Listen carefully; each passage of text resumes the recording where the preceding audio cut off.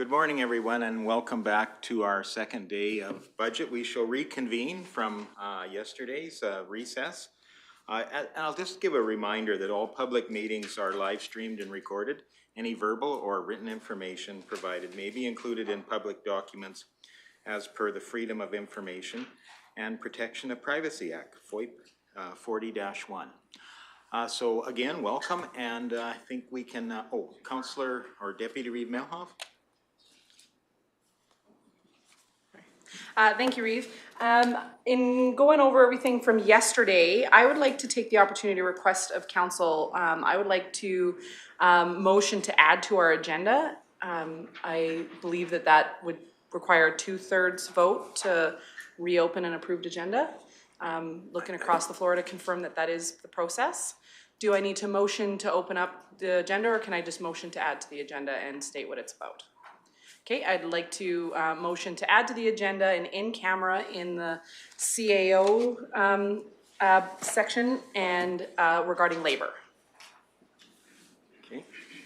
Okay, so with that then, Tracy Lynn, sorry. Two motions. First motion to amend the agenda. Second motion to add that item to the agenda. Okay, and both would require a 2/3 majority of council. So first motion First then, motion to add to the agenda. okay, discussion on that motion. Seeing none, I would call the question. All those in favor? And that is carried unanimously. Second motion then? Second motion to add an in-camera regarding labor to the CAO section of today's proceedings. So we would call that 11.2. Does that work? Yes. Okay, any discussion on that motion? Sorry, Tracy Lynn? Quoting the section of point that's Yes, please. If I don't have it in front of me, I apologize. Was it a labor? Regarding labor, yes. Would that work? Yes. section 17. Section Okay. 17 of FOIP. Okay. Any additional comments, questions? I shall call the question then. All in favor? And that is carried. Thank you very much. Thank you. Brings us on our agenda then, that brings us down to Public Works Operations, item 8.1, and I believe I'll go to Director Magnus first. All right. So thank you very much for having me this morning. Okay, so I'll start right in regards to Public Works Operations. Okay, the 2023 Public Works Operation budget accounts for the management of 41 programs, one of which is in partnership with the town of Rocky Mountain House, that being the Rocky Mountain House Airport, to which Clearwater County is a 50% partner. While acknowledging the difficult economic times and the unique challenges facing Clearwater County and its residents, this has not gone unnoticed by Clearwater County administration. Consequently, Public Works Operations for 2023 and beyond to 2026 did an in-depth analysis of historical spending and inflationary trends for 2023 only, while also accounting for and adapting to unfavorable weather events. In turn, this contributed to finding more efficiencies without negatively impacting the service level. Likewise, that public infrastructure is properly maintained, and equally important, ratepayer expectations are still being met.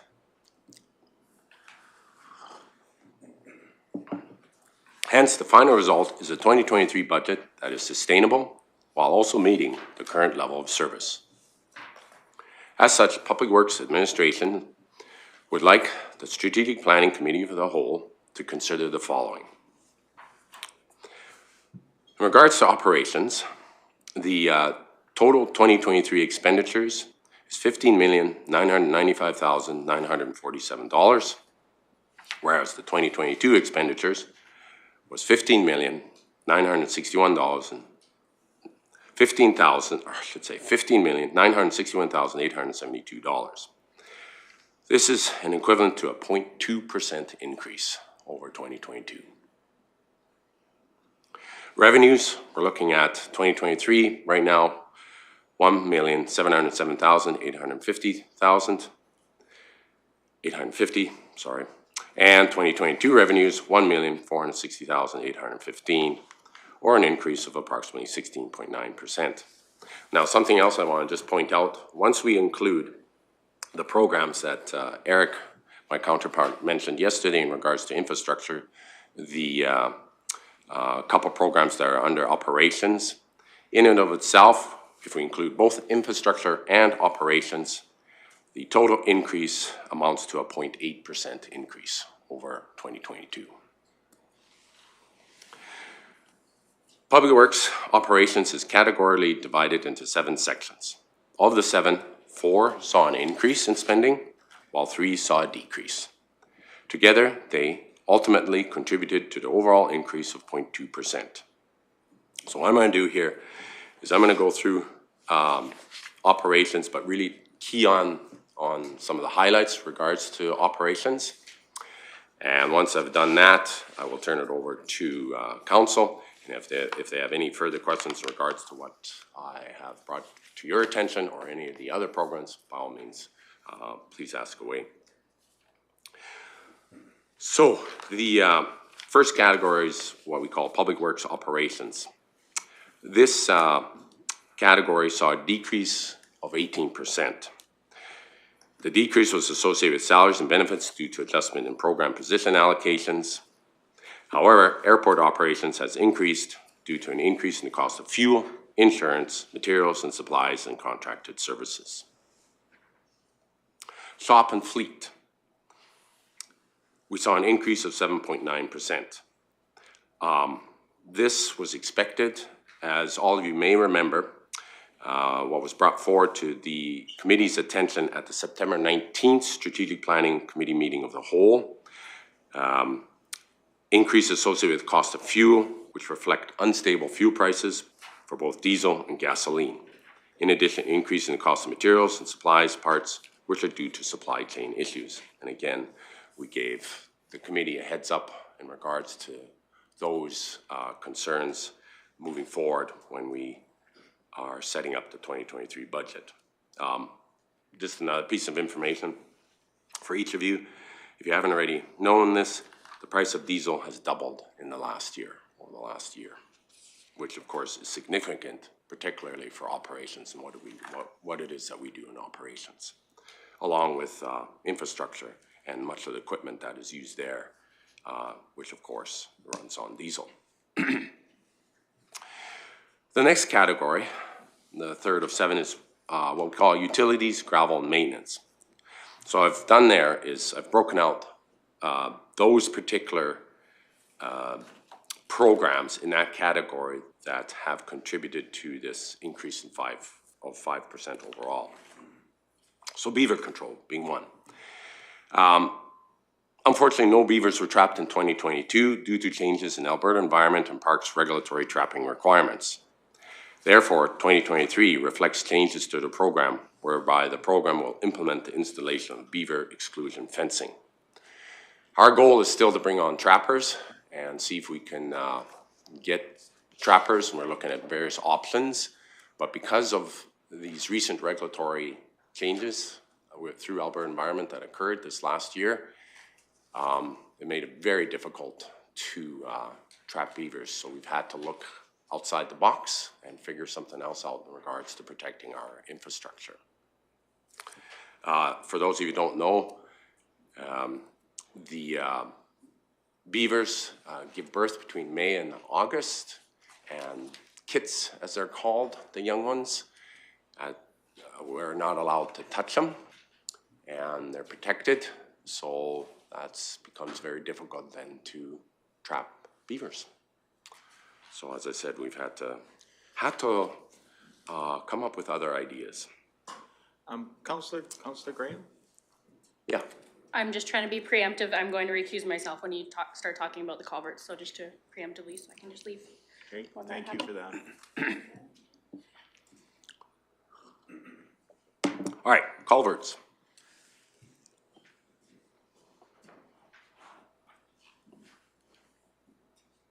So this particular program all have seen an increase. and this is due to increasing the cost of contracted services to reflect additional costs for culvert replacements on asphalt roads, which also reflect 2022 actuals. So we had a number of a couple of jobs this year where the center line culvert needed to be replaced, which unfortunately was over an asphalt surface, I should say. And then, of course, you have to dig away at the asphalt, get to the culvert, and as a result of that, that brings up the price dramatically when you start to rip into asphalt. And then, of course, you have to put it back. So, and we're anticipating one or two of these to occur in 2023 as well, as we keep a close eye on our infrastructure and to make sure its integrity is intact. Signs. Increase associated with salaries and benefits due to adjustment in program position allocations. I'm just going to touch on that just a little bit here. You'll see this throughout. Increase associated with salaries and benefits due to adjustment in program position allocations. Something we do as a team is every year we sit down and excluding seasonal, we have 41 personnel in public works operations. In order to sustain operations and keep going in such a way that we meet our ratepayers' expectations, council's expectations in terms of service levels. In addition to the 41, myself included, we bring on seasonal, which can take us up to 65 personnel during the summer months. Anyways, what we do is and kudos to the team here, they sit down and we look along with Rhonda and her team, and we look at each individual and determine what percentage of that individual is devoted to this program, to this program, to this program, and so on. And we spent quite a bit of time this year to really refine it and make sure we have the right people for the right program allocated with the correct percentage. And so what you see is in the programs, some of the salaries and benefits will see an increase and other ones go down. And that's how it should happen, right? When we worked it through, one will offset the other. So what you saw in signs there is just that. Now the people devoted to that particular program are the correct ones, and the percentage is exactly where we want it to be too for those individuals. Approaches. And Councillor Graham. I apologize, I'm recusing myself for this one as well. Yep.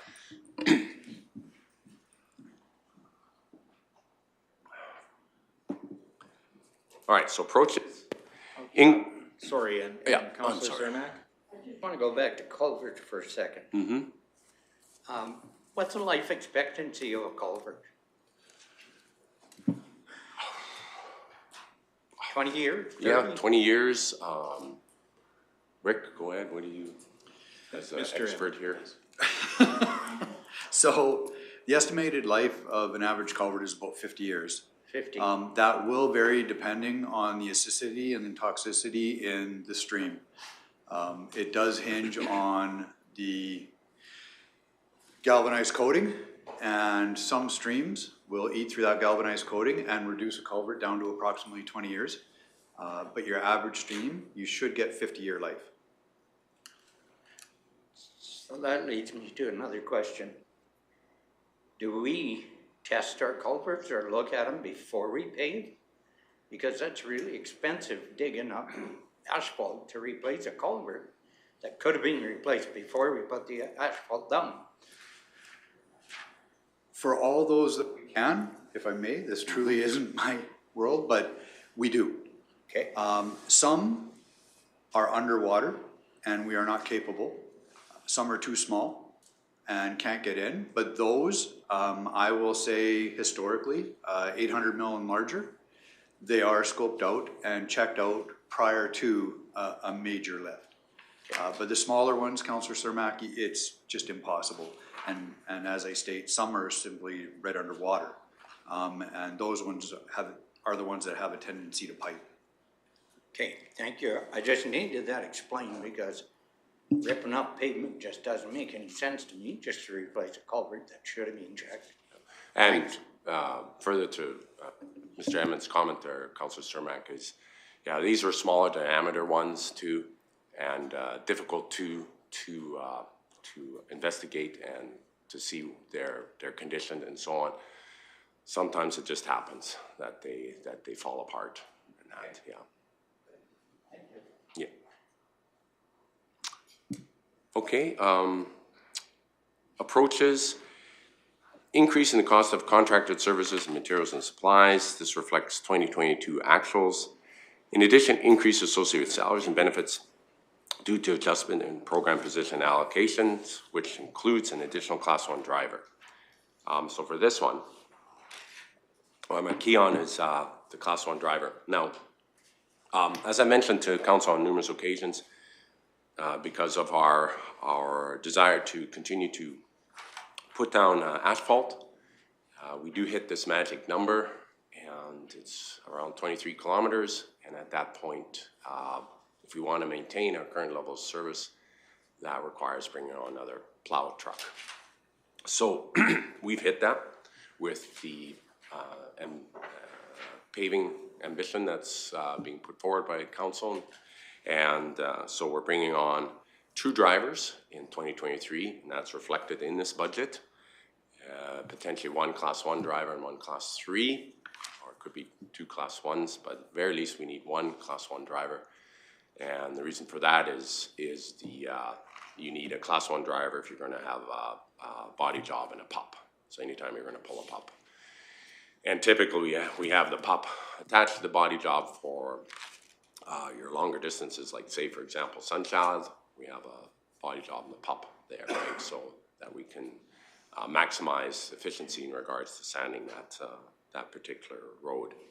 So this the adjustment here in the salaries and benefits reflects that Class 1 driver, because again, even though they're brought on as drivers and they drive their plow trucks and so on, and these trucks throughout the year, like any of our positions, it's additional duties as assigned to become laborers, everything else, right? We put them where we need them to make sure we get through our programs. Okay, and with that one, wait for Councillor Graham.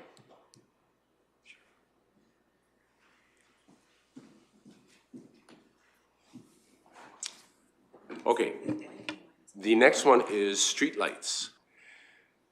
This is going to see an increase due to the implementation of additional new streetlights being energized in Nordegg.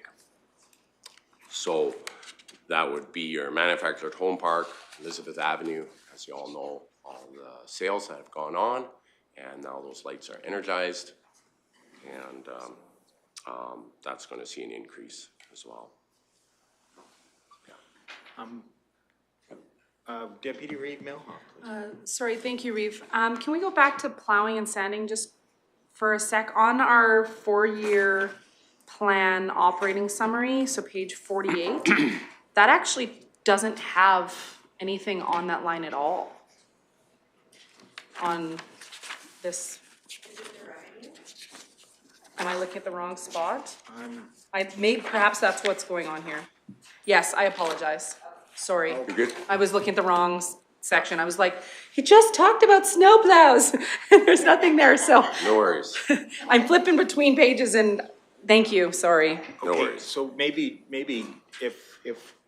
can you give us, I'm looking at the screen here, are we following, as we're following with our program here, just so we're on the same page at the same time with everybody, would that be helpful to council? So, so just, I'm looking at the page number here, I see 99. So, streetlights? Streetlights. Yep. Again, trying See, to I tagged them. coordinate different numbers, and you've got it, yes. So, anybody that's got that page right now? That's page. Streetlights would be. Page 81? Great. Yeah. Yeah, 80, 81. So I'll have to be honest, I've been flipping through trying to find where we're at. I'll slow down I've and, missed- what I've I'll missed- do. I've missed following, and I'm just wanting to make sure I don't. Sure. What I'll do too is as I get to each one, I will find my little tag and I'll flip to it and tell you guys Okay, where it's at. So, that's terrific, because I do see Sure, no problem. rest of council kind of doing different levels of the same thing I'm doing. So yeah, so again, streetlights, that's gonna see an increase. And again, it's because of the, additional streetlights being energized in, Nordig, due to the manufactured home park and Elizabeth Avenue. Okay, next one is the Nordig water system. So if you go to page, that would be page, yeah, 82 I have. yeah, 82. This one, increase in the cost of supplies due to supply chain issues. So there's gonna be a slight increase there. Again, these are your chemicals, your day-to-day materials and such. It's affecting a lot of our programs in terms of these, supply chain issues and getting the supplies. And with that, an increase, obviously, in the cost of that, material itself. Okay, the next one is Lesaville water, wastewater system.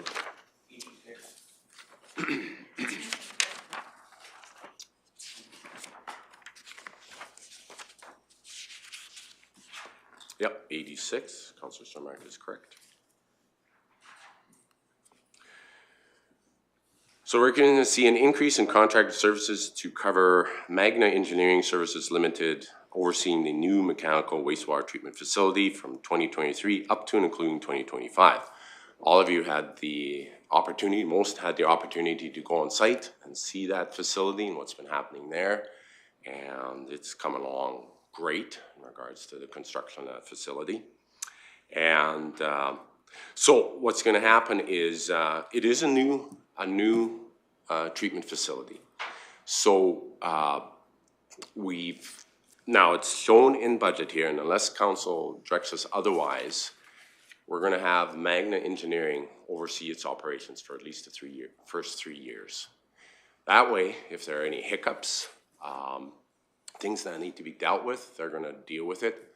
Plus, they'll help get one of our people trained up to be a Class 2 operator, wastewater operator, because that's the level of training you need to operate that facility.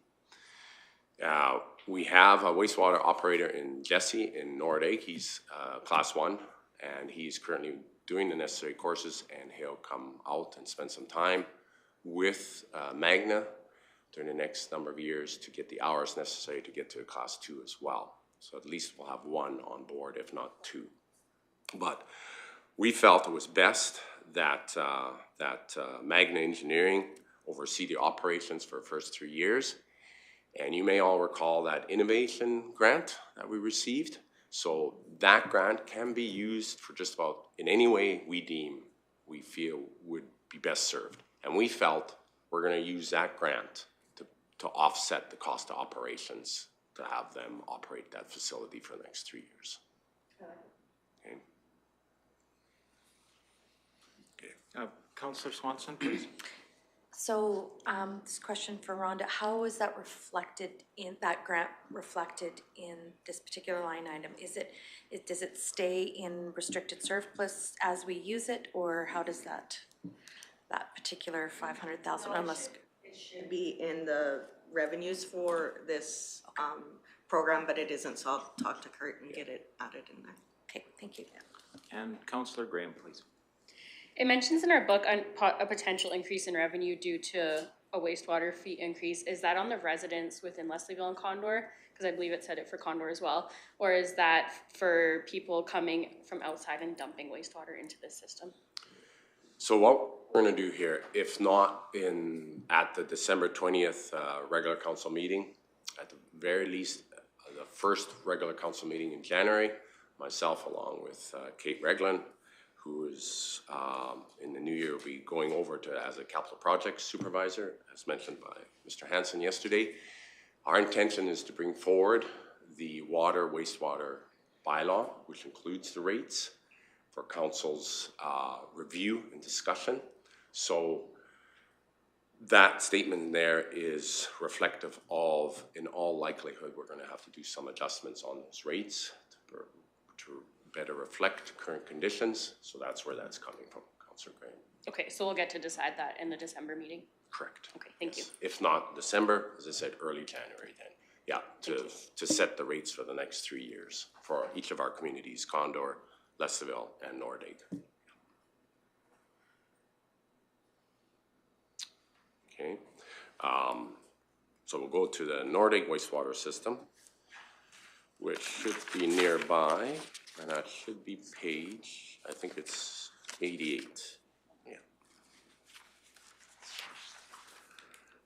So additional costs associated with increase in electrical distribution charges and increase in the price of propane fuel. Obviously, we're running that natural gas out there, so we'll see what we can do in terms of tying in our facility there as well.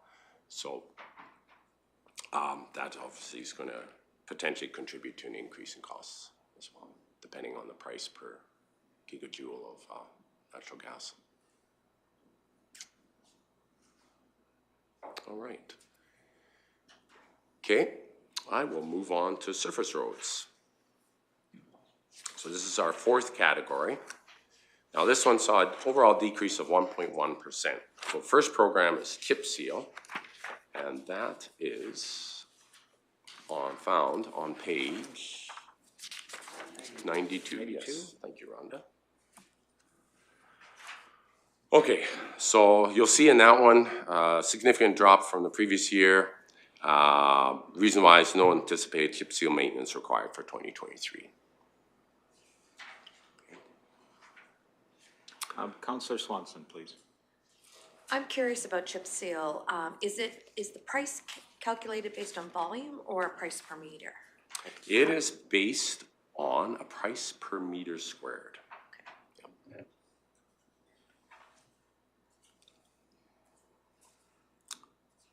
All right, dust control. If you flip over to page, see, I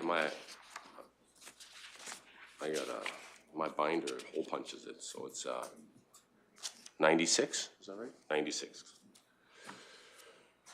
All right. Decrease in contracted services and materials and supplies relating to the manufactured oil program as new applications discontinued for 2023. So because as per policy that was passed by council this year, we will no longer be offering the SB 90, and that of course is savings right there.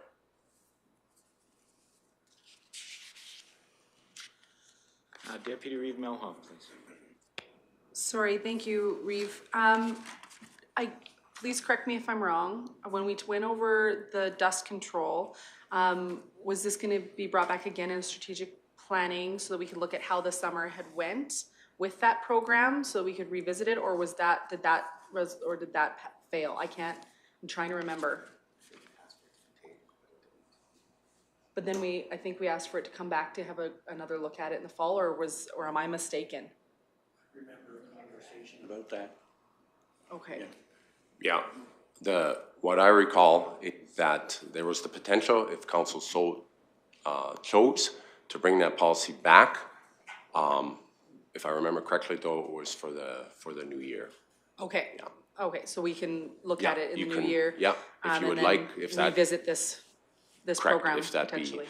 if that be council's desire to move in that direction, that is something operations can do, and we'll bring back the policy for council's review and amendment if they so choose. Okay. Just as a reminder to council here as well.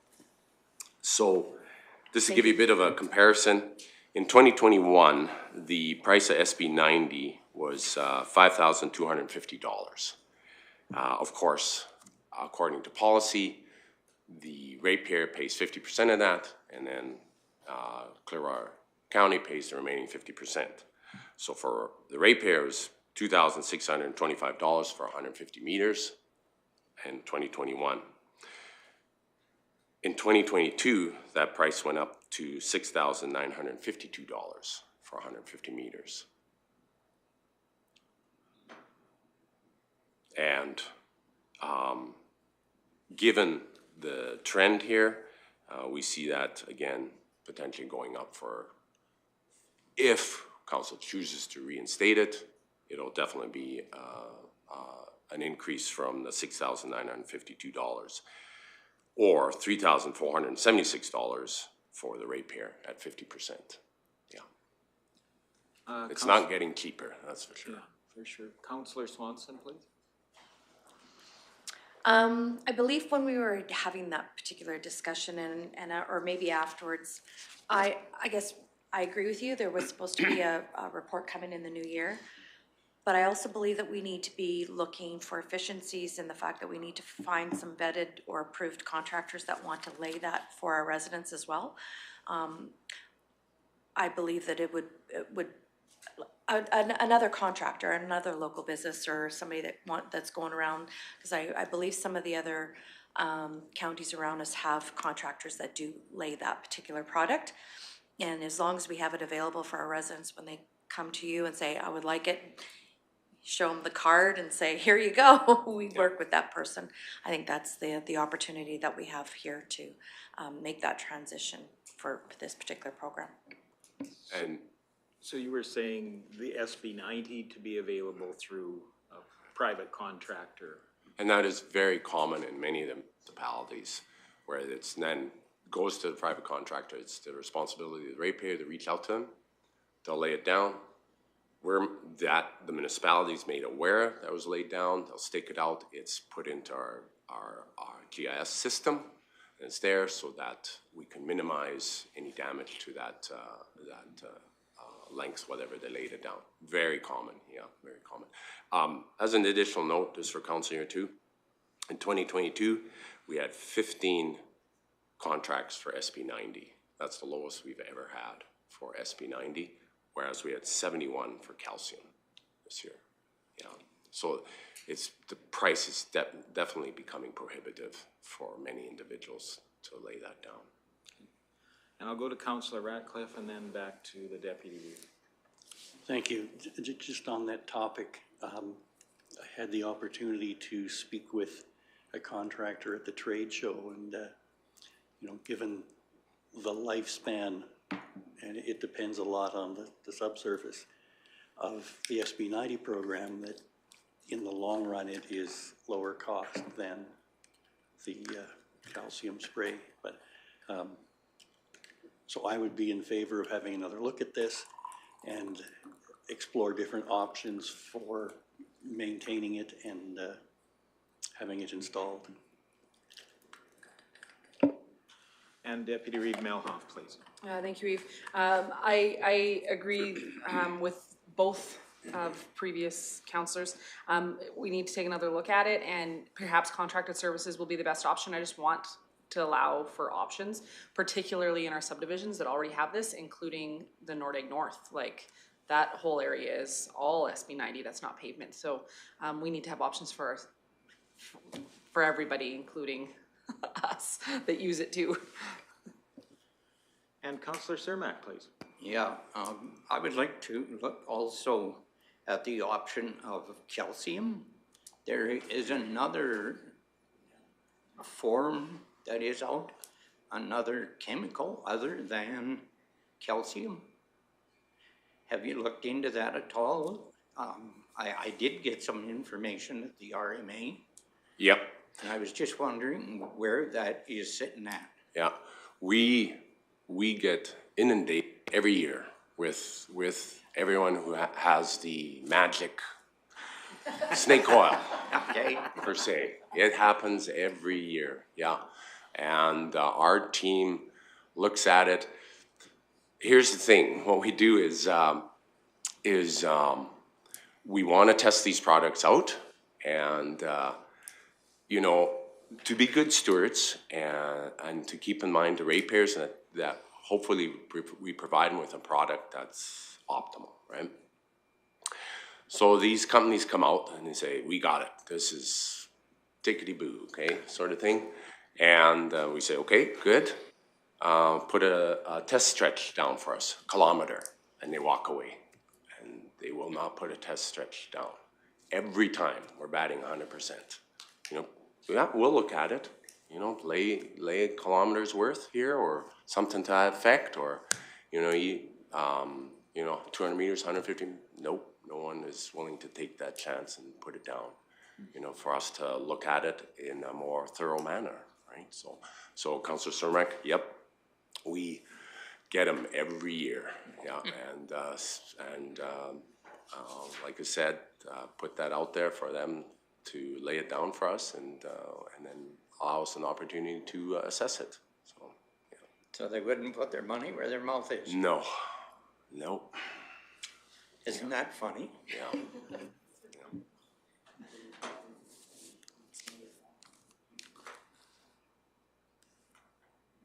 Okay, any other questions on dust control? And again, we're more than happy to bring that forward in the new year if that is council's wish to relook at that policy. Not seeing any questions at this time, so Okay. please continue. All right, the next one is paving and patching. And that would be, Councillor Graham, what was that one? 100. Thank you.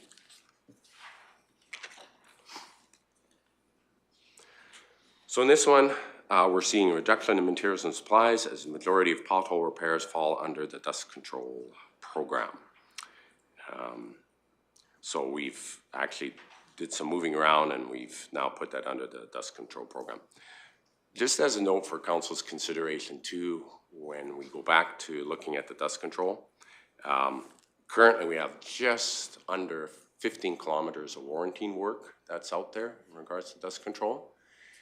And we do our best to meet the needs of our ratepayers. So when they have a pothole, they feel there's something wrong with their dust control, and we get stretched as personnel, and we drop everything and we go over there and take care of that and so on, and our surface roads are left behind. So we're trying to find a really good balance to meet the needs of our ratepayers and their dust controls, along with still maintaining our current infrastructure in regards to our surface roads. Okay, so there's the demand in regards to personnel as well, just to consider. And I do like Councillor Swanson's suggestion there that potentially something to consider is contracted out to private industry, and then they become responsible for taking care of those dust control 150 meters or whatever that individual chooses to buy, and then that doesn't pull our people away. As surface roads increase, of course, we're bringing on the 2 additional plow truck drivers for that, but for every kilometer of surface roads that's out there, that's that much more that needs to be taken care of. And as the surface roads inventory increases, the more personnel you need to start bringing on. And Councillor Ratcliffe, please. Gary Eve. I don't recall where I read this, as I've been doing a little research into how people have been dealing with dust control. But in some areas, they have a little stockpile of pre-mixed SB90, and the residents who are paying for their section can come in with a couple of buckets and, you know, do their own patching. Would that be a reasonable approach to, you know, make the people who are paying for their stretch of dust control, give them the option to patch it themselves? Again, it would come down to how we want to implement the program itself if we do want to bring SB90 in. I think Mr. Emmons might have had a comment there. Mr. Emmons, please. I wouldn't discourage the initiative myself. I'd be apprehensive in having Clearwater County promote that. I'd be really concerned about Clearwater County's liability advocating just a general resident working on one of our roadways without appropriate signage, training, flag people. There are safety protocols, occupational health and safety. You know, I got to admit, as a ratepayer, I wouldn't have any apprehension in walking out and filling my own pothole, but I don't believe it'd be a position Clearwater County as an organization would want to advocate.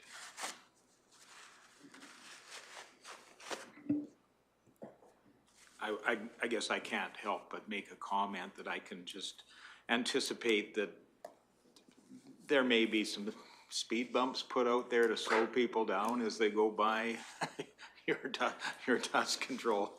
I mean, people are very creative, and I always admire the creativeness of our community for sure. Ultimately, I think there could lead to some unforeseen problems there as well, and then not just related to safety. Anyway, I'm sorry. Okay, moving on. Patching is the next program under surface roads that also saw a decrease. This is due to reduction of material supplies due to program being contracted out for 2023. Also decrease associated salaries and benefits due to adjustment program position allocations. So for this particular program, we are going to contract it out. Again, we always look at efficiencies. Can we do it in-house or can it be done cheaper when it's contracted out? And so we found we're going to contract that program out. I did put a note at the bottom there. We will see increase in the budget associated with both the line painting and plowing and sanding programs. I thought this was worthwhile mentioning to council here, as they are significant programs in regards to cost. This is due to the requirement of additional line painting to Nordic roads and the Spey Road. Now, we know that the Nordic is set to be paved next year. So the line painting there, in regards to when we have to go back into line painting, would be the following year, so 2024. But Spate Road here was done. And an increase anticipated in contractor pricing supplies, i.e. paint, salt, plow blades. Again, adjustments to salaries and benefits to account for 2 new driver positions, class 1 and 3. Accounting for the additional plow truck to come aboard in 2023. And when we line paint, we do all 3 lines every year.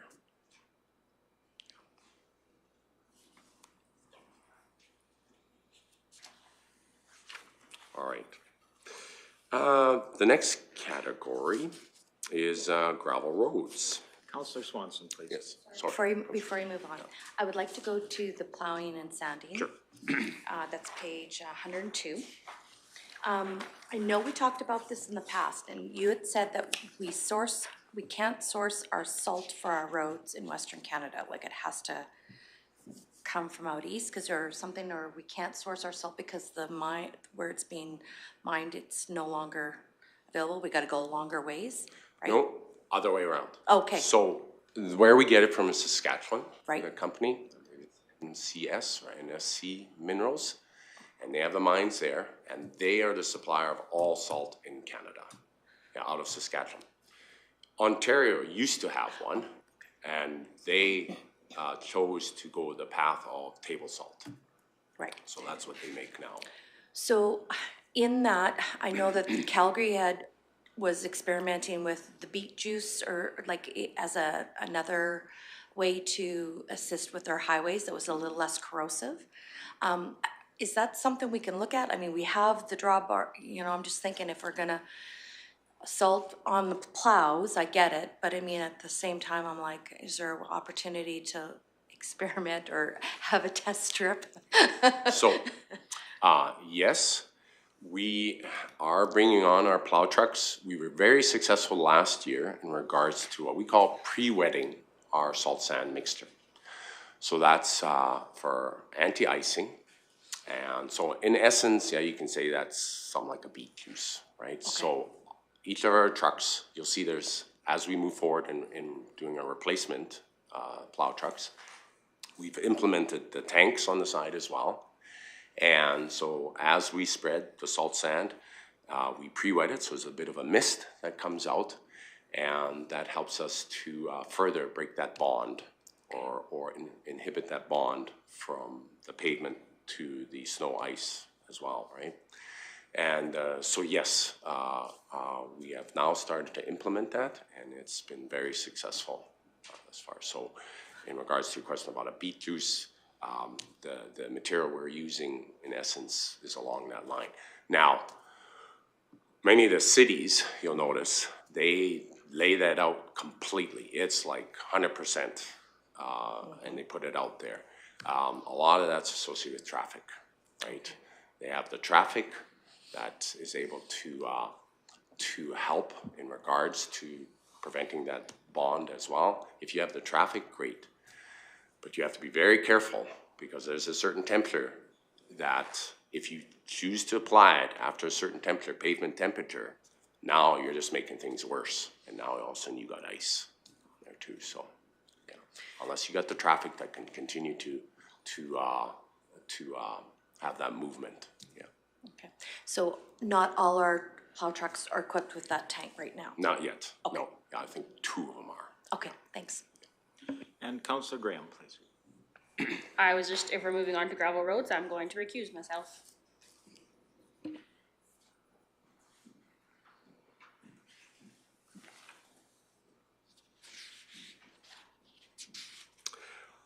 All right, the second to last category here, or I guess third last, is gravel roads. This saw a decrease of 5%.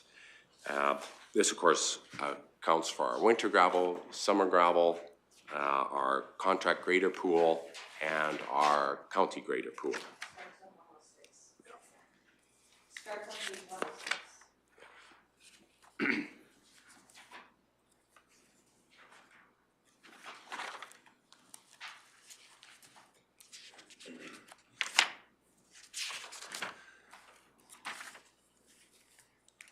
So again, this saw a decrease of 5.5%. Clearwater County roads are in good condition.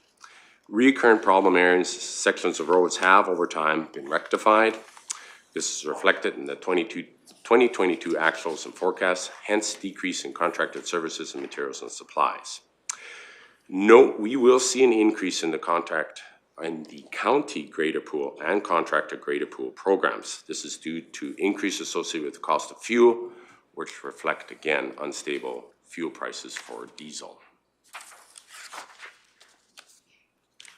Deputy Reeve Melhoff, please. Thank you, Reeve. In the new year, can we have an opportunity to dive deeper into the greater pool contract, or like into the policy of how that whole greater pool program is ran? I would like to understand it a lot more, so that we know that the community members that are running these greater beats, because let's face it, they're members in our community, that we aren't creating an environment in which they're undercutting each other in order to get these greater beats, and then we are in turn creating the not best environment for our own community members.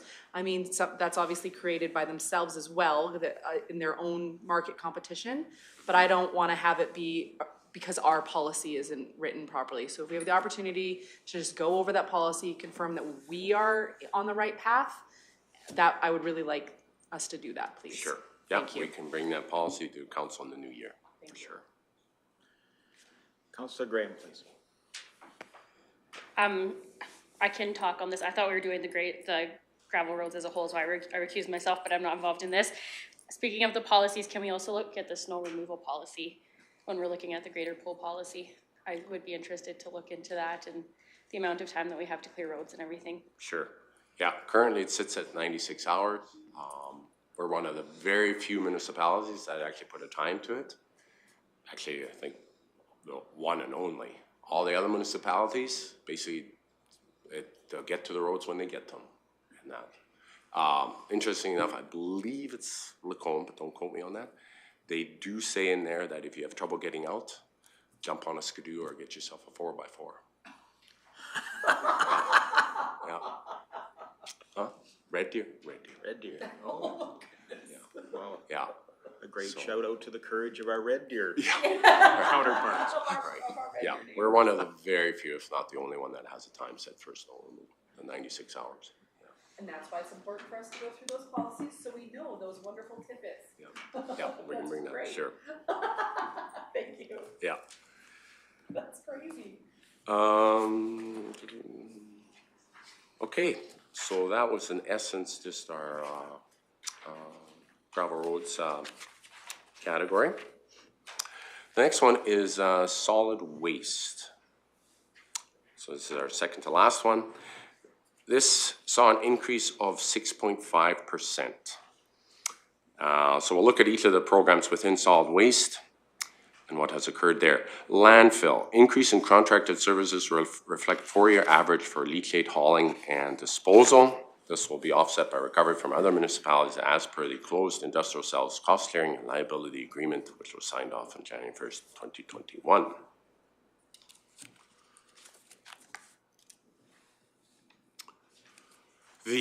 And that, by the way, and my apologies there, the landfill one is, Councillor Graham, the other one? 114. 114, okay. Thank you. The next one is transfer stations. Increase associated with salaries and benefits due to adjustment program position allocations. Again, we did a thorough look at each of our personnel and where they're best suited in terms of the allocation of that person and a percentage of their salary to which program. And Councillor Swanson, please. I apologize, I didn't push my button sooner in regards to the landfill. When we're looking at, I'm looking at 114, other revenue that's been increased, is that in regards to the contract that we have with our other municipal partners in the closure? Is that where that other revenue is coming from, the 91,625 increase?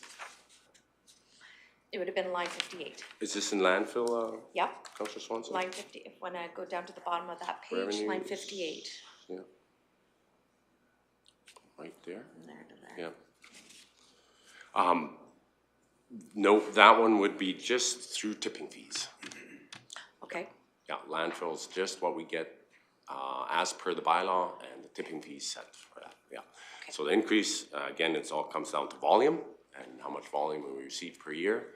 So Reed puts together a spreadsheet in terms of just trends and so on, what we're seeing. And he has a pretty good read on that industry and what we could potentially be seeing for volumes coming into the landfill. Yeah. perfect. Thank you. You're welcome.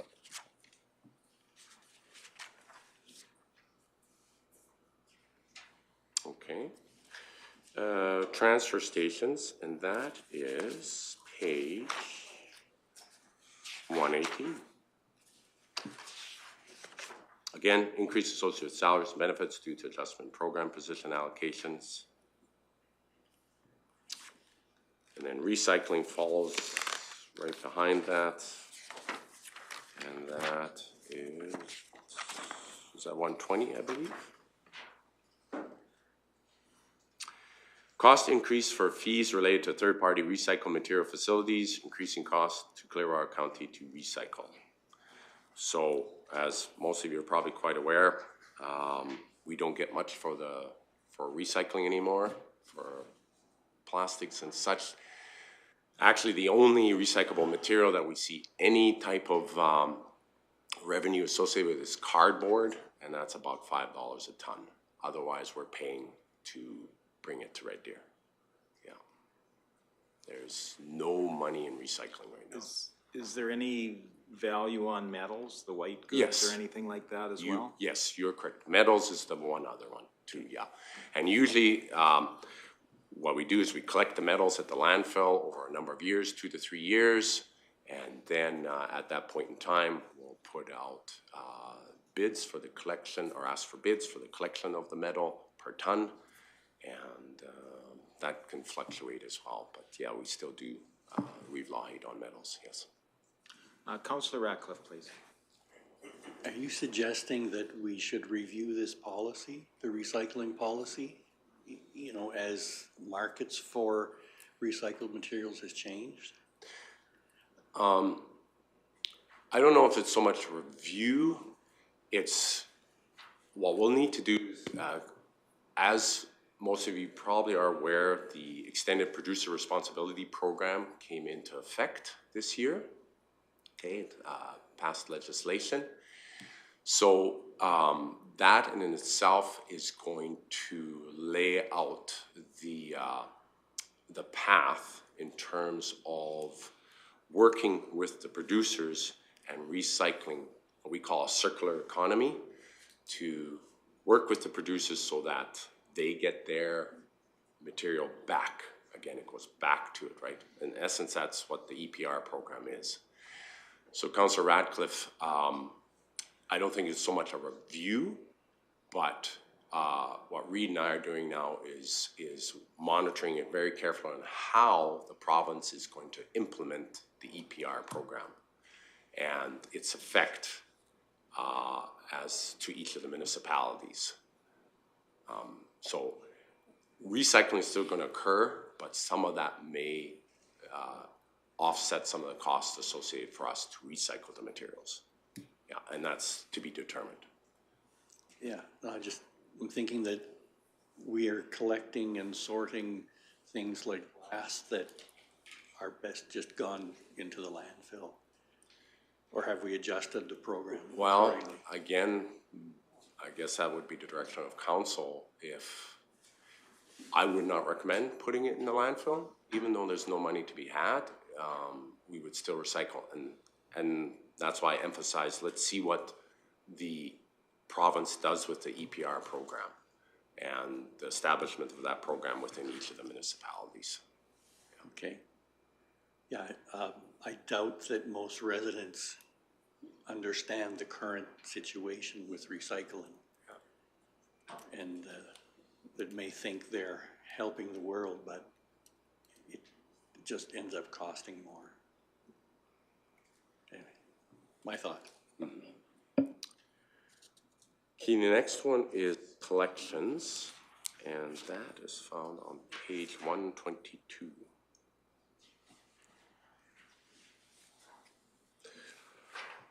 So we're seeing an increase associated with salaries and benefits due to adjustment in program position allocations, also increase in the cost of contracted services and materials and supplies. And of course we can see that because many of our units out there, of course, again, the price of fuel and such to bring our material to the various sorting facilities and so on in Red Deer and Calgary. Such.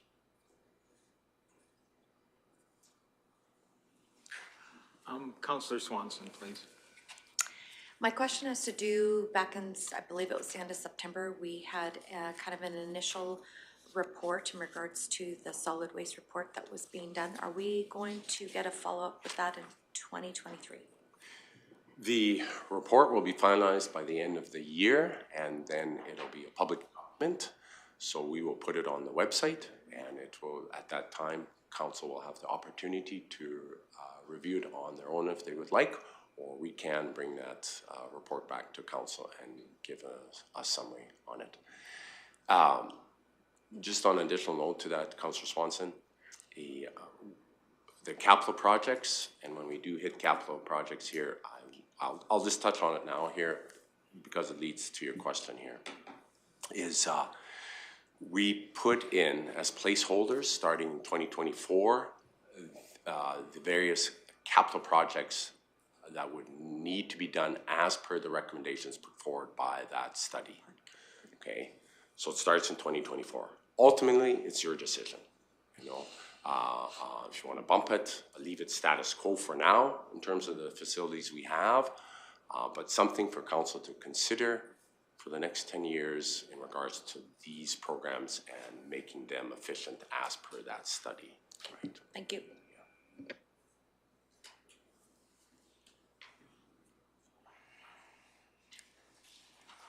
Okay.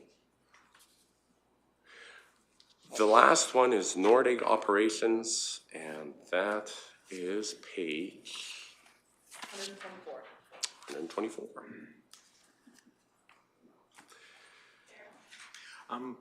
Yes, Councillor Graham. Sorry to interrupt. There is potential under this one to lay down gravel, so I am going to recuse myself.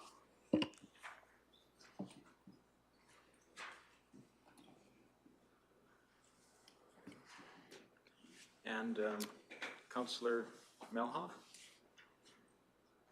Thank you. I just was curious why Nordeg operations is broken out specifically, like Lesaville's not, operations isn't specifically broke out, Condors isn't specific, like, why is that hamlet broke out individually? Sure. That hamlet, I'll just start from the beginning here, and Rick can jump in if I miss anything here, is it is, unlike the other hamlets, it has a water system in place too, so we supply the water, wastewater. So we need to have personnel on hand 24/7 there. In terms of overall maintenance and overseeing the hamlet itself requires individuals to be there on a day-to-day basis. So we have 2 personnel out there, Jesse and Kyle, and so they take care of that place. The big reason being because of the water system in place and the wastewater. So we want to have someone there all the time in regards to should something go sideways with regard to the water and along with their wastewater system. Nordic, of course, has the personnel through planning and development in regards to their summer programs and so on. So our employees there in operations help to maintain in terms of cutting the grass, just upkeep of the roads and so on. So there's a lot more, it's more intensive than the other hamlets themselves. So if we were to take on, say we put water in another hamlet, they would be broke out individually as well? If, because we're right here, the office is right here, it's much easier for us to access, to go to those hamlets and be there should something go sideways. The accessibility is much easier, but that is something we could definitely consider in breaking Condor or Leslieville out in the same manner as we do Nordig. I just was, like I said, it's just curious. Yeah. If this is easier for accounting, that's great, I just was, thank you. Plus, it really does help us keep track too in terms of the costing associated with Nordig itself too. Okay, perfect, thank you. Okay, all right. That covers operations unless council had any other questions pertaining to any of the other programs. Seeing none at the moment, I think it might be an opportune time to take 10 here and be back at, continue on at 10:15, please.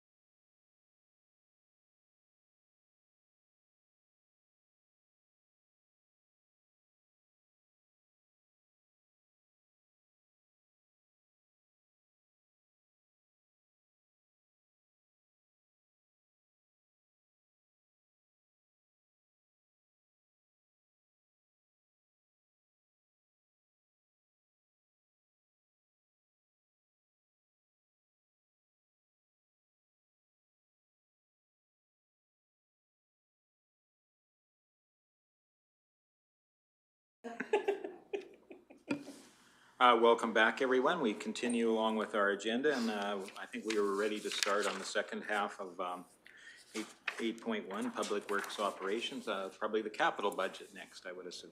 Yes. Mr. Magnus, please. Okay, thank you very much.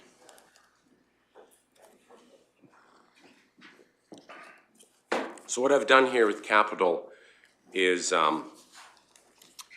as you had the opportunity to review all the capital projects within Clearwater County, in particular Public Works, infrastructure and operations, a number of those capital projects are just a carry forward into 2023. They were started in 2022 and are work in progress to be completed in 2023.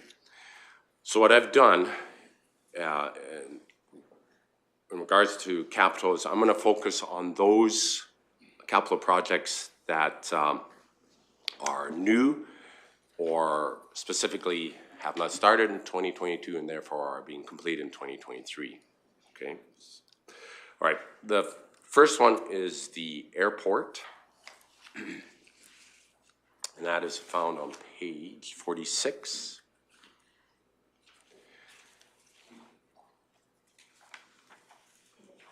Page 46. Yeah, in your capital projects. In the capital book.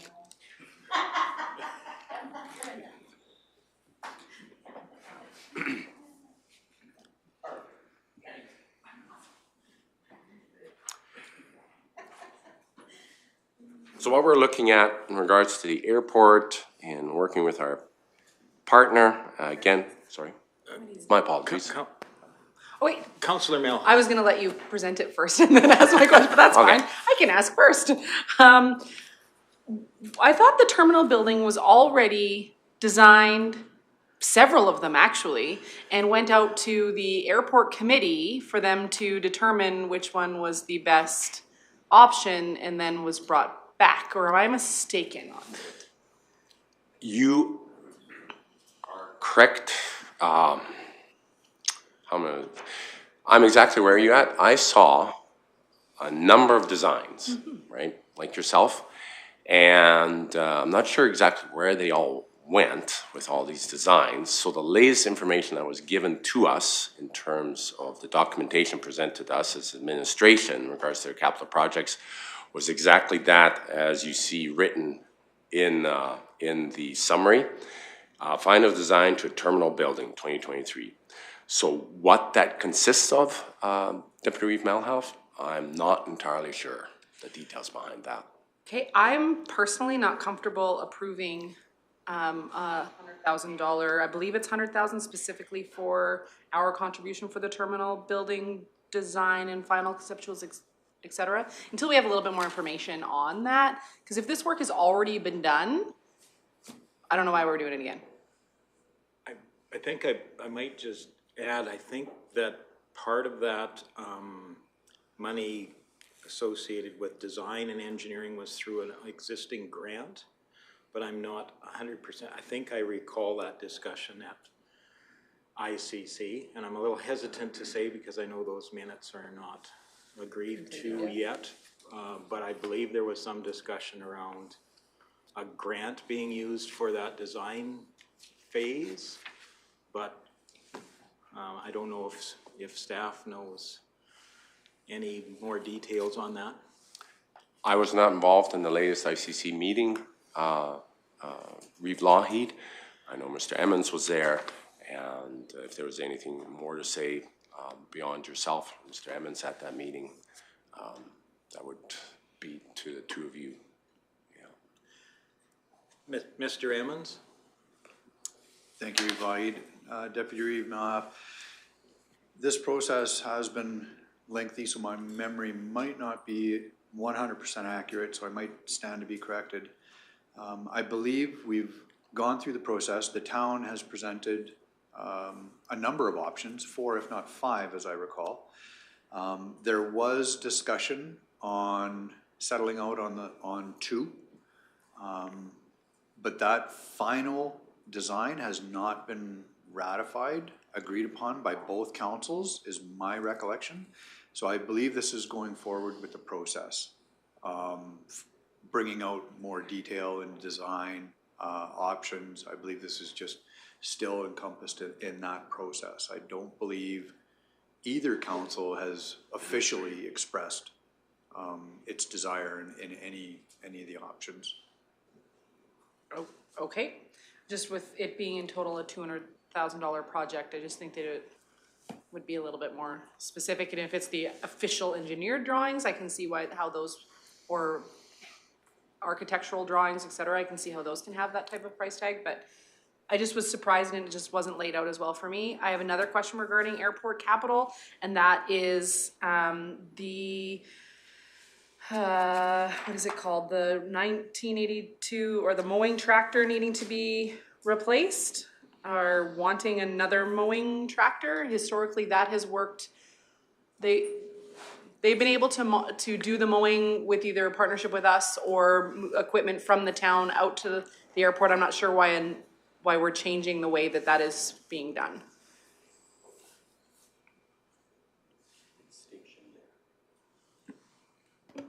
Okay, I note, Mr. Martinson has joined us and maybe has some insight on that Yeah, particular item.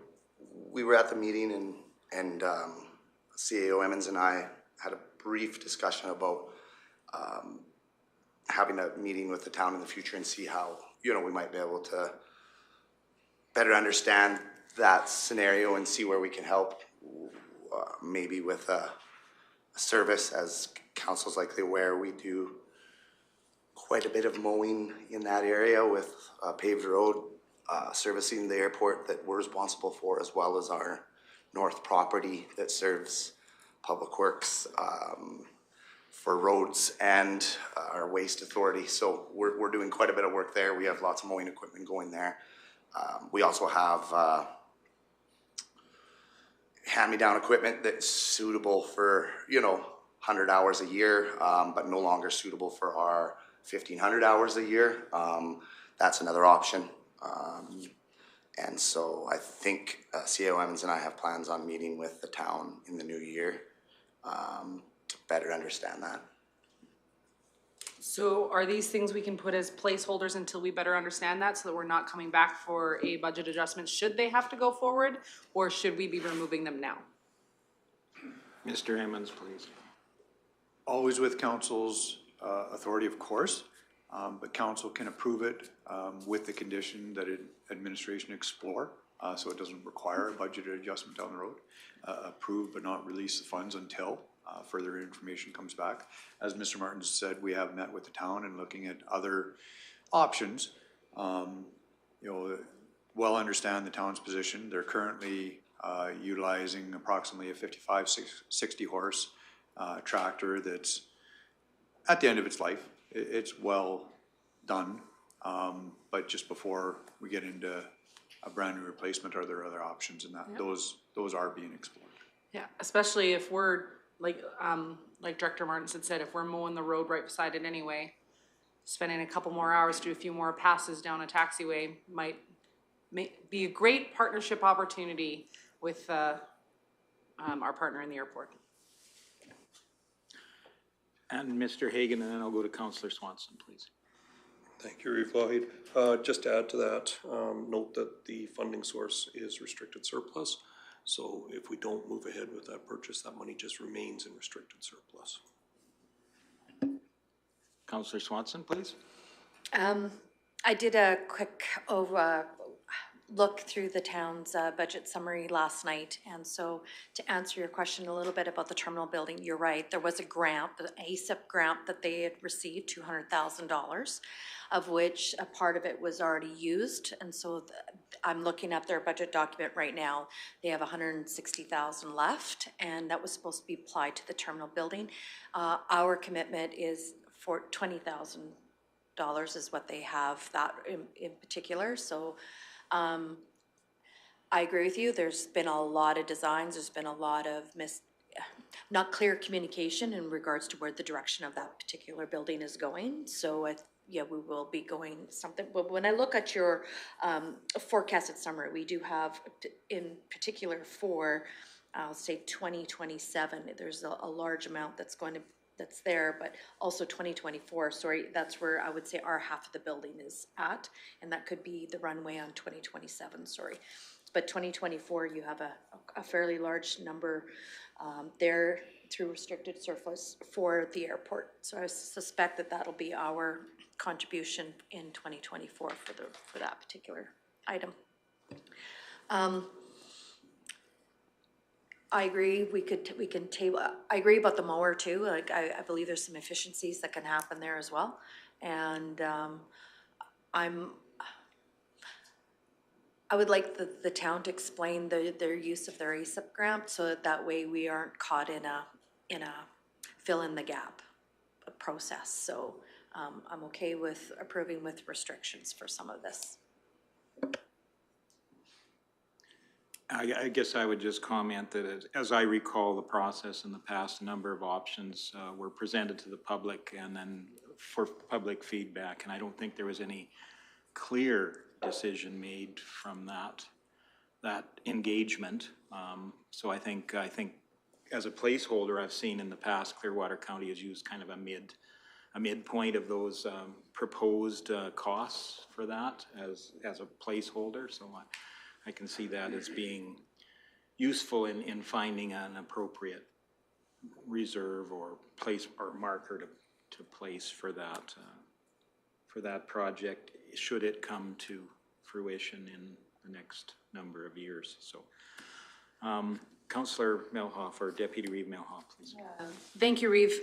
If it is in fact a grant covering, and it should only be 20,000 of our portion, line 3071, buildings purchased / constructed for 100,000. Should we be seeing that come down to 20,000 then, from 100? Or am I looking at the wrong line item? So, or do we need to wait to hear from the town? And maybe our financial gurus could give us, if that grant was a joint grant, then I imagine we have to show something on our books if it's a grant to the project. So, sorry, I'll go to Councillor Northcott, please. Yeah, I guess just for justification, one of my thoughts on the tractor and the mowing. Mowing probably, I would suspect it happens a lot more often at the airport than it would in the roadside ditches and stuff like that when Ag Services is in the area mowing at the north quarter or mowing ditches. So they would have to have a designated mower more just for the airport if I would, because they would mow the grass there much more often. Yeah, so. yeah, you want to, it definitely is done on a regular basis more so than we would see even in our own right-of-ways, yeah. Thanks.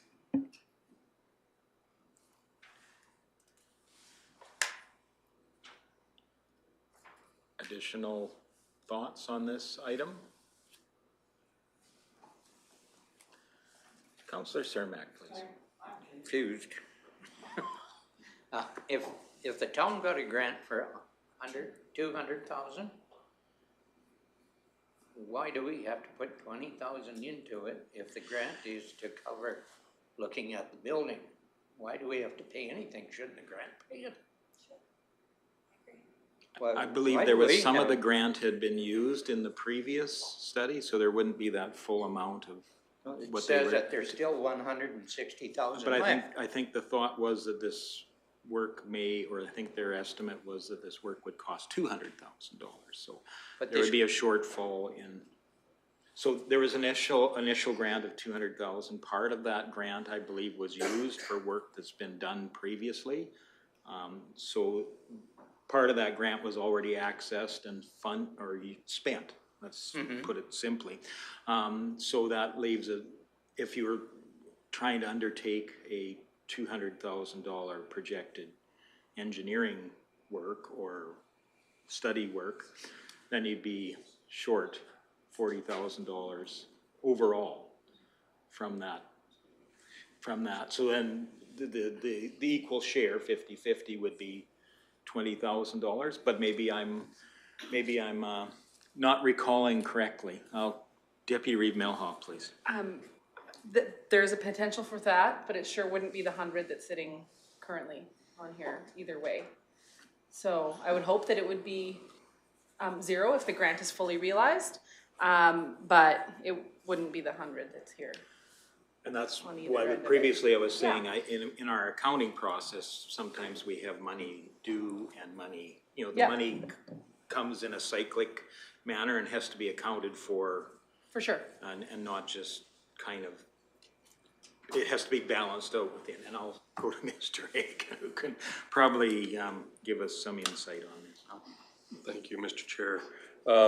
Based on the conversation that I'm hearing today, I think it's clear that more information is required. I would hesitate to recommend any adjustment to these budgeted amounts at this point. And again, it's funded through restricted surplus. So even if we adjust this, it doesn't help us balance the budget overall because it's an offset from restricted surplus. So my recommendation would be to leave the $100,000 amount here now, funding source coming from restricted surplus, and administration will continue to gather more information and provide that back in the future. Okay. Seeing nods, so I think we can probably move forward, Mr. Magnus. So the next item that I'm bringing to council's attention in regards to capital is vehicles and equipment. I wanted to bring this to council's attention to provide council with a good overview of what we're seeing in terms of cost of equipment now. And again, as we move forward in bringing on more surface roads. As you recall, I've brought to your attention that we will need another plow truck. And as such, replacement purchase of 4 major pieces of equipment, specifically 2 plow trucks at $500,000 each. 1 replacement, 1 new due to additional road network paving. 1 motor grader at $600,000 and 1 salt sand mixing plant stacker at $658,000. This particular item was approved in 2022 capital budget and therefore ordered but unable to be delivered until 2023. With this piece of equipment, a partial payment was done in 2022 with the remaining payment in 2023 at $400,000. The above aforementioned equipment is funded through restricted surplus.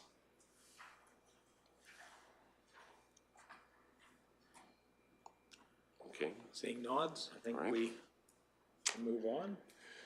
The next item, and this can be found on... Sorry, I'm Councillor sorry. Graham, sorry.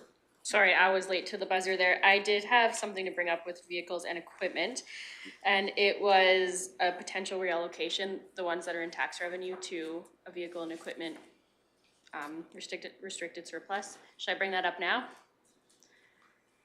Or later? Yeah. Yep. Okay, I was just gonna recommend page 49 to 52. They're all sourced by tax revenue, and well, maybe not all of them. Yeah, not all of No. them are, but. The Majority of them the are. ones that are, I was gonna suggest moving them to the restricted surplus for vehicle equipment. And then there was some in ag I was gonna do, but I didn't realize we were doing it at that point yesterday. And then, if that makes sense to do that, and then when we reallocate funds in the summer to restricted surpluses or allocate them, we can keep that in mind and top that up in the summer. Do you wanna comment? Sure.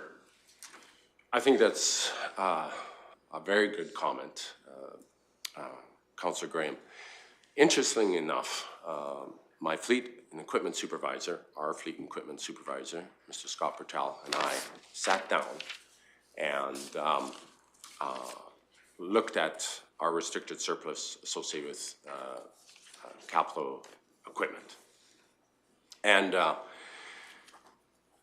we, of course, have our 10-year plan in regards to what needs to be replaced and the cycle of plow trucks, graders, and so on, the more larger pieces of equipment, packers, etc.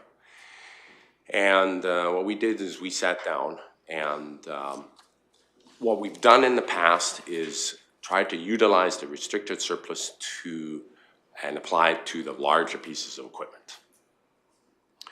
By all means, we could use the restricted surplus to fund our entire our entire vehicle and equipment purchases. But that would deplete it basically in 2 years, it'd be gone, right, sort of thing. So our plan was, the strategy we put together was to utilize the restricted surplus in such a manner that it would help offset the costs and the budget by focusing on the larger pieces of equipment. So that's why you see there that I mentioned these pieces of equipment. They are the larger, more expensive ones, and that they're going to come out of restricted surplus. So we did the same for 2024, 2025, 2026, and 2027. Currently, we're topping up that particular restricted surplus at $150,000 per year.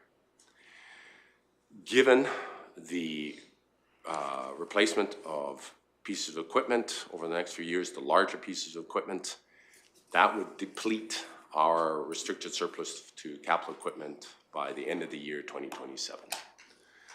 So by all means, we can move forward with bringing in our half tons, 3/4 tons, etc., and pay them through restricted surplus.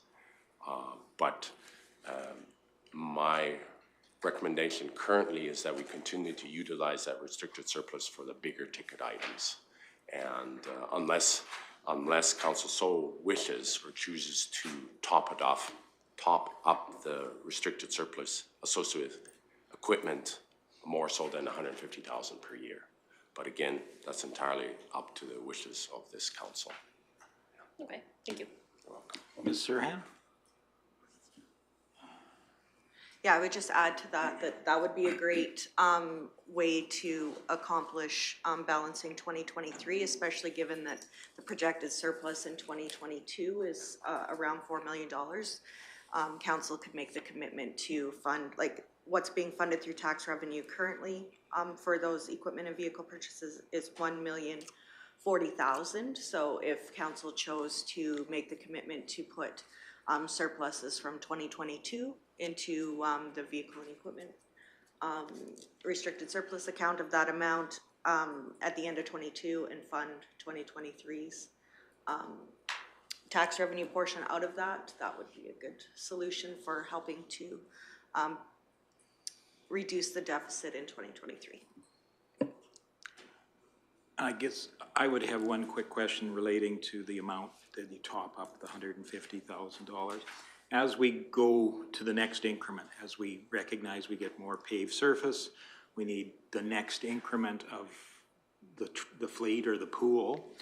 Does that extend then the replacement schedule? Because there will be a time that we're at full capacity and then you go to the next increment and we'll be somewhat less than full capacity. Does that extend that replacement schedule out a bit?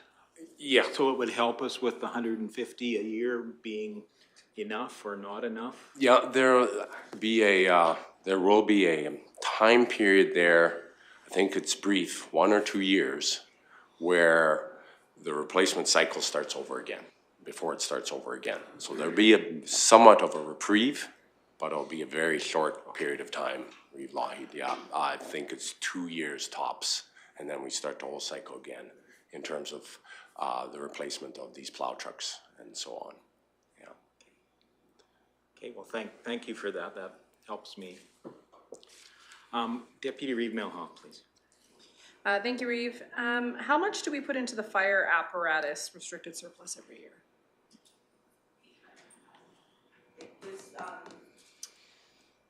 This spring, it was changed from 700,000 to 800,000. I think that it would be important for us to take a look at vehicle and equipment in public works and look at allocating more into that fund annually. Fire apparatus is set up very well to be able to replenish itself based on this restricted surplus. Yes. It'd be nice if we could get to a point where we can do something very similar with public works, so that it's already allocated or sitting there waiting for these ticket items. So let's take a look at that in the new year, maybe first, second Yes. quarter, back when we're doing the surplus allocations. I think this is a great idea, Councillor Graham. And then we can, going forward, make sure that it's constantly, Yes. we up that amount. Thank you. And Councillor Ratcliffe, did you have a question? I believe someone wants me to make a comment or something, and that is, I like the idea of, that Ms. Serhan proposed of moving that into restricted surplus and topping it up with surplus revenues in the summer. But moving it out of the tax base, current year tax base. Just something else for council's consideration too, just to plant a seed or keep in mind here in terms of extending the life of our equipment. Currently, our graders, we are at warranty of 5 years or 8,000 hours, whichever comes first. We can up that to 7 years or 10,000 hours, whichever comes first, but with that comes a cost, and that's an additional 63,000 added on to the purchase price of the grader too. So that might give us another year or two on the grader, extending life on the grader. But there's something to consider too. Deputy Reeve Milhoff. Thank you. Is that in then the fleet and equipment policy? Like that's the way that that one's written out? Like you're saying you can extend the life of a grader. Those lives are based on the equipment fleet management policy? Is that what it's called? Replacement maintenance policy? Perhaps so that I can have a better understanding. I've read through that, but perhaps if we do a workshop on that policy, we might have a better understanding and be able to give a recommendation of whether 5 or 7 would be great. I mean, I have tons of questions now since you mentioned it, but I don't know that budget's the best time for me to bring up those questions. Sure. So I'd love us to dig deeper into that policy in the new year or like in 2023. Yep. That'd be great. Sure. Thank you. Yeah, we can bring that forward. And I'll go to Councillor Ratcliffe. Thank you, Reeve. I have just one question coming out of that. You know, you suggested buying an extended warranty. Would that be a benefit to the ratepayers to do that? And maybe you can't answer that question right now. Maybe if I could ask a question might help with that. So this warranty, I would assume, would be for major mechanical failures, not for tires and hoses and the wear points on a grader. This would be essentially for powertrain or... Correct. Okay. You're correct. We've lied. Yes, that's correct. Yeah.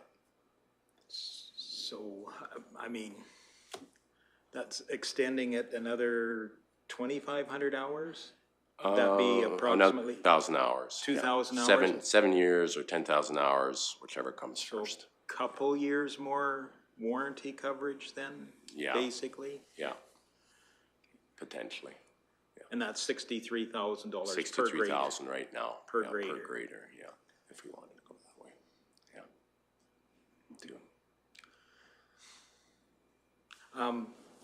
Councillor Graham, please. For our contracted beats, do they have to be within 5 years of age, the graders? 8. 8, okay. Years. I just wanted to make sure we were keeping that, even if we're changing ours, that they have that ability as well. Councillor Milhoff. Like I said, I'd love to dig into this in the actual equipment policy and give you the opportunity to weigh out pros and cons of any changes we might be making. So yeah, like I said, I'd love to be able to dig deeper into this conversation then. Yep, we can definitely bring that forward in the new year. Any additional thoughts? Go ahead, Okay. please.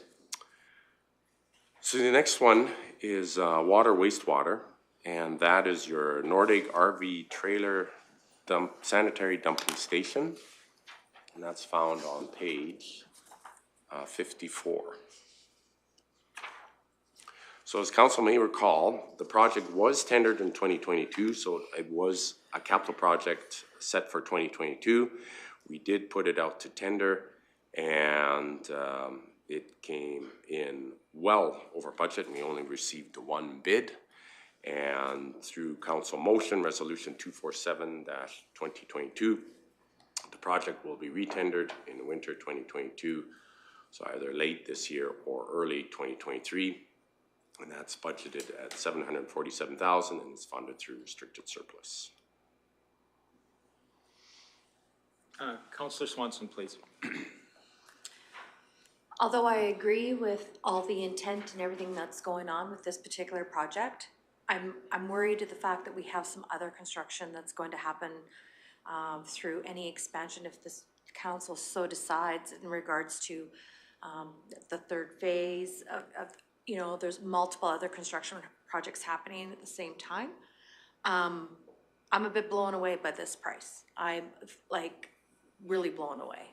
And I understand that maybe we need to have some better infrastructure in place to support it. And I'm not sure if this is the time to say, I'm willing to pause this for 2023. And again, just as a reminder, it is funded through restricted surplus.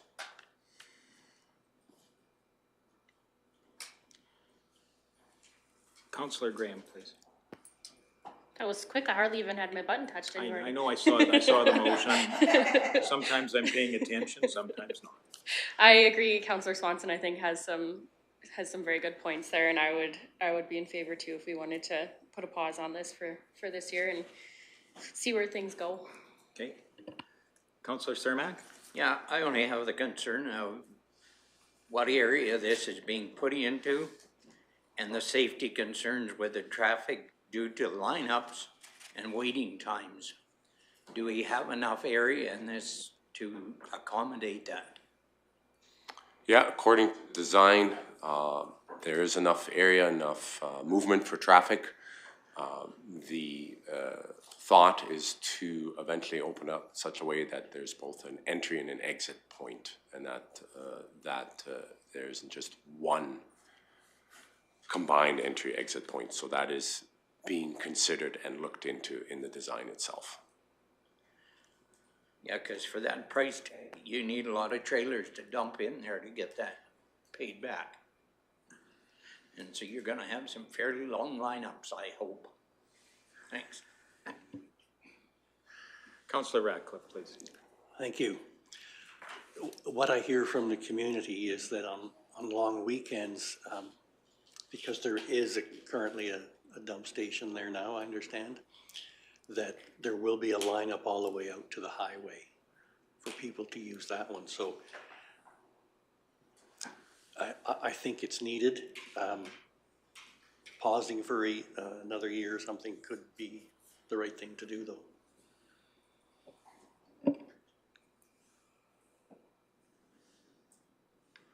Again, it probably won't help us with our bottom line because this would be coming from a restricted surplus, but it's a good consideration moving forward. RV dumping Station? Yeah. So the dumping station, oh, it's entirely funded through restricted surplus. Okay, sorry, I was looking at 2022. And which restricted surplus would that I think this is be? the core infrastructure. Yeah, I believe so too. Restricted surplus, so it's Okay. there was a $3 million core infrastructure, restricted Right. surplus, that there was several, wastewater projects that had been decided in 2022 to come out of that fund, so. And so knowing that that's the surplus that it's funding, that may allow us some flexibility with other projects as well, so. Even though it can't come directly out of the budget, it may allow some shifts of funding possibilities, so.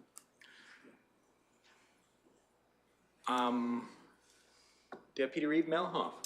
Thank you, Reeve. I don't want to see this go away entirely. I'm fine with us looking into some other options, potentially like in confirming better placements so that councillors are more comfortable with that, or et cetera. Because there is a dumping station there. I'm good with if we were to put it on pause and get some more information, but I don't want to see this go away entirely. Like I don't want it gone. Was this project part of the Nordig development plan? Or was this something to adjust to a need? Mr. Emmons, please. Thank you, Reeve Lloyd. So a dumping station is identified within the Nordig plan. This particular location, not but it was identified as an amenity. The plan didn't really designate an exact location, as I recall. It's been a few years now. There is an existing dumping station. A lot of people aren't even aware of it, I will say, because it really isn't signed. It's a private dumping station, and they haven't, in my opinion, advertised it very well. Unless you know it's there, it's difficult to find. But we can deal with the landowners and even perhaps suggest some additional signing, and if council's decision is to postpone. Well, sorry. Go ahead, Well, please. considering that there is one, like I said, I don't wanna see this go away entirely, cause you never know, like they may need extras. It is a very busy area and it's getting even busier. But with there being some trepidation between some of the members here, it might be good to bring it back again to a strategic planning and digging in a little bit deeper at that point, if possible. But at least the community itself doesn't have nothing. They have something, and like you said, working with the private landowner is a good option in the interim. Mr. Emmons? Thank you, Lahi, Deputy Reeve Melnhoff. Absolutely, if that's the consensus of this committee, administration can definitely bring it forward to a future strategic planning session. Councillor Ratcliffe. Thank you. Would the paving of this area be part of the paving project happening in Nordegg this next year? I think I have to defer this on to Mr. Hanson, but I don't believe the intent was to pave that parking lot. I'm not sure. I think Mr. Hanson is going to join us to shed some light on that for sure. I think a good thing to know is that this is included within that development plan, or at least a mention of that, so it allows us to address it at a later date as we develop that community. Mr. Hanson, please. Yes, good morning, committee members. So a little bit of background on the work that we've done together on some of our Nordegg programs there. Of course, many of them are tied integrally to the other, this sanitary dumping station not being any different. So we had made arrangements there with the existing design to facilitate two more accesses onto the Quarry Road. So those approaches would get paved, so we could have access onto Quarry Road to access this area. There was no anticipated paving plan for the sanitary dumping station at this time. Only that there was to be two access approaches constructed. So at the time that we're going to be doing the base pave on the Quarry Road, as early as next spring, that those accesses would get constructed.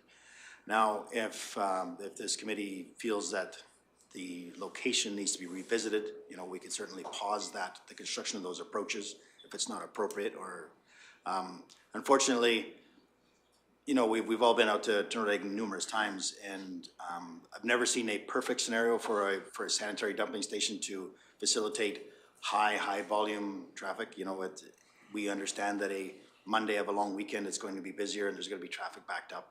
But it's a large parking area. It's vacant. It does lend itself well to the development of such a facility. But we're certainly, if this committee feels that we need to look at other options, we can certainly do that as well. Councillor Ratcliffe first, and then Deputy Reeve Melnhoff. I had no comment at this time. Okay, Deputy Reeve Melnhoff. Well, if you were in your media training, no comment is a very bad thing to say. I don't think that not doing the approaches, I still, even without this going forward, I think the approaches are still a valuable asset, even with the private dumping station that's there. Because if I remember correctly, I called it private landowner earlier. I don't believe it's still deeded to Clearwater County, correct? So this is still an upgrade to Clearwater County's interests in that land anyway, doing the approaches. So I would still see value in doing those approaches, unless you say otherwise, because you know the area even better than me. Mr. Hanson. No, absolutely. You know, the opportunities there, you know, with the paving contractor and the work that we're going to be doing, access into that large parking area, whether if it's just designated for parking or future use, the access would be utilized, I'm sure. So it would be a good investment. I just wanted to bring it to council's attention that that is what our intent was, to actually facilitate this project. But even if this project was not to go through, I'm sure they'd be utilized. Thank you. Councillor Cermak. Can I just verify where this is slated to go? Is that across the road from the Shell service station? That's correct, yeah. Okay, would that be a better area for a business to put in? Yeah, and really I'm gonna have to defer that back to planning, you know, and we can get into more discussion of this into a strategic planning session there about the development plan. You know, if we had the map, we could show the areas designated for. So it was through community demand for additional parking is what really drove, because that was a green space prior. So council approved stripping that area, regrading it, and then graveling it for additional parking for major events. So then with the additional now demand for a sanitary dumping station, which there is already one there, this would be an upgrade to that definitely. It seemed like the most logical place to put the dumping station in conjunction with this parking area. So yeah, but you're exactly right to where the location is.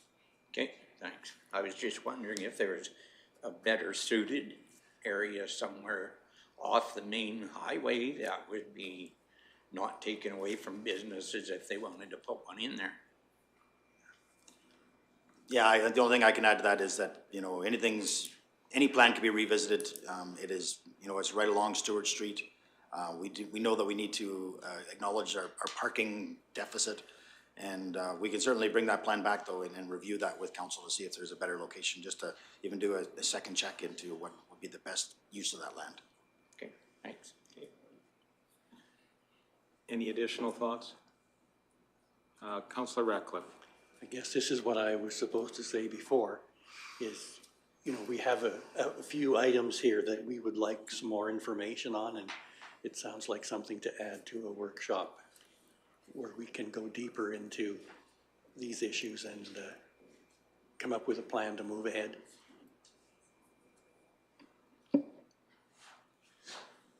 All right, so that's what I hear around the table is that we need to have some additional information to decide this particular item. So what we'll do then is we'll put it as a placeholder in 2024. We can bring that for further discussion in 2023. Okay. I see nods around the table, so I think that's a path forward. We may have more feedback from our other work around area structure plans in that period of time too, and understand the services we offer within our communities. So, sounds good. Please continue. The next one is the Nordig water meter system, and that is found on page 56. So for this one, it's the construction and system setup, so a SCADA system for the installation of water meters to 72 residential and 28 commercial parcels, budgeted at $120,000, and this is also funded through restricted surplus. Councillor Swanson, please. Is the 72 residential and 28, is that the full build out if we do the resident, or is that just what we have for under construction right now, or will be available? I believe this for the south side is the full number of parcels that are currently in existence for the south side of Nordig. Yep. So just for ease of implementation, like is this going to be a supply chain issue in the future, or like would we be better off to grab another 60 right now? And so if this council so desires, as Councillor Cermak said, we got the keep on going if the fire's hot kind of a thing out there. So, you know, for future, like if we decide to do a future third area up on the top as far as more residential and maybe even more commercial, you know, as it comes down more towards the Shell and stuff, is it more efficient to order more now than it is down the road? I'm just thinking of the potential of cost increase. Yeah. And that's definitely something we will consider and look into, and that may just be the path we would have to move forward with. And if that indeed is the case, and council wishes to move forward with this, my understanding from what I get here and what's being communicated is that we move forward with this particular capital project in 2023, and we do have a budget set for that. And if we see that we're going to run into supply chain issues again and costing, and knowing we have put 10,000 into the years following, right up to 2031, 10,000 per year for additional water meters. And obviously, we're going to keep a close eye on what the cost is.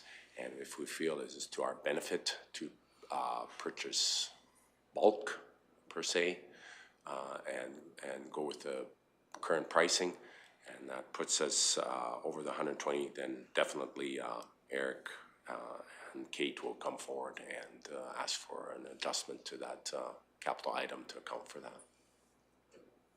And Councillor Ratcliffe? How much progress did we make on that this year? Let's take a look. Because there'd be this is a wireless system, as I recall. So we have a central site, and then we have the installation at each residence. So site. What was done this year was the engineering associated with it. And so moving forward next year will entail implementing each of the water meters and the system in and of itself in terms of the water treatment plant, and the SCADA system setup would occur then in 2023. So this was like, okay, thank you.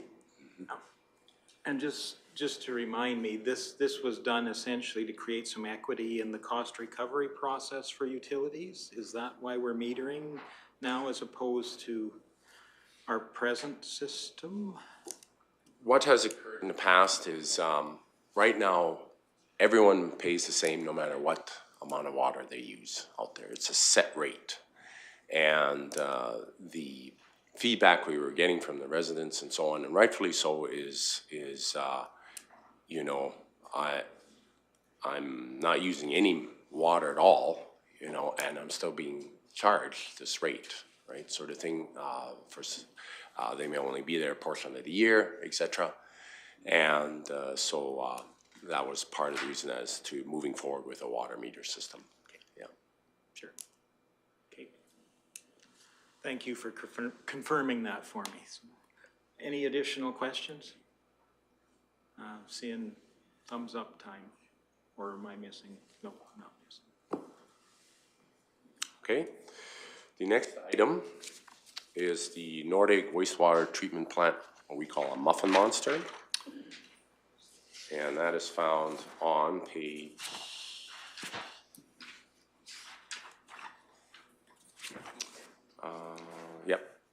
66. So essentially this entails the installation of a grinder with in a manhole prior to the wastewater treatment facility within the sanitary collection system, and it's budgeted at $45,000, and this is funded through tax revenue. Councillor Melhoff. Thank you, Reeve. Did we not do a muffin monster last year? It was in the 22. I will look. Sorry, I thought we did a muffin I remember learning about what said muffin monster is and giggling about it then. Yeah. And I giggled about it now, so I'm like, I'm pretty sure we did this. We just bring it back to that levity. No, we did not. In the 2022 budget was identified for an item for 2023. Okay, so we discussed it. It just was identified it. Okay, I'm correct. sure I've heard about a muffin monster before. So thank you. Well, in my personal life, I would certainly recommend a muffin monster. They make your life a lot nicer. So. I do. I see one every day. So.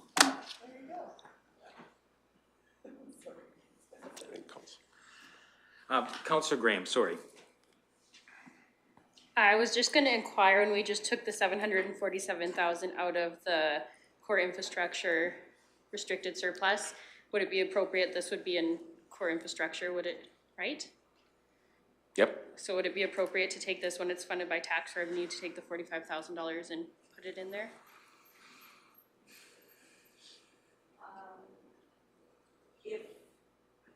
I believe we're taking that one down to like 0. Just let me double check and see what.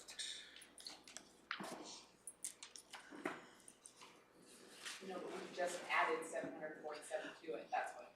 Oh, yeah, with the one I that we see what just you paused. mean. Yeah, so if you decided not to go ahead with that other project at all, then yes. But we should save it for next year if we're, If you're planning on doing that project or think you might, Leave it there. leave it there for that Okay. project.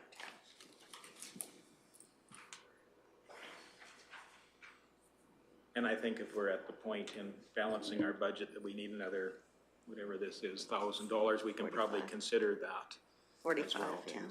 So hopefully we won't be quite so close to the line. 45,000.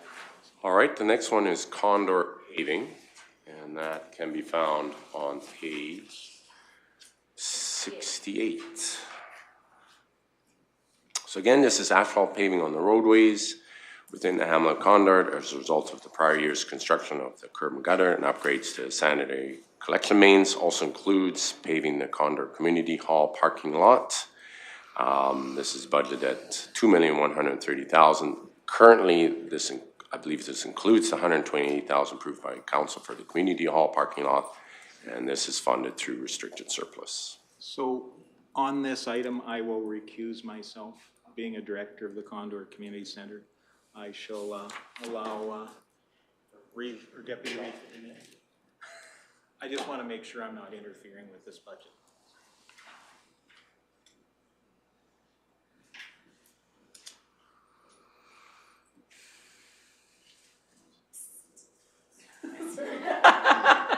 Like, I needed to be on. So thank you, sorry, go ahead, Kurt. Did somebody have questions regarding this one directly? Councilor Starmack? Yes. How many meters of road is this that costs $2 million to pave? Do you know these? I don't know the numbers. Is it priced per meter or per kilometer or? I don't know what they provided. I'd have to look at the contract, Councillor Cermak.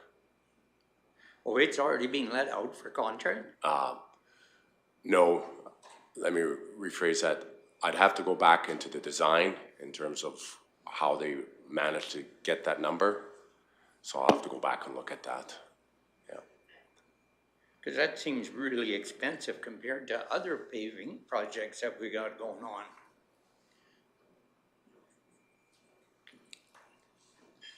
Sorry, go ahead, CAO Emmons. Thank you, Deputy Reeve. You're absolutely correct, Councillor Cermak. Typically, the urbans are. Tying into curb gutter and working around the manholes requires entirely different and specialized equipment. Paving a local road is far more economic per meter. So typically a contract of this sort is put out per meter, but it will be a higher price because of the workarounds. The urban infrastructure is more onerous. Mr. Hagan? Thank you, Deputy Reed. I just wanted to clarify, Mr. Hanson and Mr. Magnus, the portion that relates to the Condor Community Hall, are we capitalizing that? Because we don't own that property, correct? Should we be expensing that? Yeah, I guess that's the only thing that I picked up on as well, is that if that cost does include the $128,000, that should have been an operational cost that would be reduced from that. Because I've also included that in my 3,200 budget that I identified there yesterday, so. Right.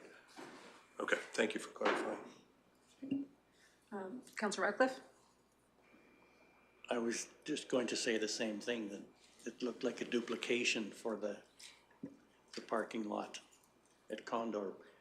But as it is part of that project, it seems to me it belongs more in capital. Except for the technicalities of who owns the property, I guess.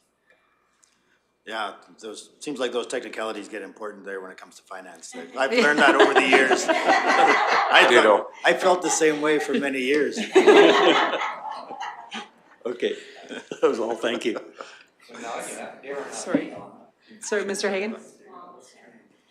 Perhaps I can briefly clarify. You're correct. It is capital in nature, it's just not our capital.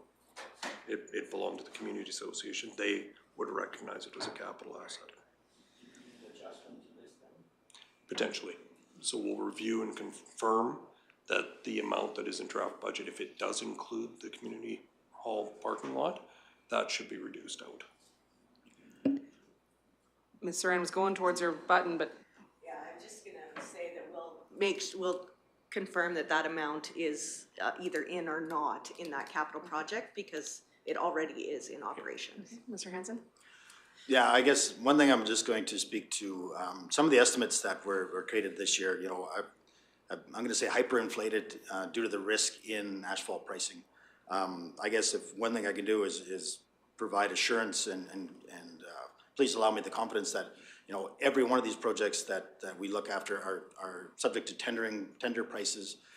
Condor paving is our highest paving priority in 2023. Once the earthworks get completed, the balance of the curb gets installed, you know, which is going to be a later year tender because, you know, we know that, you know, for example, our other paving projects, we want to get them out first part of January.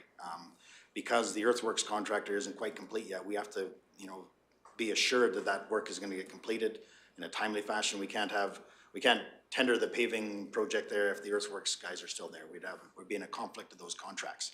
So it is the highest priority and it'll be subject to tendering. So even whatever the budget amount is today, we've seen this year is a great example of the swings in between our tender prices. And, you know, certainly will, with the amount of paving that we have in the area, we'll hopefully see a good cost savings there in the Condor area to get those prices down. And so again, yes, it looks like it's been budgeted high, but it'll be subject to tendering and it would, the final cost would be reflective of that. Thank you.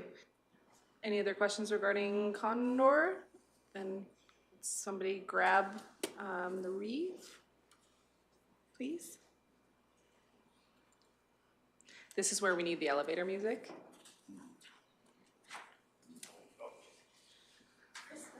Ah, Christmas music. There was music playing this morning.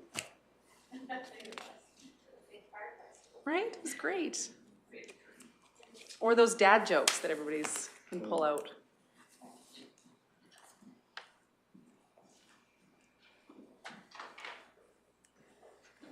Welcome back. Thank you. And I will happily pass the helm back to you. I'm totally lost where we're at, so I'll let you continue onward. Okay, the next one is our dry hydrant upgrade, and this is a Beaver Creek, and that can be found on page 70. Of course, a number of our cisterns and dry hydrants were identified over the last year or so in regards to their capabilities or their lack of, and in working with emergency and legislative services, it was determined to bring these up to standards, and that is our intent here for this particular upgrade. And this is funded through tax revenue. Deputy Reeve Melhoff, please. Thank you, Reeve. I'm just curious what makes this particular hydrant deficient. Fire trucks pull out of swimming pools and creeks, and curious what makes it deficient. I'm not entirely sure. I'd have to look at that report, what was with this one in particular. Okay, where is the Beaver Creek dry hydrant located again? I know we went to see Tamarack Trails. I'm not familiar with this particular location. Sorry.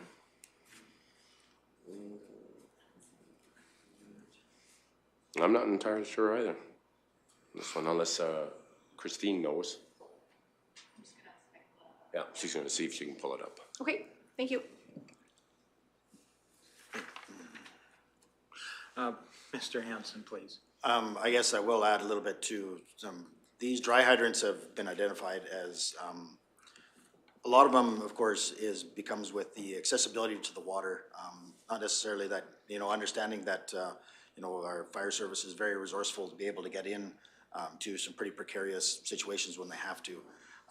These dry hydrants, are typically associated with larger, residential subdivisions, so access to water, convenient access to water was a requirement of the development. A lot of these have been, created years ago, maybe didn't get the maintenance that was required in order to keep them functioning as they were intended to be used. With the heights of the water to the draft points, there's what really caused most of the issues with being able to draft on so there again, I'm going to say we've learned from some of our mistakes. Our Leslieville fire pond has been a great example of one that works very well. So knowing what that threshold is for what, from what a engineering design was for what their draft height was versus, how they're applied in real life. The other one out in Ferrier Acres there and that subdivision, that storm pond, fire pond is a long ways off the access point. It's a really long draft. The height is the issue. I think it also has a collapsed pipe. So, there's numerous different reasons why they need to be upgraded, but our intent is to evaluate all of these dry hydrants and get them to actually operate the way that they were intended. So, they have been looked into. I know Kurt may not have all the information in front of him right now, but, that's what our team is for, is to come up with these recommendations to get these to function the way they're supposed to. And thank you for that, having some experience in the fire service, that confidence that utility is going to work for you, that's key, and I appreciate the efforts. Councillor Cermak, please. Do you have any information on when this was built, the Beaver Creek dry hydrant? Off the top of my head, no. We're not sure where it's at, and we're not sure what the upgrades are. We can certainly get back to you on that. Okay, Definitely. thank you. Yeah. We had all 11.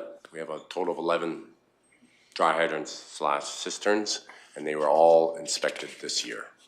Okay. So a report was generated in regards to their requirements to get them up to standards. And we'll take a look at that report and provide you that information. Sure. Thanks. And this was the only one of that required this upgrade, and Tamarack Trail? Okay. Mr. Hagan, please. Thank you, Mr. Chair. Mr. Magnus, just clarification on the budget amount. The agenda item indicates 250,000, but the budget document indicates 200. Yeah, there was another one, Ridgeland, that we had budgeted for, so for 2023. It doesn't look like it made it into 2023 capital budget. That one was 50,000. So does that need to be added, or are you only looking at this one for 2023? If we could add it, that would be good, yeah. The Ridgeland. Okay, I'll leave that up to the committee to decide. Yeah. Deputy Reeve Milhoff, please. Sorry, Ridgeland is another dry hydrant that needs to be... It is I'll tell you here in a minute. It is a dry hydrant, yes. So Beaver Creek upgrade and Ridgeland dry hydrant upgrade, bringing the 2023 amount on page 70 to 250,000 coming out of tax revenue. That is correct. Okay. Thank you. So just for clarity, what we often will require a fire pond or a dry hydrant to be created with a development. After that is done, then it's our responsibility then to maintain that into the future. That is correct, as per our policy. Okay. Yes. Perfect. Thank you for that. Councillor Graham, please. I'm just curious as to why, was it just a typo that it didn't make it into this document, or? I'm not entirely sure either why it's. Okay, it's not though that it's okay for a few years kind of a thing, it's, It's definitely, we can bump it to 2024 okay, as well. okay. Mr. Hanson. Actually, recently did have a conversation with the projects technologist in that one. I believe that one is only, it's actually a collapsed pipe. And that's the one in Ferrier. I knew that it doesn't function well as all. I know that the run to the pond is very long. And I believe they cameraed it and found that it was actually like a blockage or a collapsed pipe. It's probably the easiest fix out of the bunch to get done. Again, it's council's prerogative whether they wish to postpone or not, but I believe that's one of the easier ones to fix, according to the price anyway. Councillor Cermak. We need to move on this, the 250. This is the safety of our community. We need our fire engines to be able to get water. They can't put out a fire if they can't get water. This needs to be moved ahead, but we do need some clarification on what it is, where it is, and what needs to be done. Ms. Haggard, please. Thank you, Reeve Lougheed and members of council. Good morning. Just pulled up the report that Public Works had a third party produce for us. Beaver Creek is actually just north of Burnstick Lake. And Ridgeline Estates is obviously in Ridgeline Estates, which is just west of Caroline. For the Beaver Creek dry hydrant, the bulk of it looks like it is maintenance related, so draining and cleaning the liners, as well as installation of a gate for access, and that this would be something we'd be using for portable pump withdrawal of waterways. And then the Ridgeland Estates, it was also maintenance related, and again, more maintenance than construction related, if that helps council. Deputy Reeve Melhoff. Thank you, Reeve. No, I agree with Councillor Cermak, because they're absolutely, they're needed in our communities. I merely brought it up because I wanted some more information on them in general, so thank you. All right. I'll allow you to continue on, please. Oh, sorry, Councillor Graham. Sorry, if we're moving on to the erosion one, I would like to recuse myself, please.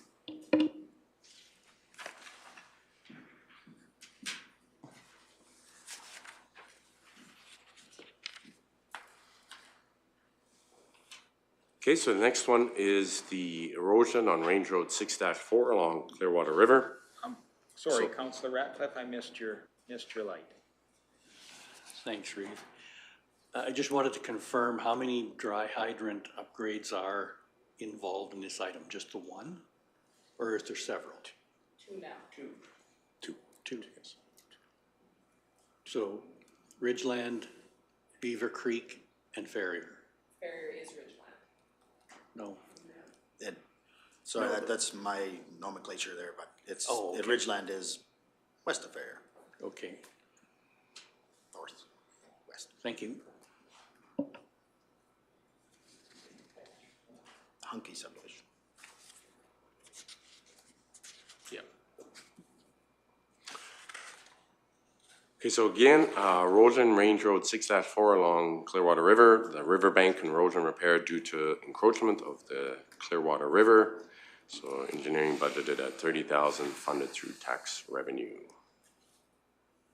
And that is found on page 72. And Councillor Mel. Thank you, Reeve.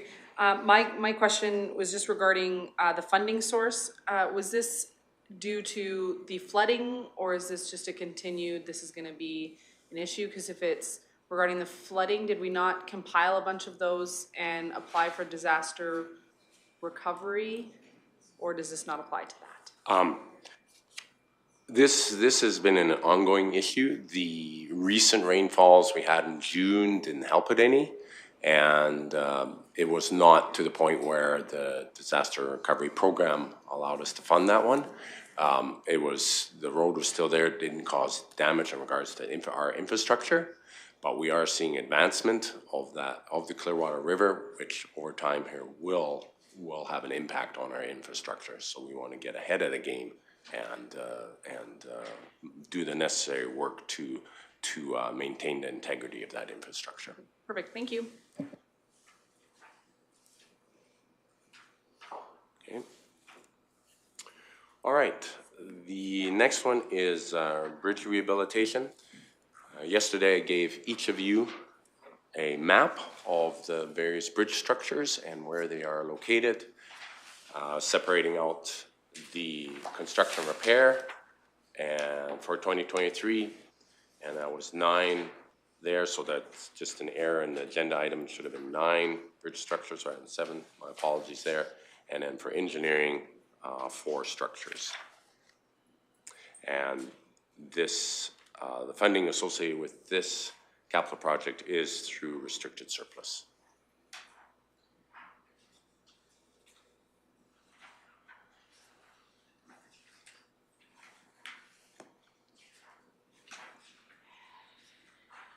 Any questions? Okay. Would you have any idea what a road closed sign costs? Just kidding. A lot of municipalities are going that way, yes, that's true. Yeah. The final one is solid waste, and the item under solid waste for capital projects is landfill site security fencing. The Clearwater Regional Landfill encompasses a large footprint for the overall facility. Security fencing as per Alberta Environment and Parks approvals is required to be placed and upgraded in areas that have been identified by Alberta Environment, Parks, and the county. Security through improved fencing and gates helps reduce theft, potential damage to county infrastructure, and to discourage wildlife entry. And this is budgeted at $75,000, funded through tax revenue. For those of you who don't know, we did have a number of incidents this year where we did have animals, bears in particular, got into the facility, the landfill. Just a little side note, we found out about one because Alberta Environment Parks gave us the call because the one bear that entered our facility had a tracker on it. And so they phoned us up and said, hey, one of your bears is in landfill. So of course, to try to mitigate that and minimize those occurrences and to abide by Alberta Environment Park regulations and approvals, our intent is to upgrade the fencing in such a way that it keeps the 4-legged creatures and 2-legged creatures out of that facility.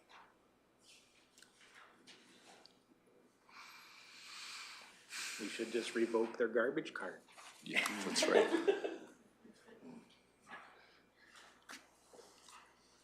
Sorry.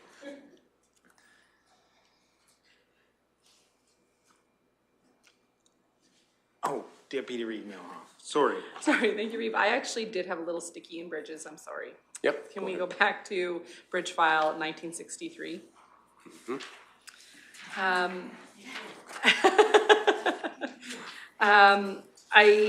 I know we had quite a bit of discussion last year with regards to James River Bridge. Is this that same bridge that's like 4 kilometers from another bridge? 1 kilometer from another bridge? Yeah. Yeah, essentially about a mile, I believe it is, from another bridge. Yeah. Okay. So I know we put money into rehabilitation last year. Is this just a continuation of that work, or is this another round of fixing the weight limited bridge? Yeah, so what was done last year was just general maintenance to essentially the roadway itself, just leading onto and off of the bridge. It was starting to elevate, so we had to work on some of the asphalt surface to mitigate that elevation. The work that you're seeing here, I believe it's the $2 million, is to provide or to extend its lifespan to 20 to 25 years. Oh, so this will make it last much longer. This isn't a stopgap again until 2024 where we do another. No. But this still maintains it as a restricted bridge. Correct. The $2 million will not take it out of the, or make it unrestricted. It'll remain 10 million, or it will remain, my apologies, 10 tons, restricted to 10 tons. Yeah. Okay.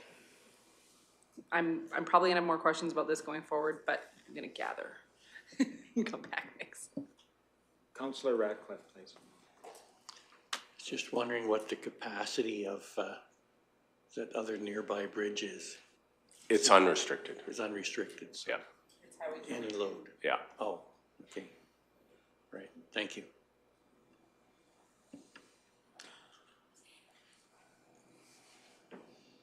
Councillor Cermak, please.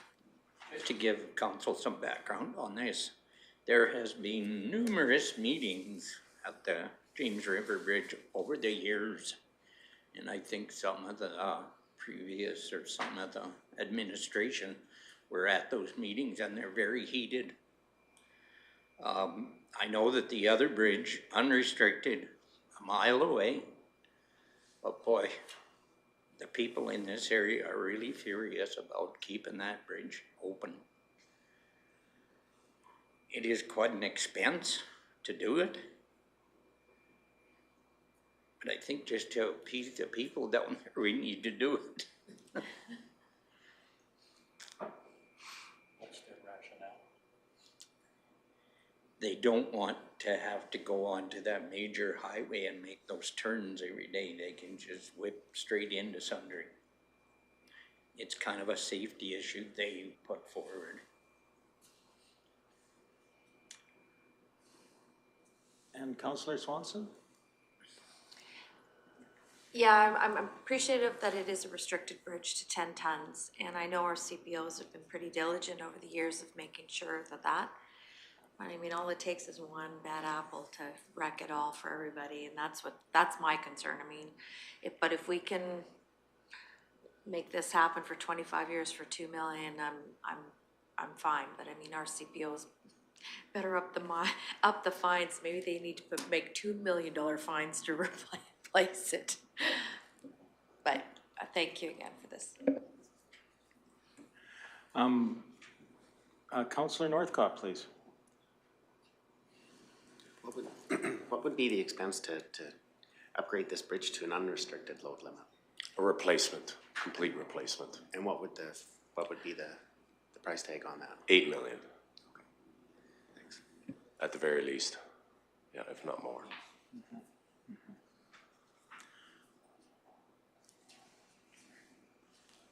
Councillor Melhoff, please. Thank you, Reeve. Yeah, because the road itself is still restricted on the Mountain View side, isn't it? So even if we did an unrestricted bridge, isn't the road the road is restricted, isn't it, as well, on their side? Not our side, but their side. Because we don't have unrestricted roads, and that's our policy. But their road is banned, is it not? Or is it banned because of the bridge, not banned because of the road? Mr. Emmons? Thank you, Vaid. If it helps council, yes. Typically Mountain View side does see a road ban in the spring. I will also say that $2 million, actually that's a better price than what we see for depreciation on a brand new bridge anyway. We average about $100,000 a year for a cost. This one equates about to 80. You're still dealing with a restricted bridge. Going backwards, if I may expand on Councillor Cermak's answer, dealing with the community down there, it was a safety concern. Well-established community. This was old Highway 22 before the new construction. So not only farmers own both sides, property on both sides of the river. So safety concerns taken a lot more agricultural equipment out onto the new Highway 22. But also there was a great fear of what the longevity of that haul would be.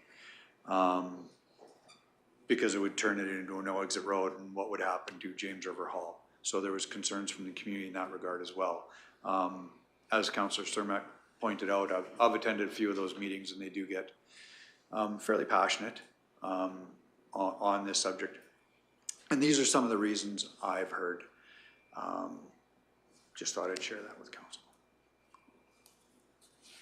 No, I appreciate that. I don't like to approve anything as an appease, but I do like the idea of the different things that have now been laid out for that. I just know that we did have this discussion last year about potentially having it go around. So I appreciate us taking the time to go through why we would be continuing with this bridge in general.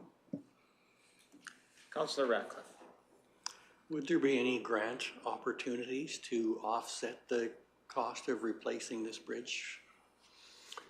There is the Strategic Transportation Infrastructure Program grant.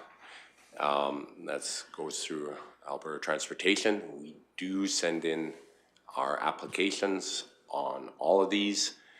One of the things they do look at, though, is the proximity of another bridge nearby, right? So the likelihood of us getting any funding associated with this bridge when a mile over is another unrestricted bridge is slim to none. And Councillor Northcott, please. All right, two quick questions. For the 8 million, if that bridge was to be replaced, so the 2 million would extend that bridge out for a 10-ton load limit up to 25 years, possibly. The 8 million for a new bridge, what would the life expectancy be on a new bridge if it was installed? Typically, we're seeing 50 years, 65 years. Yeah. Okay, 65. Yeah. Thank you very much. And I think I was just going to, a little bit of clarity for road bans, for restricted load limits. Like if you're 90%, you could still meet the legal load limit even at a restricted road ban, but you could be well over the 10 tons. So you could still legally, haul equipment down a 75 or 90% road ban road with enough axles, but you would be well over the 10-ton load limit for the bridge. I just thought I'd give a little bit of clarification on that.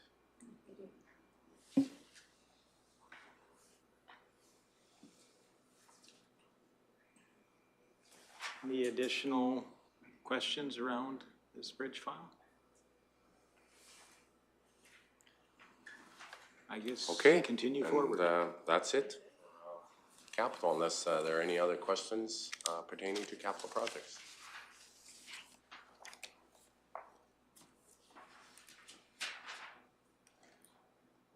I think I see no questions.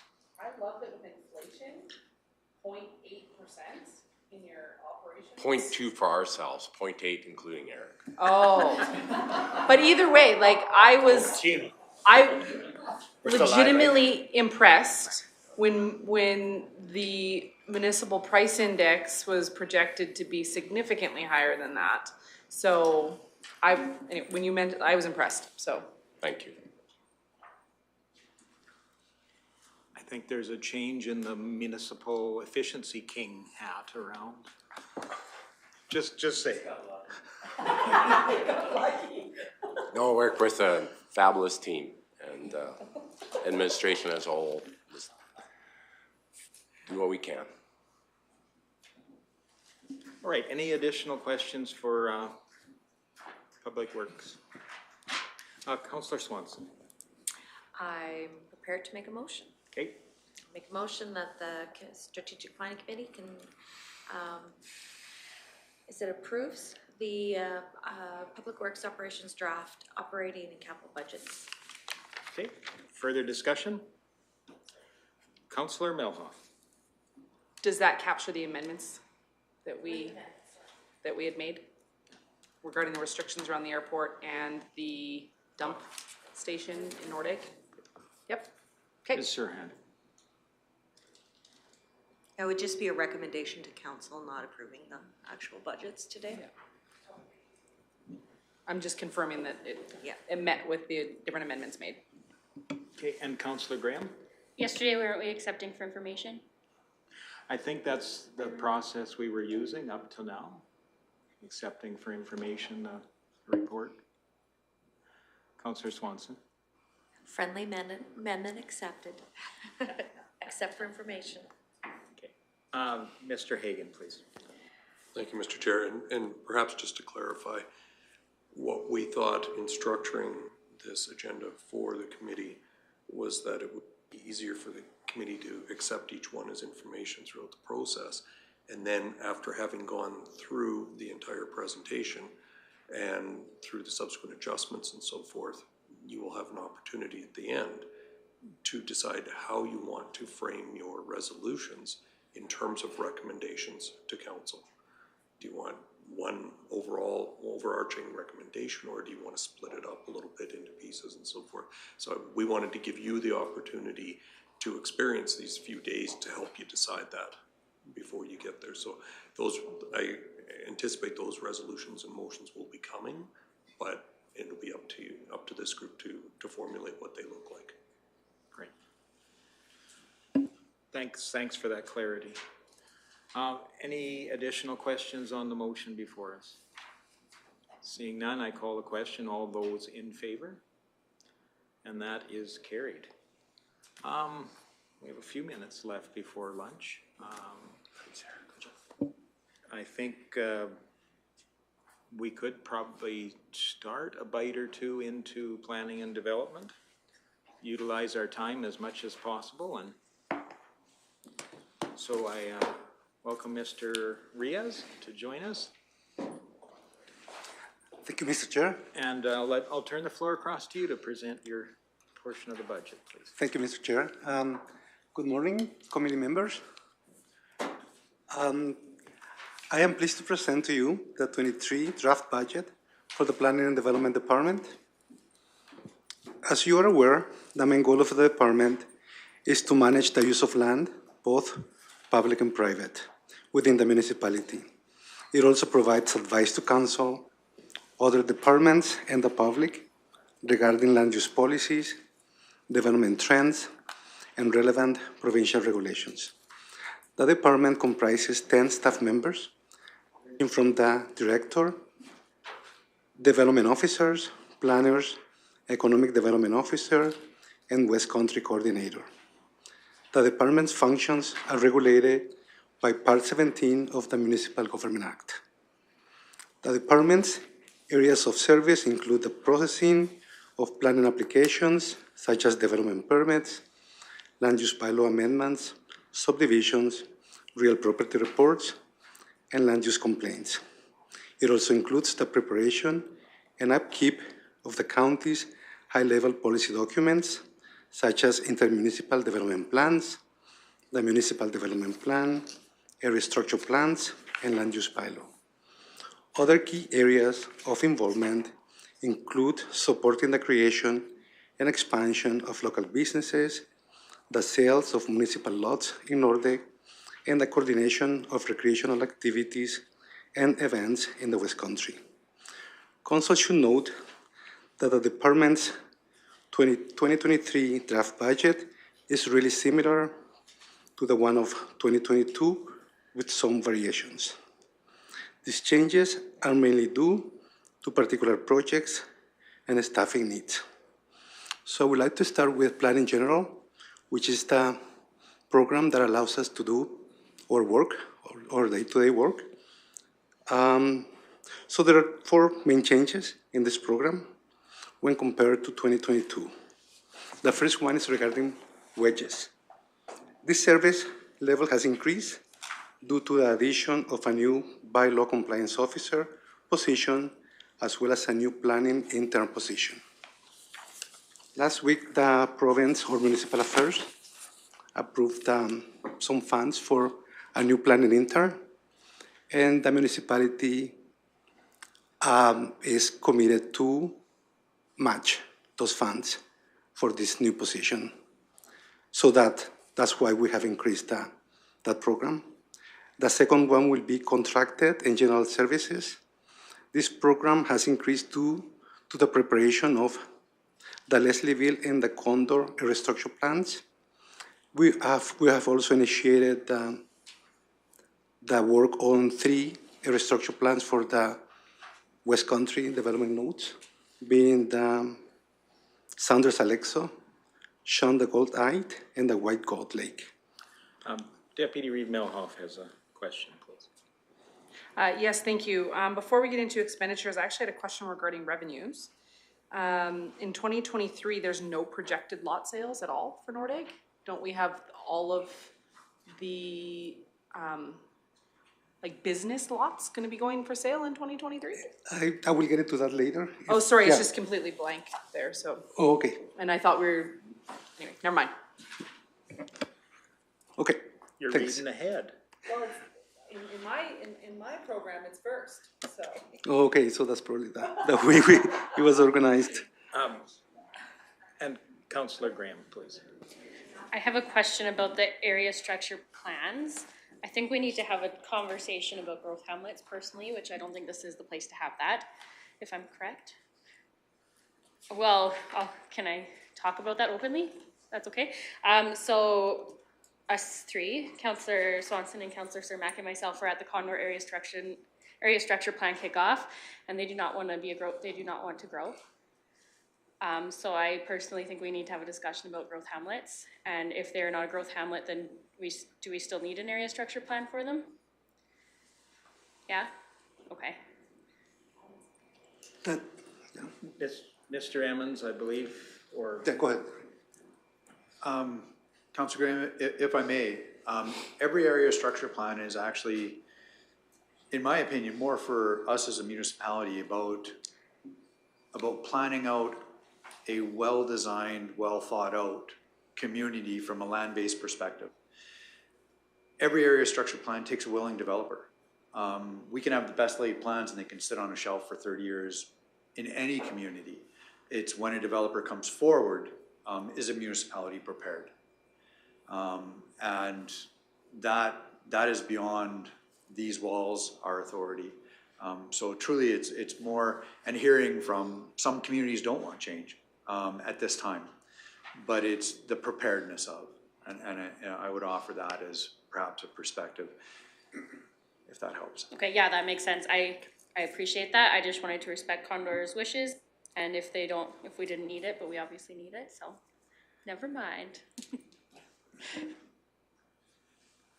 Okay, thank you. Any additional comments? Please go ahead, Mr. Oh, thank you. So the next change is the transfer to other organizations.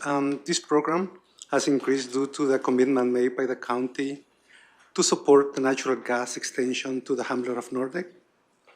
And finally, the permit revenue has also increased based on the number of planning applications and revenues we got this year. So we're projecting to keep steady within this program. Councillor Swanson, please. In regards to the ASBs, in regards to our West Country, I believe that's in partnership with the ministry, correct? That is That's out correct, there? Councillor, yes. Are they providing some funding, grant funds to assist with us on that measure? That was the verbal commitment that we got. Okay. Now we are keeping track of all the expenses to this date. So when we finalize those plans, we will be talking to them about that. Thank you. So the next program is lot sales in Nordic. So as you're aware, lot sales in Nordic has been really successful over the last 2 years. We don't have fan stock more residential lots available at this time, but the commercial and retail lots are anticipated to be ready for sale by the middle of next year. So right now, we don't have any prices for those lots. We have an idea, an estimate as to how much those lots would cost, but we have to still test the market and meet with some realtors and developers to see what the actual price will be. And that's why that hasn't been included in this year's budget. Deputy Reeve Melhoff?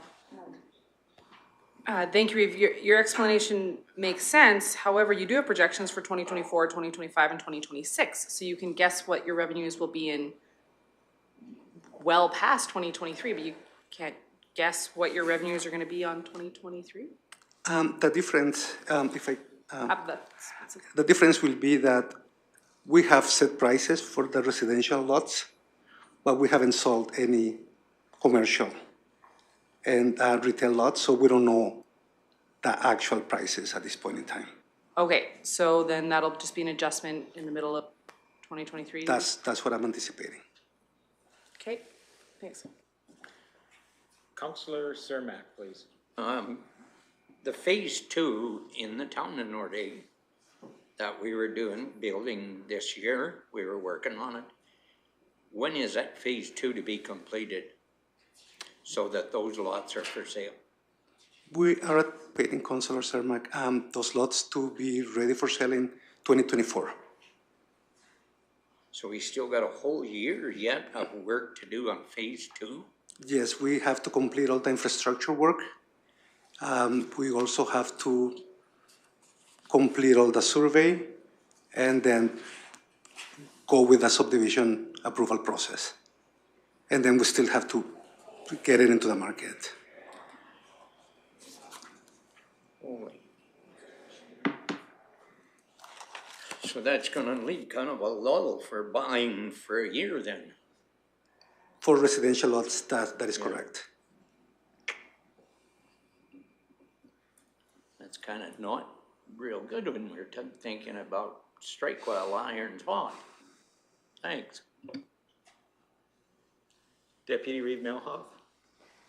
Thank you, Reeve. In planning general, that's where the compliance officer would sit, is in that line item? That's correct. Is it better to do the land use bylaw prior to having a compliance officer, or have a compliance officer while we're redoing the land use bylaw? Because we're anticipating, when we're done the municipal development plan, to go into doing the land use bylaw.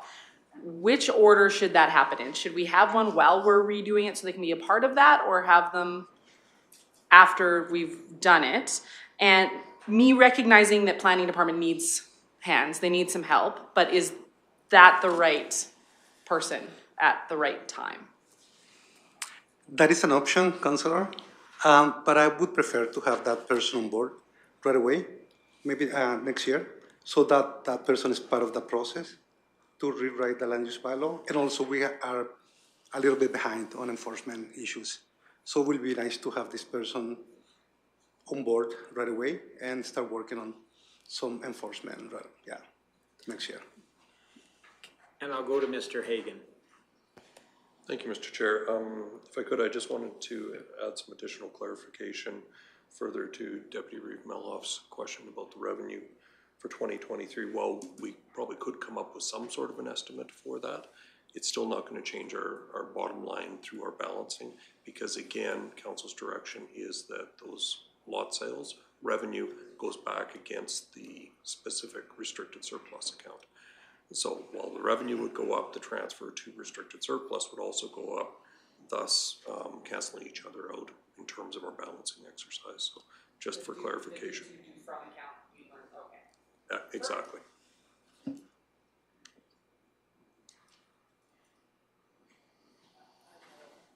One more question. Sorry, We're getting thank you. close to that. Again, to planning general, in a strategic planning meeting a couple of months ago, maybe more than that now, you had showed us a flow chart of the department, and a potential manager shift and director, like, you guys have brought that to strategic planning.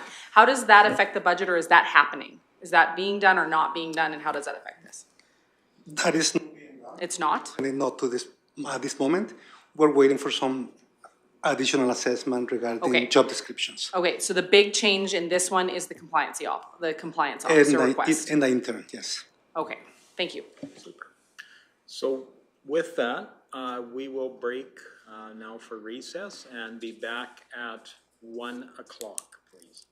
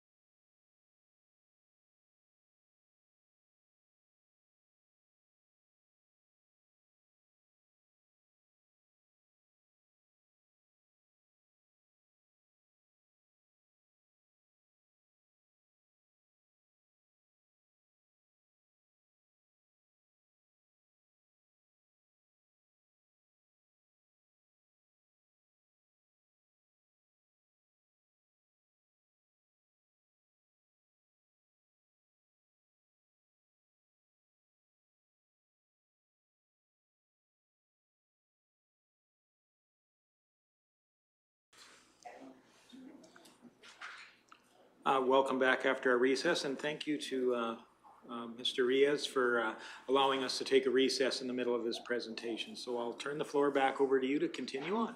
Thank you, Mr. Chair. And I needed a break too. I was a bit hungry, so. Any questions so far? Not seeing any at this time, so I think if you Okay, excellent. can move. So moving on then to the next program, and that will be the Municipal Planning Commission budget. So no big changes are anticipated here in relation to the budget presented to you in 2022. Any questions?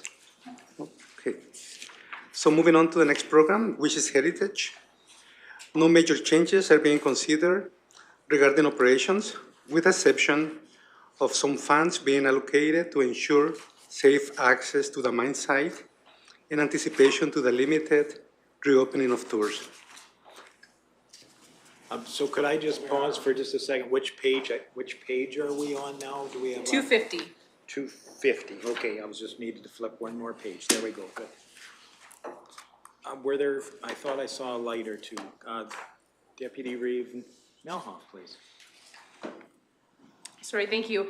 Limited tours. So I don't see, in the revenue section, I don't see any revenue being expressed in that line item. So by limited tours, what are you expecting? So right now, we have completed phase 1 of the mine site project, which is rehabilitation of some structures of the site. So that phase 1 has been completed. We are, however, considering to reopen the tours to some limited capacity.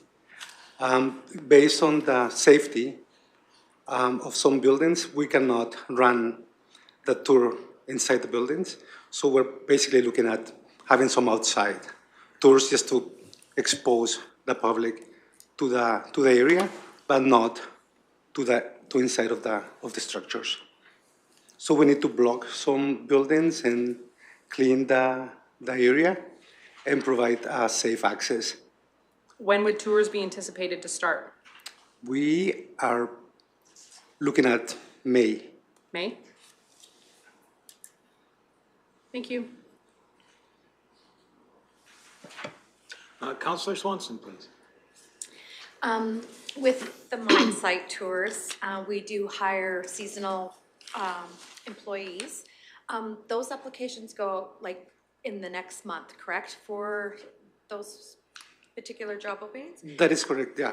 How many do we normally apply for? 6? 4? Right now, I believe we have allocated funding for 4 staff members, but that will depend, that may change based on the magnitude of the nature of the tours. Okay.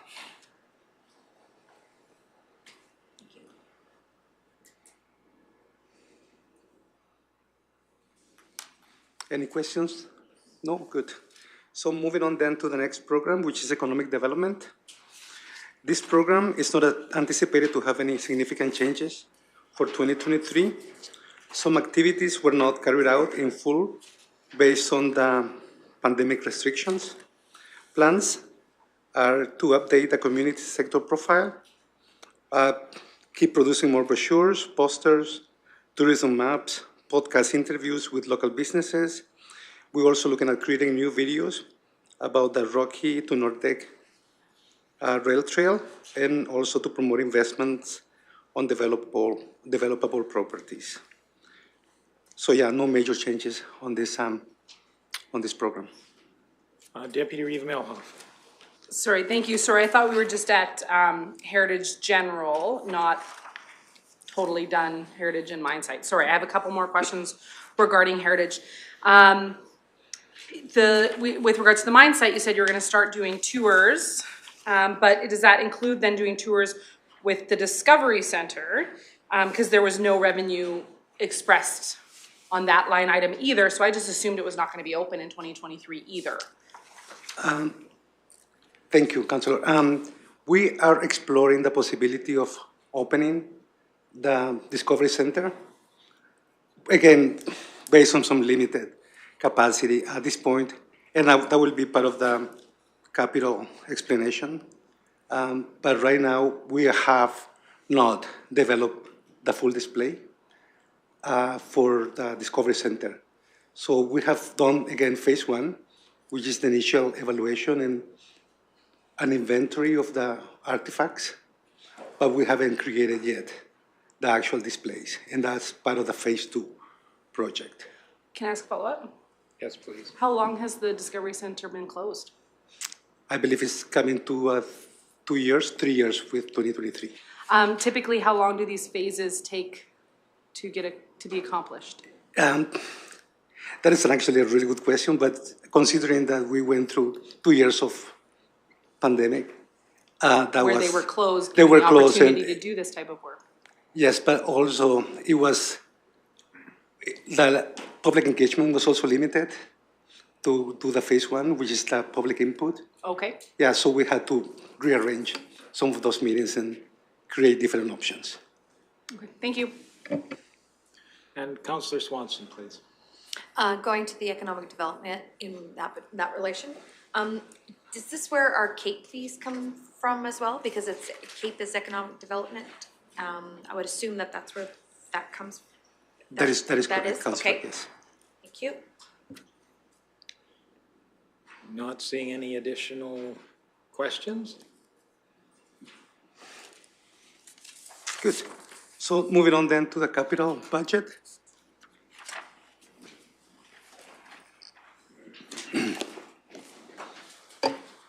So as you can see, the Planning and Development Department only has 2 capital projects, and they are under the Heritage umbrella. So some funds are being allocated in order to complete phase 2 of the Nordic Discovery Center exhibit renewal project. So that's anticipated to be full and complete in 2023. Also, we are allocating some additional funds to the completion of the North Mine Site phase 2 building rehabilitation project. Basically, what this is a detailed maintenance plan and rehabilitation plan. So once we complete this plan, then we will have a package that we can bring forward to the province and the federal government to apply for grants. So that's the next step to complete this phase 2. Once we have that, then we are going to be pursuing additional funds from grants. Deputy Reeve Melhoff. Thank you, Reeve. In the justification section of the Nordic Discovery Center permanent displays, it says an additional $130K will complete this project, but the amount being allotted is $300. Again, some funds over, they were not spent. And maybe I can ask assistance from finance, but I believe that $115,000 is already rolled into the 300,000. Okay. So I'm just confused just because it says that you only need 130 to complete the project, but it's Those are the 2 phases. 300. Those are the 2 phases. There was some overlap between phase 1, which is the initial study of the proposed display, and the second phase will be the actual construction of the display. Okay, it says phase 1 is fully complete, and therefore you would think that there'd be no carryover or work in progress carryover, and it says there would only be 130 needed to continue. So I'm just curious where the 300. The 300 will be, basically for the phase 2, to complete the phase 2, and the 115, it's a carryover from previous years. Okay. Yeah, I see what Deputy Reeve Melhoff is talking about. It seems to be kind of a bit of a gap between the written and Councillor Swanson, please. Going back to when we did this approval, and it's got to be pre-COVID, when we decided to approve this, the whole project was $300,000 approved. But because it was a stalled just some of the funds were spent. So I know, my understanding is that the whole project was scheduled to be 300,000 right from the get-go. So I can see the understanding here of the extra 130,000 to complete the project. I'm assuming it's a bit of a miss error, or there's something, so I'll let Rhonda cue that, that help explain. Yeah, sounds like a path forward to call, Ms. Serhan, please. Yeah, I believe that's just a wording that was actually left in there from previous year. I think in 2021, there was 170,000, and then they needed an extra 130 to bring it up to 300. And it's actually 300,000 that they're using for construction in 2023. So that line should actually be not in there. The 130,000 project should be deleted. It's 300,000 for the construction in 2023.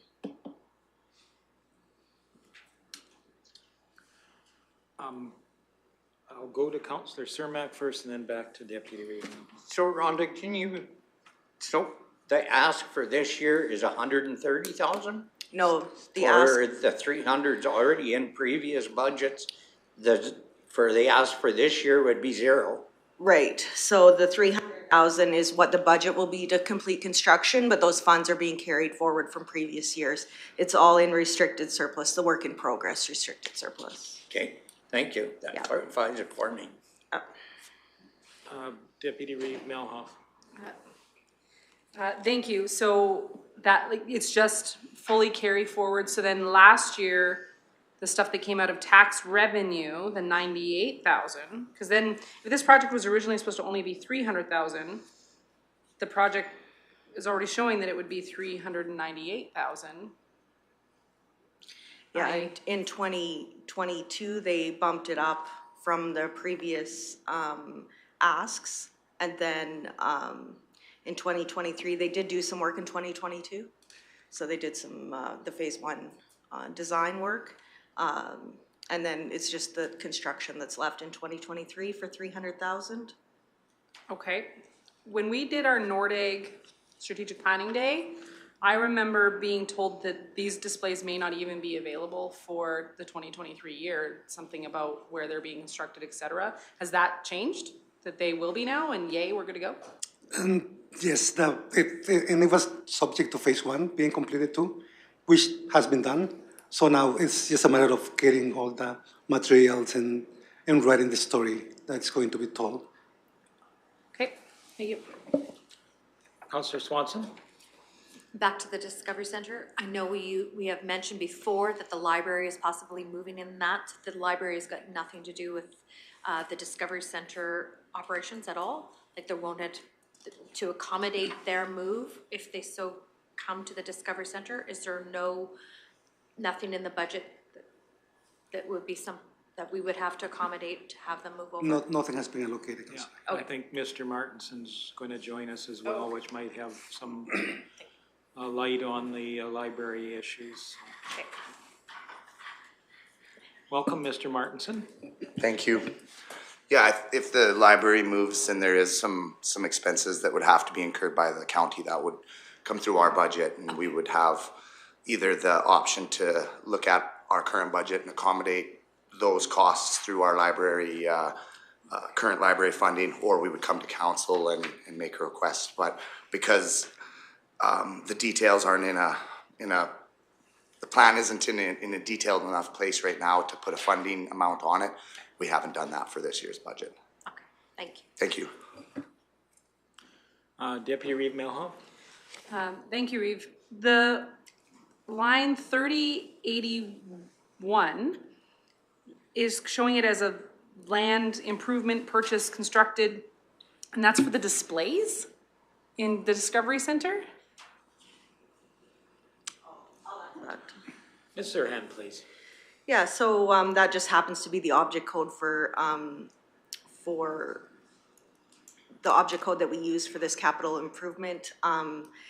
we don't really have one for displays, so we just asked Jose to use this one for, just so that we could get the number in there, and then we'll likely have to create one. It's not really a building or a facility, it's not really fencing or land improvement, so, you know, it's just something new that we just haven't Oh, wait, no worries, had just throw me before. off. Thanks. Yeah. And I'll go to the birthday counselor if he wishes. Thank you. I am still terribly confused with this whole display. What is so complicated that it takes 3 years to get this displays done in this building? Do we need help? Do we need different people? What do we need here to carry this forward? Because this is a major tourist attraction for this area. I think it needs to be going by the mid to late 2023. Mr. Emmons? Thank you, Reed. Administration wholeheartedly agrees, Councillor Cermak. What we're finding ourselves wrapped into, along with everyone else, of course, is a supply chain, and more importantly to us, was a previously executed contract which legally binds planning. Ultimately, what made sense administratively to us was this facility is closed every winter, get it done, be open. The contract doesn't permit that. So what we've come up with is an integrated process, if I could call it that, which is why Jose's presented a budget that reflects opening up what we can. So the museum doors, the Discovery Center will be opened up, but it'll be a limited display because we can't get in the way of the renovations and the construction for the interactive improvements coming forward from the contractor. But it's the contract that's limiting. So these efforts were started in COVID, trying to utilize that downtime, so to speak, anyway. But then the contract really ties our hands on when we dictate this happens, which is why this plan is being presented. So at least it'll be partially opened up. Again, with opening up the mine site to a limited tour, a guided tour. Not everything will be accessible, but allowing council time to work through the phases with planning on the availability, if any, of grants, and if not, what then? And get a strategic plan going for the mine site and allow the museum time to get the interactive new displays coming forward where it can be re-energized. But it will be a pared down version right now because of the contract. I don't know if that explanation helps. Yeah, it certainly does, but the contract then, could we have those people come and talk to us about where their problems are, and maybe we can help them out in some way? That's an option, but I respectfully, the contract enables them to do as they want within that time frame. So I don't believe it's a problem, it's willingness. They have plannings encouraging them to get after it, so to speak. Budget's approved, once budget's approved, of course. Do their best to encourage them. The heat's on, do what you can now, and get it done prior to May. But the contract, unlike a paving project, it needs to be completed by October 15th. They can show up on the 14th if it takes a day. We prefer they get out there out of the gate. It's that same type of a comparison. Okay, thank you. You're welcome. Okay, I think no further questions, so. That completes my presentation. Thank you. Alrighty. I guess I would look for a motion to accept for information. Councillor Graham was first. Further discussion on that motion? Seeing none, all those in favor? And that is carried. And thank you very much for presenting. Takes us down the list to corporate services, and more specifically, item 10.1, which is the draft operating budget. So I shall go across to Mr. Hagan to start, and the floor is yours, please. Thank you. Thank you, Mr. Chair. So with the council area, you'll notice that there's one separation of total cost for council administration here. The general administration shows up on the first line. I'm on page 33, by the way. Page 33. So you'll see I'll just wait till everybody's there.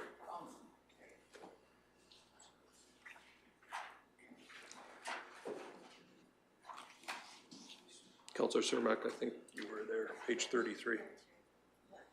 It's not a very thick section. There we go. Thank you.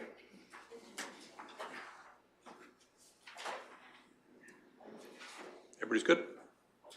Okay, so the first line there is the general administration, so this is kind of the catch-all for council costs, and then you'll see that we have a separate line item for each of the divisions. So dealing with the first line, the general administration first, what you'll notice there is that it is just over $72,000 higher than the 2022 approved budget, mainly due to some of the following. I've increased the budget for legal fees by $55,000 over what the 2022 amount was. We're projecting over $100,000 in legal fees for 2022. And so the budget amount was $20,000. So I've allowed for $75,000 in 2023. And then you'll see that that would decrease each year going forward. So that, again, that's based on our current experience in 2022. Memberships and registrations, I've increased that by $32,000 based on the 2022 cost experience. And contracted services, increase of $65,000 based on 2022 cost experience again, and also to recognize council's desire to have a retreat in 2023.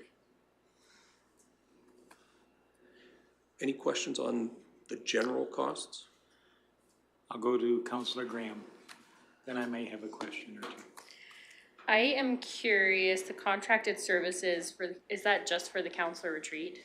No. Okay, I was No. gonna say 65,000 is a little No, the council ridiculous. The council retreat, my understanding, I wasn't party to the conversation regarding it, but I understand that council was looking at having something off-site, potentially inviting the entire leadership team to meet with council. And so if we're going to do it off-site, there's going to be room travel charges. I assume there'd be a facilitator involved. So I estimated $35,000 for that. But that's open to council's determination as to how extensive you want this retreat to be. I wanted to make sure that there was ample funds in there that if anything, you could take it down as opposed to having to ramp it up further or run short. Okay, I think that much is still a lot personally, but whatever everyone else thinks.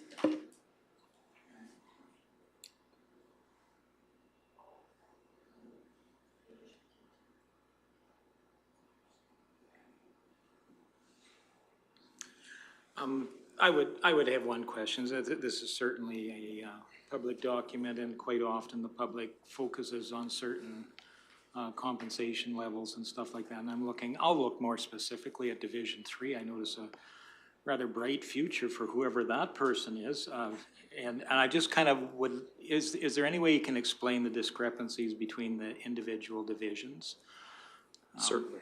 If you can add a little clarity to that so that it hopefully explains that to the public. Absolutely. Well, what I did, committee members, is I looked at the costs incurred within each division, and those costs are going to be the remuneration amounts, are going to be travel amounts, mileage, that sort of thing. So I looked at each one to the end of September, so I had half a year worth of history there, basically doubled that to get a straight line projection for the year, So again, that's based on the assumption that we're up to date in terms of submissions of remuneration claims and so forth. And I use that as an estimate for 2023. So it's basically 2022 experience being carried forward to 2023 as an estimate. Okay, thank you for that. Any additional questions relating to this part of the cost centers? Ms. Serhan, please. Yeah, there's actually an adjustment down that needs to happen in each of the council divisions. The remuneration amounts were actually placed in two separate lines, so they were doubled up in most of the divisions. So there will be an adjustment down for 23, 24, 25, and 26. Additional questions? Oh, sorry, Councillor Graham. That's right. I remember Councillor Swanson bringing up us all receiving a list of the conferences and everything, and kind of, from the way I understood it, everyone would get like an amount to spend on conferences kind of a thing? Or was it just to see all of them? Okay. Well, I think it would be cool if we all had like amounts to spend, and just to keep things not crazy spending within council, just a thought. Sure. And I think always worthwhile that within our different committee appointments as well, there is opportunities of, for information or conferences that are useful in that committee activity that we will find that certain councillors will probably need to access more of that kind of funding as well. So we want to allow some flexibility in there, not just a budget that you may spend up to this much or you should spend this much. Those kinds of things I think is worthwhile having that discussion anyway, but as a placekeeper. And then I'll go to Councillor Swanson, please. Question for CEO Emmons. Are we going to do a compensation review for council in 2023? And because I know we slightly touched on it this past year, but I think the discussion was that we would like to have a year under our belt and then have that conversation and then talk about specifically, because there are comparison to other counties around us, some are on salaries, some are on pure remuneration, et cetera, and some have different committee appointments, some larger, some smaller, just to try and maybe have a more wholesome discussion on salary, et cetera. Is that your intent? Mr. Emmons, please. Thank you, Vahid. Thank you for the question, Councillor Swanson. It was my intent to bring this forward as strategic planning in the coming year. As I've stated to Council before, I truly believe it's the fairest to our ratepayers, and my recommendation will be coming forward that Council look at that 65th percentile. Being the third largest municipality in this province, I think that's extremely frugal.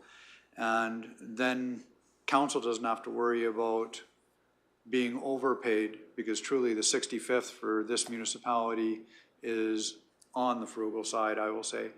And then it's always market driven, and it takes it out of Council's hands to be even viewed as self-serving, always the concern. So it was my intent to bring forward in 2023 the entire dialogue of salary-based versus activity-based, because that needs to be politically driven. But absolutely, Councillor Swanson, yeah. Please. Thank you for that, because I think that will be a very important conversation kind of mid-year and our midway through our term, because I know myself, going back to the election, there was people that were considering running, but just because of where the salary and everything else was based, they found it very limiting to put their names forward, because they couldn't afford to leave a good paying job to come and run and possibly win their seat and come here. So I think that'll be a prudent conversation. Going back to Councillor Graham in regards, I believe that was an email I sent because the mayor of Sylvan Lake had put out a flash email that said, please everybody put all the conferences that they go to in regards to different opportunities. So I think that what you're referencing was just an email with all the possible conferences that both rurally and urban were could attend. So that will be a good discussion to have again with strategic planning. Deputy Reeve Melhoff, please. Thank you, Reeve. Ms. Sirhan, you had said that several of these have been doubled up. So I'm just trying to keep track here. So that number will be much closer to the 2022 approved? Yes. So for example, I'm just looking at Division 1 right now, and it was, so the way our budgeting software works is that we have a module for salaries, and council was included in that module. Plus then, because it isn't really a salary, it got entered as a line that's just entered. So the salary module didn't quite put the same amount as what we entered as manual entry. So for example, it was put as in 2023 as 55,000 is the amount that we entered, and the amount that the salary module put in was 28,841. So it's not quite double, but there is an amount that the salary module inserted into each of those divisions that needs to be removed. So. Okay, so it'll be closer to that. To that 2022. To that 2022. Yes. And this is all in the tax revenue line item. Right. Right? So then that will work towards our number at the end of tomorrow. Yes, it will. Oh, maybe not. Yes, Mr. Hagan. Oh, don't let me burst your bubble. Yes, it will. Okay. Yes, it will. Yes, it will. No, absolutely. I won't steal your thunder. I did want to clarify though that, and thank you, Ms. Sirhan, for mentioning that adjustment is outstanding. We discovered that after the reports had been generated and so forth. I did do an analysis and went through and calculated that it will bring the 23 budgets down slightly below what the 22 was, and that will offset the increase in that general administration line. So overall, combined all together, once it's adjusted, it's very much on par with what 2022 was. Do you have the number that needs to be adjusted down? Yeah, it's in the agenda item actually, 79,750. Thanks.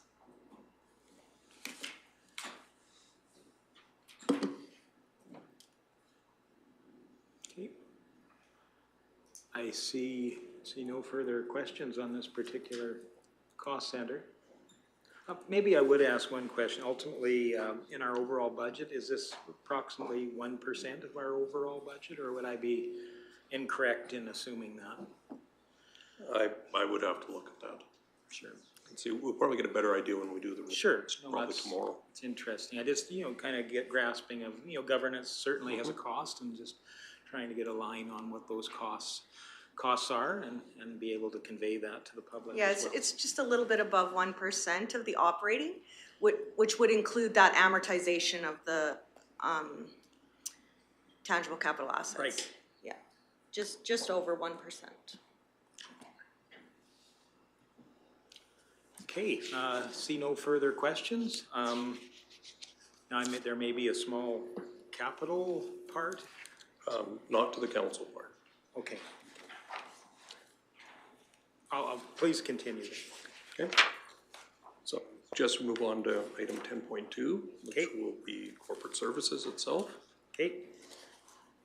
So with the chair's permission, I will ask Mrs. Sirhan to speak to the revenue section and financial services, and then I'll follow up with the rest of corporate services.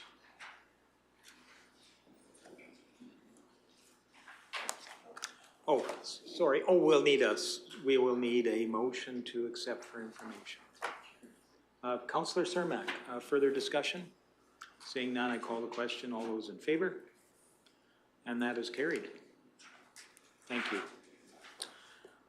And I'll turn the floor across to Ms. Sirhan, please.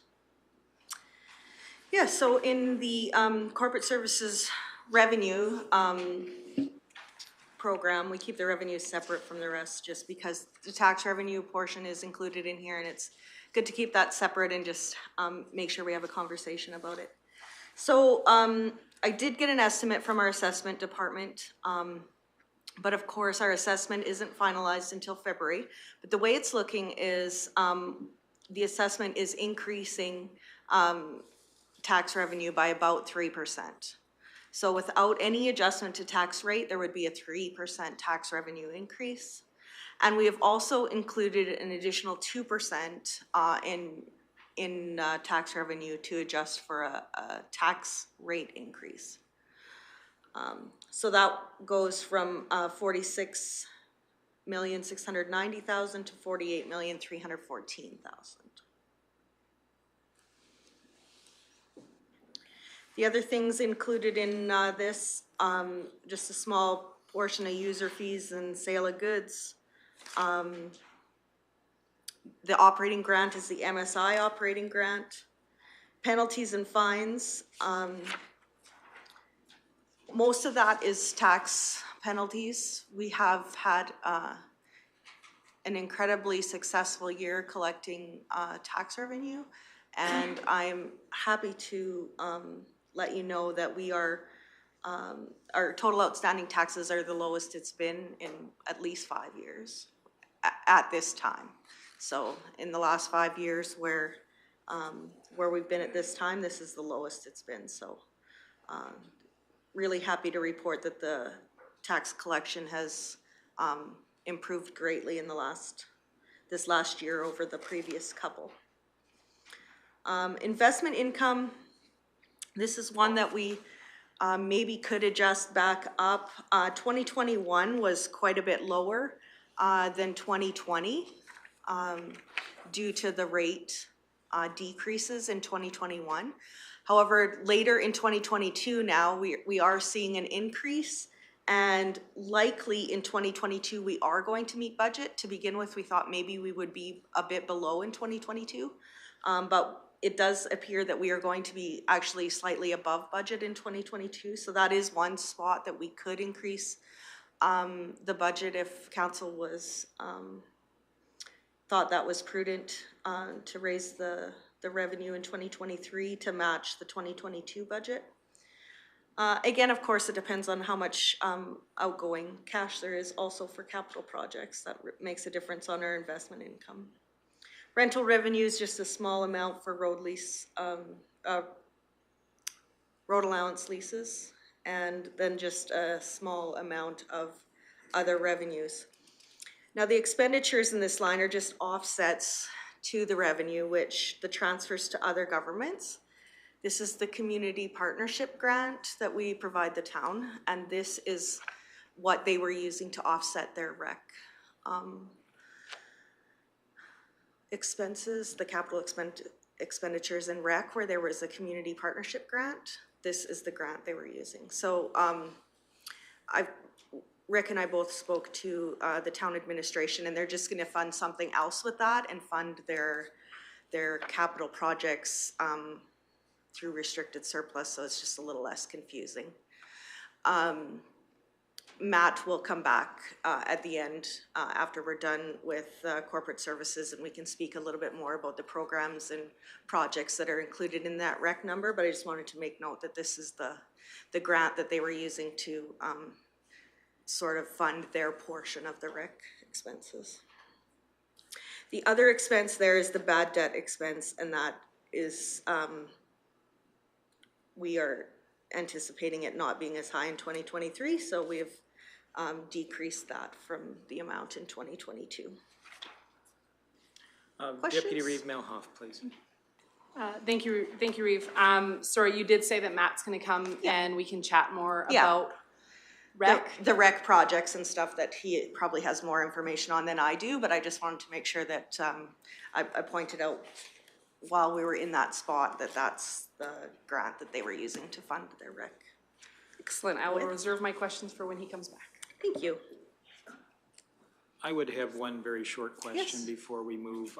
Definitely investment income is becoming more of an important factor here. Just for council and the public's benefit, our investments are in different diversified funds, I assume, bonds, perhaps GIC type stuff, maybe just a little bit of...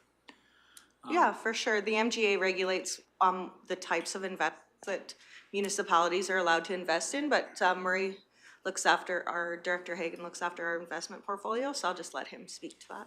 Mr. Hagan. Thank you.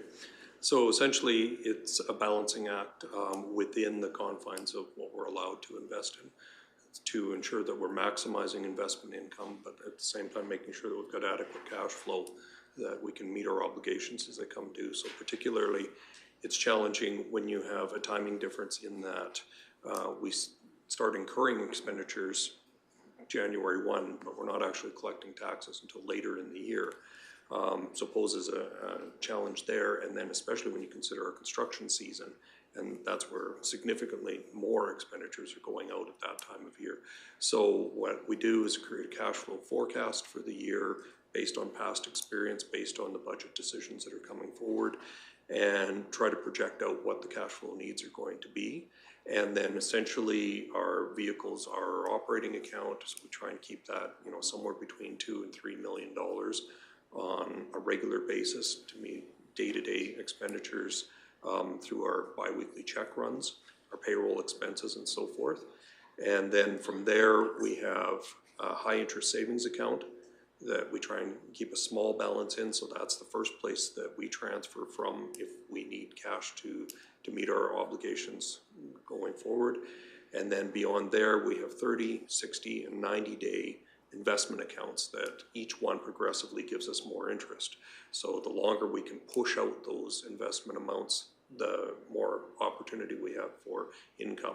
Then the more longer term investments, and very much represented by our restricted surpluses, those funds that are being held for future projects many years into the future, we're investing in bonds, and they'll be either corporate, bank, or government bonds that meet the MGA requirements. And we have a portfolio manager working for us and the banking side that gives us advice on that strategy.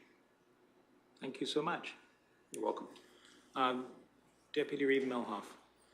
Thank you, Reeve. Just looking at the revenue that goes to Wetaskiwin and the town of Rocky Mountain House, showing here that it is also increasing. Just helping to understand exactly how that number is determined. I'm assuming it's based on the shared services agreements and the catchment areas that have been associated with those shared services agreements, and therefore it'll go by the people that are in those areas, their tax associated with that, and due to the assessment value in general in that region going up, that will go up as well. Yes, as Look our at me tax, learning all about it. as the tax revenue increases, so will the revenue sharing agreements also increase. Yeah.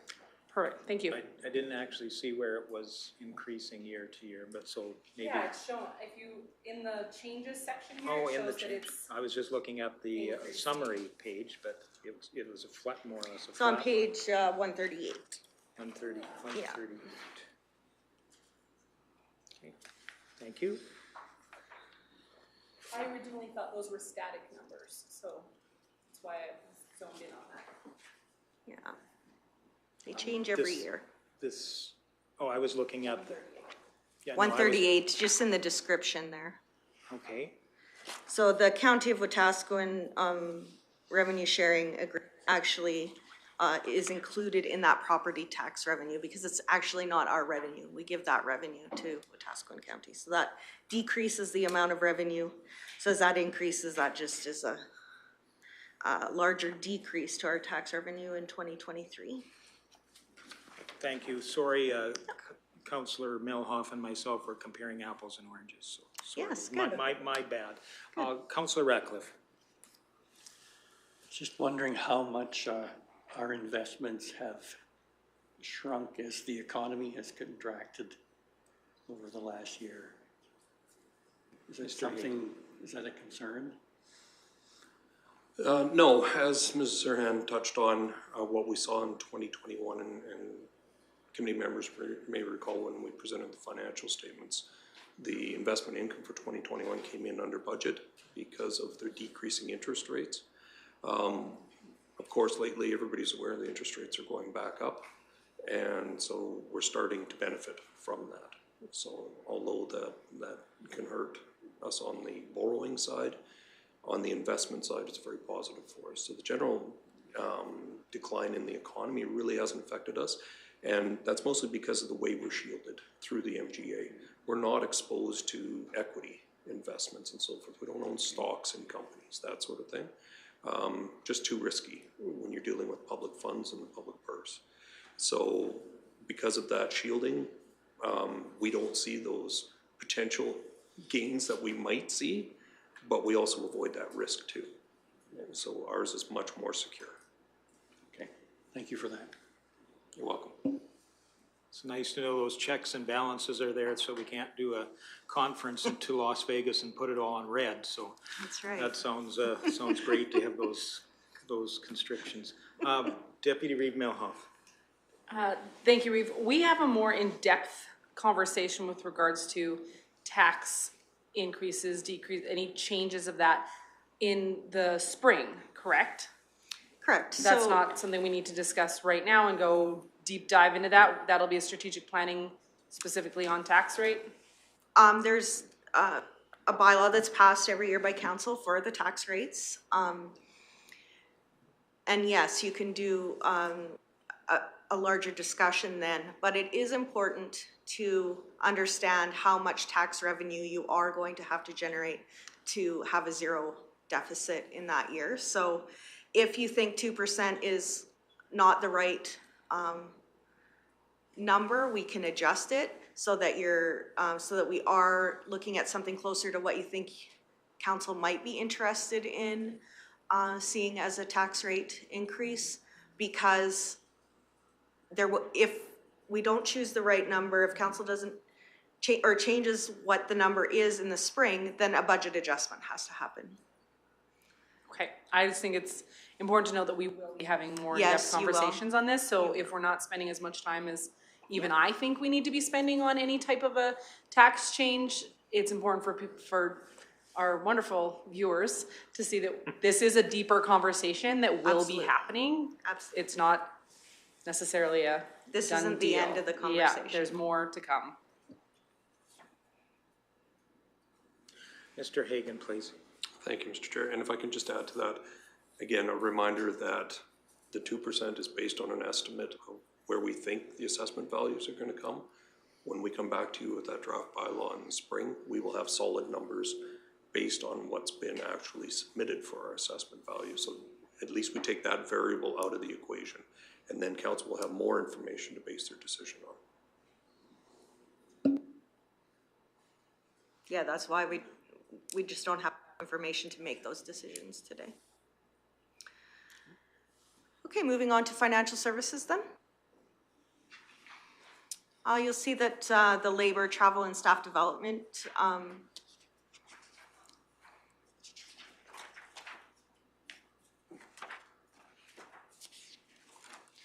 is actually decreasing in 2023.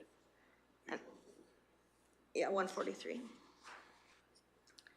And that's due to the vacancies that are in the finance department currently. We are filling those roles with contracted services at the moment. So you'll see that the contracted services line is quite a bit higher. Just filling those two roles that are vacant currently. We are hoping to get one of them posted in January and filling that as soon as we can. And the other one is just a leave that we won't be filling until the leave is over and the incumbent returns to that position. So that is why the contracted services is up and labor and staff costs are down. Materials and supplies are staying steady. And I'll just maybe read about the chart of account project. So we completed a chart of account project with the help of contracted services in 20 and 21, and the next step was to look at optimizing the use of the current financial software, which is called a business process optimization. And again, financial services utilize contracted services to complete this work. We're awaiting the report for suggested changes to update processes to optimize our current technology. Contracted services were also utilized to supplement staff to complete year-end in the vacancy of the asset administrator position, and this is ongoing ongoing analysis is being completed to ensure the structure of the financial services team is positioned well to support all stakeholders that rely on this team to make various decisions. Contracted services will also be utilized to supplement staff vacancies, as I said, and implement changes that are identified in the BPO report. And increase in audit and year-end services is required as we blend solid waste services accounting with the current Public Works operations account. So previously we would have had an audit on the waste transactions separate from Clearwater County's transactions, but now they're all in Clearwater County. So we're expecting those audit services to increase with those extra transactions that need to be audited.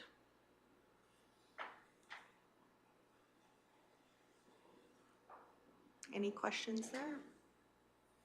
Okay, then I'll turn it back over to Director Hagan and he can go through the corporate admin costs. Okay. Mr. Hagan, please. Thank you, Mr. Chair. So we're on page 145 now. And generally speaking, this cost center captures the costs attributable to corporate services that aren't specifically IT or finance or assessment or communications. So it's essentially general costs, including records management, is within this cost center as well. So where I'd like to direct you first is down to code 67 there, where it appears there's a $217,000 increase. What that is two components. It's the contingency, that would be $500,000, and bank charges of $1,500. So most prevalently, the contingency you'll see in 2022, the amount there is $283,972. That's after adjustments that council has approved during the year. So that amount did start out at $500,000 at the beginning of the year in the 2022 original approved budget. And then as council passes resolutions to reallocate to and from contingency, this is the net balance that's there. So really, it's not an increase compared to the original approved budget. It appears as an increase here. Does that make sense? Because this number has come down through the year. So the 501,500 that you're seeing in 2023 is consistent with what was approved for 2022. So would I be correct in saying that this indicates that we used about 40% of our allotted contingency? Correct. Correct. And again, as Ms. Cernans pointed out, that's a number that's up for debate too. As council and this committee is challenged to work through and balance this budget overall, that's a number that can be challenged. We've always tried to be conservative there to ensure council has the flexibility during the year for the unknowns that come along and has a pool of funds. Again, what's not spent here contributes to that higher than expected increase in the surplus at the end of the year that we talked about yesterday. And council has an opportunity to use that to fund restricted surplus accounts as well. So that taking that factor out of the equation, we've actually decreased overall somewhat. Went back and looked at our contracted general services experience over 2022 and brought those budgets down closer to what we were actually seeing for expenditure behavior. And essentially, what I do also need to point out is that there is an outstanding adjustment we need to make for $71,150 that will increase expenses, and that's to do with insurance. We're seeing insurance go up every year for the last few years, mostly because of environmental situations, weather damage and so forth that have occurred. And because we're in a pool with other municipalities, we all share in that risk. So the premium goes up for all of us. So consistently, our premiums are up again. So I based the budget on what our actual renewal was. We had our renewal documents come in a couple of weeks ago. But then we noted that the environmental liability insurance was not included in there. They billed us separately for that. So we need to increase this budget by $71,150. So you will see an increase there as we're going through our balancing exercise. Any questions on the general cost center? Seeing none. Okay. Then I will take you to page 147, which is assessment. And the significant change here is designated industrial property. I believe it was 2018 that the province took over responsibility for assessment of these designated industrial properties or DIP properties, but they didn't have the staffing resources to perform the assessments themselves, and they've been wrestling with that over the past few years. So what they did, and particularly for the benefit of the newer members of the committee and council, they got into what they called a hybrid contract arrangement, where we contracted as a municipality with the provincial government, and based on estimates of what these DIP assessments would cost to perform, signed a contract with them for annual funding. We then spent that funding on a contract. We put it out to RFP. We were fortunate enough that we got good response to the RFP, secured a contract with an excellent assessment firm. Very good service overall, absolutely has the county's best interest in mind. And we were able to save money on that, on the outgoing. So money comes in from the province, money goes out to the contractor. What the provincial government, specifically municipal affairs, has advised all of the municipalities affected by these designated industrial properties is that our contracts are running out March 31st of 2023. So both the contract with the province, the contract with the assessment firm, both expire March 31st, 23. The province has put out an RFP of their own, so they're looking at contracting directly with these assessment firms going forward. So unless that changes, you'll see a dramatic decrease in both the revenue and a decrease in the expenditure going out. So that's the significant change that's happening within assessment overall. All other things are fairly business as usual going forward. Any questions on that? I know it can be a little bit complicated, but hopefully I've explained it well enough. Not seeing any lights. Okay. Right. So then we get to information technology. Page 150.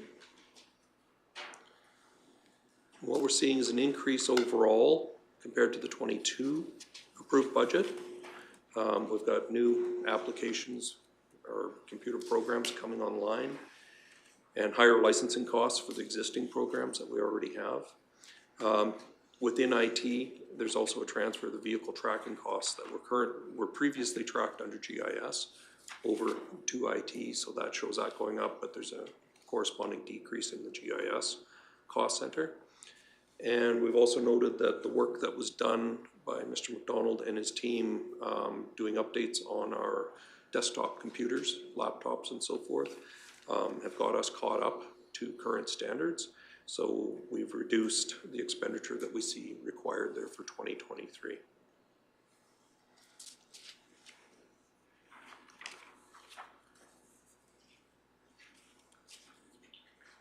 Any questions on IT? Okay. Councillor Ratcliffe, please. That line item 61 seems high. Would it be possible to get a little more detailed breakdown of that? So that will be the contract general services. That's where all our license fees are going to be included. So we actually track by program, by application, what the annual license fees are. So that's everything from our operating systems to our financial system to our GIS system and so forth. 1.4? Do you have some additional information to add to that? Most of that would be moved over from the GIS for the tracking system. That's where we would put it under contracted services. So that's that $159,960 that's moved from the GIS program. So beyond that, the balance is what it costs us to license all the software that the organization uses in a year. And typically licensing has gone up over the last little while, as with everything else. Yeah, so that was 100 and some thousand? Yeah, I think so, roughly. Pardon? Yeah, no, it's the 1.4 Yeah, million. includes like iCompass, live streaming, all this other kind of stuff too. And our Microsoft licensing. And also, I believe council, we approved in September, October, move to online storage, so that's stuff that's been included in those two, is all contracted services. Looks like another large one is the Titan vehicle tracking. Yeah, and the Titan vehicle tracking, which is 160? No, just 100. Oh, just 100, sorry. I shouldn't talk numbers with the professionals there. And again, the reason that Mr. McDonald decided to move that over into IT is so that we could collect all of those similar costs in one place. The vehicle tracking is related to software and so forth, so he wanted to kind of have his finger on the pulse of all of those contracted services in one spot, rather than having them spread out. So this is multiple services under one cost block? Absolutely. Yes, many. One of the things we're seeing in the last 5 years, I guess, probably, is the move from actually purchasing software and just paying a small fee to have it maintained, is that they only let you use it based on a license now. So it's not like you can purchase the software, you have to pay an annual fee to use it. So it's a little different. You just don't purchase software anymore, you just buy rights to use it. Software as a service. Yeah. Yeah.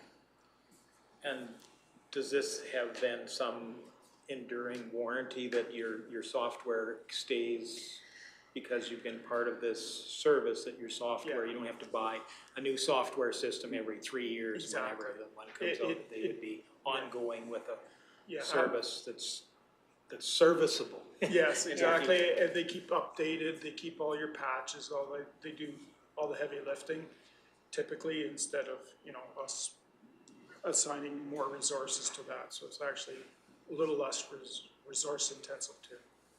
It's kind of like going from owning a car and being responsible for all the maintenance to leasing one and somebody else looks after that for you, or renting one. And I see this budget line being more or less a straight line as we're projecting into at least the next 4 years or 3 years? Yeah. Okay. We just become more and more dependent on technology all the time. It's just everything you go to do, there's some sort of technological aspect to it. At the same time, I'm very confident in saying that if we didn't spend the money on the technology, our overall costs would be significantly higher. And I can certainly say that I think our process over the last couple of days here has been made easier by having brought all those different departments together in a comparable process. I find this much easier process maybe than I have some other years in the past. If I may add to that, in addition to the efficiencies that we see out of that, it's actually enabled us to weather the storm in terms of things like COVID. Our technology and our cloud-based services and so forth have allowed us to be able to accommodate people working from home, or people that are homesick or have sick kids and that sort of thing, and they can still accomplish work. Whereas previously, you would have to come into the office and access things. It's really given us much more flexibility to adapt to a changing environment. Councillor Surmat, please. We don't have many staff that work from home, do we? Not currently. We did during the pandemic. The majority of our staff actually were working from home and alternating. Some would be in one day, some would be in another day type thing. So right now we don't. It's more of an ad hoc basis. If somebody's got sick kids at home and we can accommodate, we leave it up to each department and the management to decide if they can accommodate that request or not. So we actually see higher productivity because folks are like, I'm feeling a little bit sick, but I can still work. I just don't want to come to the office and get other people sick. They can still get work done, and we protect the rest of the staff too. So it's really kind of been a win-win for us overall. No increase in costs? Great. No, Perfect. not significantly anyways, little things like setting up Zoom and that sort of thing. That's one of the contracted services we'll see, but we use it for other purposes too. Super, thanks. Okay. So moving on from IT to GIS, as we mentioned, we've transferred a significant amount of contracted services from GIS to IT, so that is part of that increase you're seeing in IT. And as well, 2022 is when we did our imagery flyovers. So that's a significant operating expense once every few years. And what we do is put money into restricted surplus 2 years in a row, and then the third year we pull from that restricted surplus in order to fund that. So we're currently, over the next few years, we'll be exploring other options. What we were able to do this year is we had the opportunity to partner with Mountain View County and Red Deer County and put out a joint RFP with them. And so we used the same company, and the costs, we saved a little bit of money on that, but what it did was actually give us assurance of quality coming out of that, and as well open the door for us to be able to share imagery back and forth. So we don't just get an image that cuts off at our border. If we're wondering, well, where does this road go beyond our border, we can easily get that through this partnership with the other two municipalities. So that's really been a positive this year. And that was something that our new GIS coordinator was able to negotiate and work out. So I think that was really positive. So you said that was with Lacombe and Mountain View? It was Red Deer County Red and Deer Mountain County. View. Okay. Was Lacombe not interested in such a thing? I'm not sure they were part of the conversation No, or they not. weren't part of the conversation, and I'm not sure, I don't have the specifics to remember what was said. It was more than a few months ago. Might be an opportunity for the future. Yeah, absolutely. absolutely. Build on success. Deputy Reed Milhoff. Thank you. I was just gonna say, during our ICC, ICF conversations with our partners, we have to do those every 4 years, correct? I believe we have to read 3. Perhaps that's something we can add into that, going, hey, this was we have now a proof that it was successful and that it works, and we can explore that with all of our other partners, like 13 of them or whatever it is. Thank you. So the other component within GIS is the change in staffing. So again, as a reminder, and back to the last strategic planning meeting, we currently have a GIS coordinator and an administrative assistant that is a .5 position. So this budget reflects the elimination of that administrative position and replacing it with a full-time IT technician role that can support the GIS coordinator and help us meet the demand. I guess it is overwhelming demand, which is wonderful. Mr. Chair, you talk about, you know, the efficiency and the technology rolling out as we introduce what we're able to do with this GIS system. This is our graphing, our mapping system and so forth. The departments are getting so excited, but we haven't had the resources to show them how to use it and make their lives easier and use it as a tool. So that's what we see coming in the future, is to meet that demand, which we don't want to quell. We want to continue to nourish that demand and interest in the technology, because we think the whole organization is going to benefit from that. So that's included in the budget overall here as well.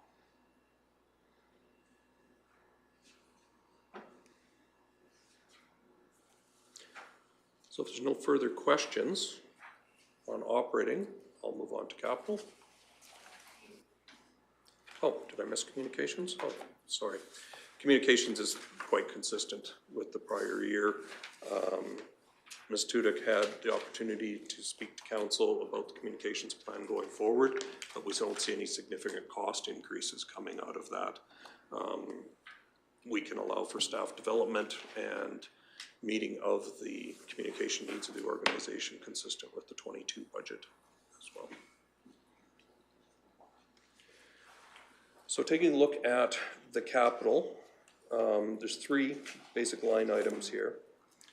And this is on, Maybe, before we step into that, maybe we'll take, 10 minutes here for a break, sure.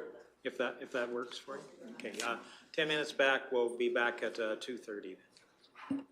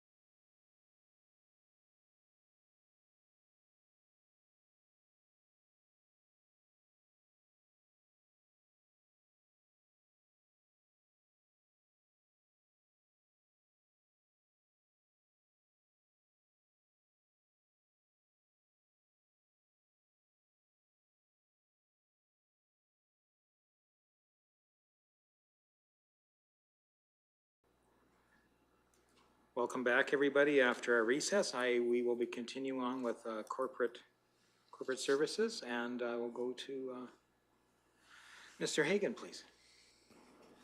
Thank you, Mr. Chair. So, turning our attention to the capital draft budget for corporate services, essentially all related to IT. 3 items on there, first of which starts on page 157 of your capital book. And that is funding that we request each year, and in the past you'll notice that it was $20,000 a year for the IT steering committee. And so the intent of this was to have a small pool of funds available that if the IT steering committee that reviews program needs, functionality of current software, need for either upgrades or new software before purchases are made. If they identify smaller pieces of software that could be purchased to meet an immediate need rather than waiting to the next year, gives them the functionality to do that. So based on spending experience over the past few years, we felt comfortable in reducing this down by 50%, felt that $10,000 would still be more than sufficient. And what we did is we built the other $10,000 into the IT operating budget in case we go with a cloud service or something like that. Or if we want to put it into training programs, security awareness, that sort of thing. So we see a little bit more functionality through that approach than strictly a capital amount. Gives Mr. McDonald some discretion in terms of buying some software or contracting it or putting the money into training or something like that that's identified at that steering committee. So that's the intent behind that amount there. Any questions on that? Okay. So then turning to page 159, and what we're looking at is the replacement of, is it 3 drones? Yes. Cam? Replacement of 3 drones. These are more general purpose drones that we really see getting training throughout the organization. One of the assessors was talking to me and he was at another municipality and they take a small drone out with them. And if they're not able to enter the property, they launch the drone, get some information that they need and carry on. And he was really excited about that. So I see that strategy of having the drones managed by information technology really coming to bloom here through the update. We have these 3 drones currently, but they're getting to end of life, past warranty, that sort of thing. So we're looking at replacing those going forward. And then again, these would be more general purpose for anybody in the organization to be able to use. Did you want to add anything to that? Yeah. Yep, absolutely. And the other thing, we'd be using it for our first responders, our emergency services for fire scenes and investigation and search and rescue. They did use the ones last year for search and rescue quite a few times and they've worked well. And again, they're sort of getting end of life and we don't want to put search and rescue or anybody into worrying about something dying in the middle of a search. And end of warranty, and there's little bit newer technology that lets them actually go out farther and last longer in the air.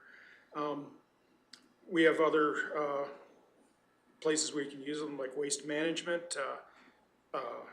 Look at their areas and assess agriculture for insect and animal habitat and detect weeds. We were looking into those, and actually, as an example for economic development, maybe photographing something like the trail system and putting it on YouTube, a bad example, but something like that on our website and using it as promotion for economic development. So I feel like having a centralized system like we have, and we can train out appropriate people in the departments to use them, is sort of a long strategy of drones. Drones are just, they're gonna, 5-10 years from now, they'll be totally different beasts, but we'll be using them more and more. So that's sort of where I sit with that.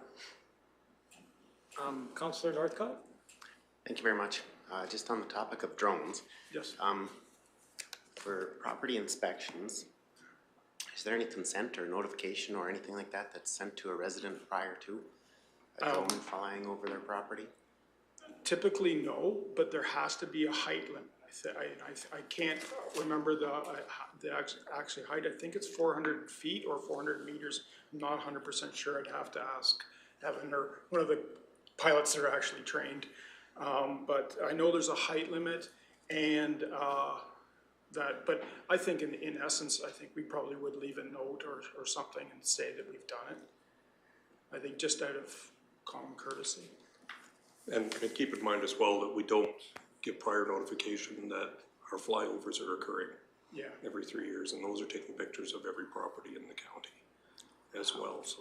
How high are those? The They're reason I up. bring it up is I've had conversations with residents in the past, and the residents I had the discussions with were not in favor of drones flying over their properties, but. And clearly we have to be responsible in our use, and I would suggest that we need to involve our communications team as we start using drones more, so that the public understands we're using them properly, we're respecting privacy issues, that sort of thing, but we're using them within legal limits to conduct county business and get it done, and for those purposes only. Oh, sorry, Mary. Mr. McDonald? Yeah, to add to that, we've also, myself and Emergency Services, or a representative from Emergency Services, are working with a fella outside of Calgary to actually start drafting some documents and stuff around that on use of how a municipality should use drones. And that'll be part of, if anybody in the county gets trained on drones, they would have to reference those. So, and we would be using material from other municipalities that use it. So that's sort of an ongoing thing that's happening next year also, if this budget's approved. Okay, no, I just wanted to read that it's comment. great. Yeah, thanks. Thanks for the question.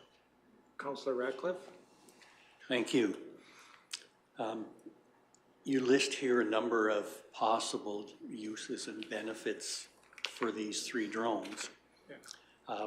How much development has been done on that in proving out the value of this investment? Well, a fair amount of research has gone into it, mostly through Emergency Services. It's really started in that area, and it's sort of progressed and matured throughout that.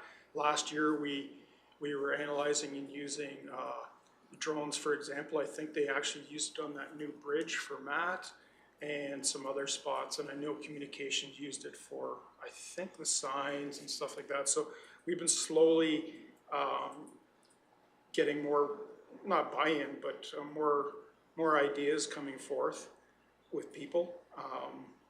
Proving it out is a slow move, because a lot of that has to come with training. And it's hard to, a lot of the people that are trained are Emergency Services, so we can't really pull them away a lot. So once we get more people trained, I think then we can start proving out more and more uses for the drones, if that helps. Yeah, okay, I just, like to see some justification, like quantitative justification for, picking up another 3 of these drones. And again, for clarification, these are replacements, so these won't be increasing the fleet. These will simply be retiring the 3 that we're currently using. Will we recover any funds from the ones we are? I wouldn't see how we could receive funds from So they drones, have- unless maybe somebody. I was thinking of residual value. I would expect it would be probably not very significant. The technology's outdated and they've had a useful life. They've had a very useful life, so we can certainly try and see what value they would have. We haven't sold any drones ever, so I don't really know a good answer on what a $5,000 drone that we bought 6 years ago is worth. $100 or $3,000, I don't know. Yeah, but they're still fully functional, aren't they? No, in some cases they're not great. There's problems with the boards and stuff like that. So they're sort of band-aided together, some of the stuff, and propellers are hard to. There's certain propellers and stuff that are hard to come by. So. I guess my question would be, we're proposing 3 of these units. I know end of life can come very quickly with rapid unplanned disassembly. Is the amount of risk that's in the flying portion of this is if I know some of it probably is software, some of it is probably the receiver control unit, some of the stuff that's on the ground that's unlikely to crash, but the thing that's in the air, is there what portion of this is at risk as it's being used? And I know we've got them in, the last drones we had insured, so that's through our insurance. But there's always a risk to, everything that's flying in the air, has to come down in one way or another.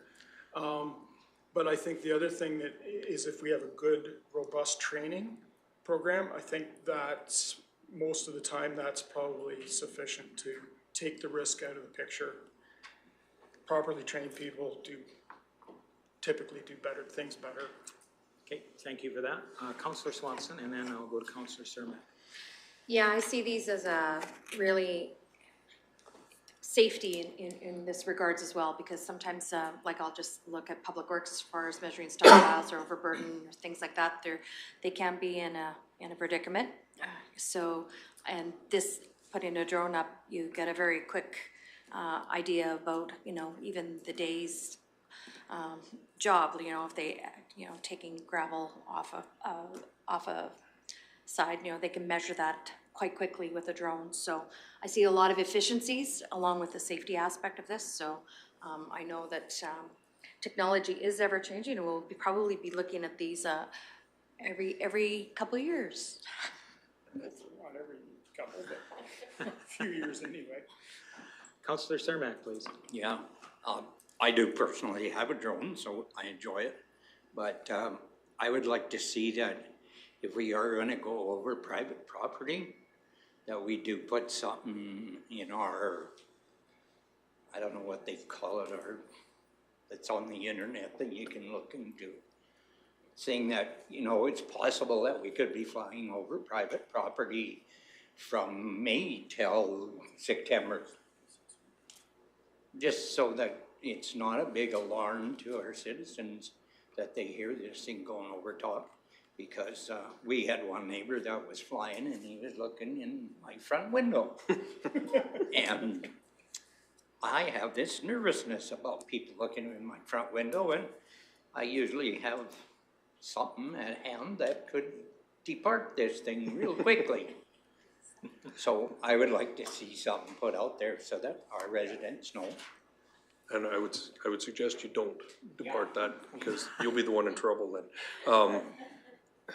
I wholeheartedly agree with you. I think communication is extremely important, as is the education and the understanding. And I can guarantee you that we won't be looking in anybody's window. We will be respecting the height limitations and so forth. And it will be for the specific purposes that they're authorized to be used for. And I'm going to go to my extreme right and then work our way back across.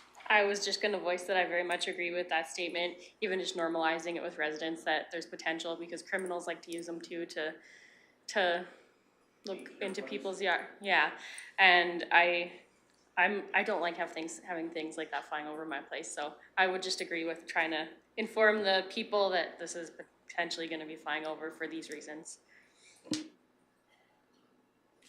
Deputy Reeve Melhoff.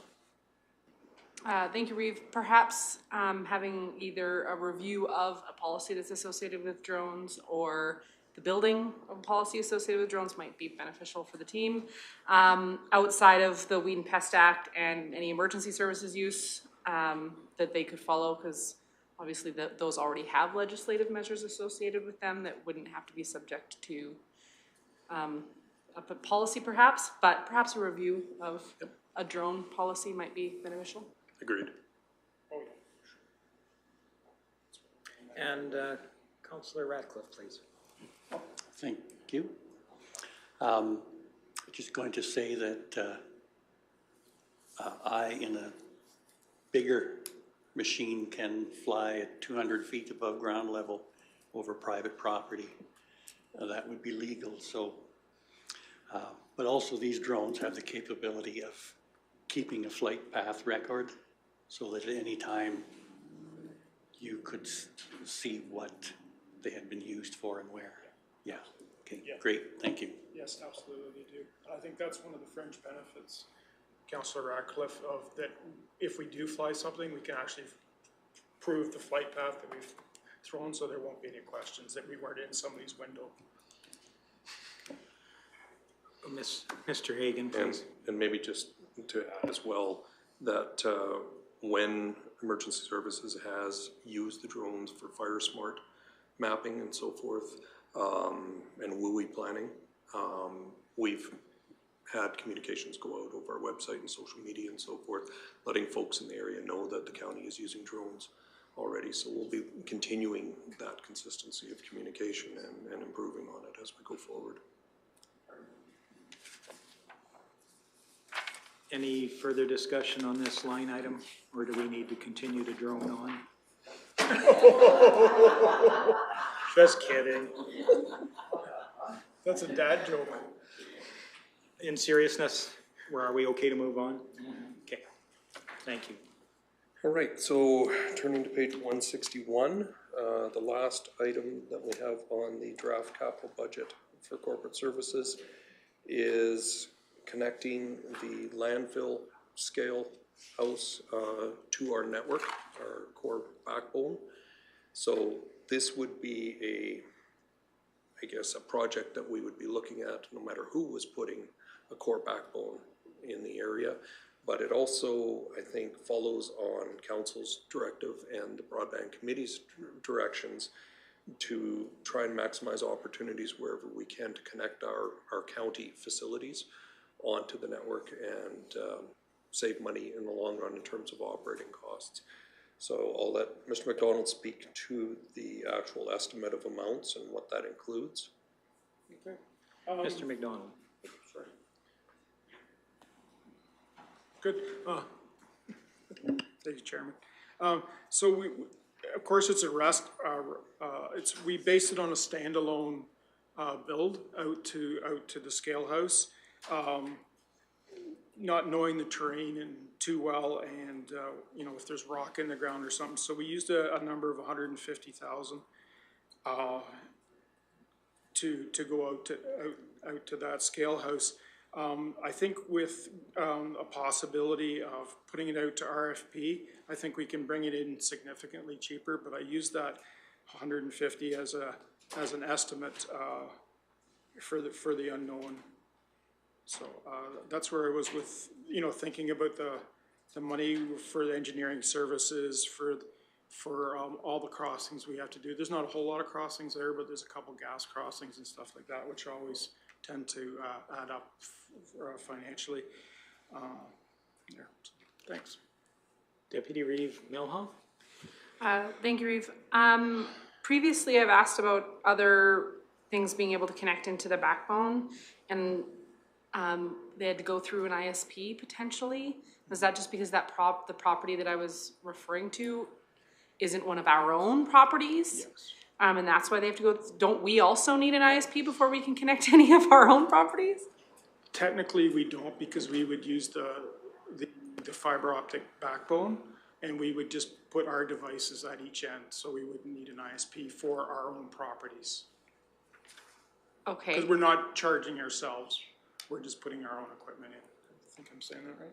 Yeah. But don't you need an ISP to get the internet through the fiber from the gateway? It's not internet that we'd be just doing a direct line, for example, from this building to the next building. So so from agriculture, from this building to that building, we've got a piece of fiber in between and two pieces of equipment, switches, talk together. That's all we need. We don't need internet access. We do that back here for the county internet. So there's no. I thought fiber was internet. The gateway's already, fiber optics itself isn't internet, it's just a transport medium. So this is the old world Ethernet where it's the internal connection? Not really. It's the fiber optic cable to fiber optic cable. It'd be the dark fiber discussion that we're having. But if it's only dark fiber, why do we connect it at all? If there's nothing to get red off the other end of it, what's the point? Well, the light comes from here, from our county gateway. County gateway, not broadband gateway. Separate the two. This is for Clearwater counties, we get our internet from here, and we would just use a piece of fiber that goes out past the scale house to the scale house, and we just put a device at each end and it lights it up. And what would be the purpose then if it's not they're not accessing internet? It is, Stuff. it would connect, that would cause the internet connection out there. That technology does that for you, and it all hones it here.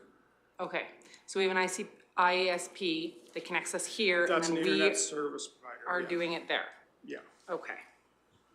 I can draw it out for you anytime you want.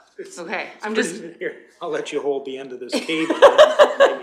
No, I get the technology is a little difficult to understand, but I can certainly, if you need to, I can spend the time and show you exactly the instruments of how to do that. okay, I didn't think anything was on the system yet, so then to have some, anyway. Thank you. Okay,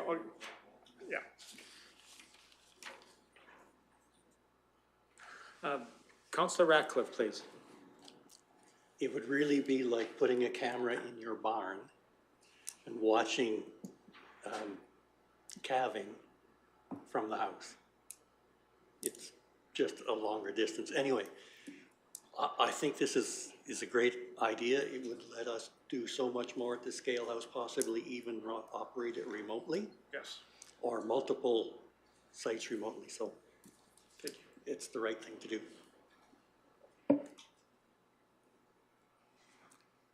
Any further questions? Seeing none? Thumbs up?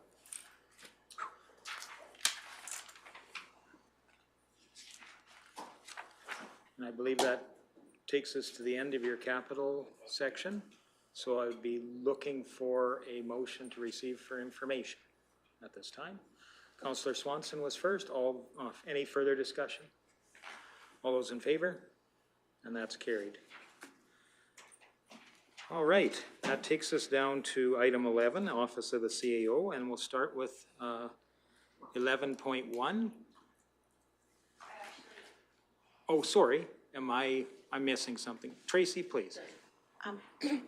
Just to remind the committee that there is one tabled item, and that's the... That's the Ag and Community right. Services items Right. there, yes. Maybe we shall, since we are joined by Mr. Martinson right now, can we review that one and Sure. Sure, so I'll turn the floor across to you, Mr. Martinson. Thank you. If we could have a motion to lift this Oh, item yes, from the table. motion to lift from the table, and that's from Councillor Northcott. All those in favor? Just a motion to lift from the table. Sorry if I caught you in mid thought. Okay, that's carried. So that is lifted from the table, and I will turn the floor across to Mr. Martinson, please. Thank you. Yeah, we got the opportunity, myself and Manager Sirhan have a little bit more information for you. So maybe I'll start on page 235 of the Ag Community Services operating budget. It's where the recreation transfers to support Rocky Mountain House Recreation Capital is. And maybe I'll just take a minute to go through the projects specifically that make up the capital ask, which is indeed the $1,082,500. There was some confusion around that yesterday, and I'll apologize for that. I do want to point out a bit of an oversight in the description. That description indeed is residual leftover from last year's budget, so please disregard that. But I will provide a little bit of description regarding the projects that make up that number that's in front of you. So first project is the Bunch Hallway and Dressing Room reno. Total cost of that project would be $500,000. Though there is a funding partnership outside of the town and county, and that would be in the amount of $250,000. Splash Park washrooms, additions to washrooms, addition of washrooms to the existing mechanical room that is already there. The washrooms would be large enough to be used as dressing rooms. Currently using porta potties there for facilitating the need to use the bathroom, but you know, I'm sure we can all understand that porta potties don't make the best dressing rooms. So I think that is something that's likely needed down there, though it hasn't been included in the past 10-year capital plan, and that's why it's maybe new to us here. Tennis courts, the work there is relating to repairs to cracks now to prevent major failure of the asphalt and a potentially entirely new asphalt structure having to be put there. The costs also include line painting, which will, we understand, include tennis lines and pickleball lines. Number 4, improvements to NSRP, including fencing, bringing up the rental hall. Sorry, I just want to call it Cheap Charlie's, but the rental hall to building code, and also adding seating tables for the grandstand suites. So that's the kind of boxed in area above the grandstands at the North Saskatchewan River Park, kind of typically where VIPs are housed during the rodeo and the chucks. So this one would be a phased approach. So phase 1, 2022 was completed, which included engineering, and so they asked for 2023 would be for building and furnishing. It also includes electricity to the infield. So that was a little bit more of a description for what includes, what all capital items were included in that roughly $1 million ask for capital. So maybe I will just shift it over to Manager Serhan, and if she has any info to provide sort of the grant funding issue. Yeah, we kind of went over that just before, just because it was in the finance section or the corporate services revenue section. That grant was in there, so I just explained that the community support grant from the county is what they were using to fund those projects with. So technically that, I spoke with administration, they're gonna move that to fund something else so that it's a little less confusing for everyone. So they will be funding their projects out of restricted surplus. Deputy Reeve Melvin, please. Thank you, Reeve. So previously, this was being funded from the community support grant, which is actually part of the shared services agreement. That the catchment area for that agreement is 32%, but this agreement is 50% when a shared service agreement is proving 32%. Just curious the discrepancy in the percentages of shared services between REC and the shared service agreement. Yeah, I wasn't involved in the negotiations for that. Oh, I'm not sure where the 32% came from, but. Was anybody involved in that?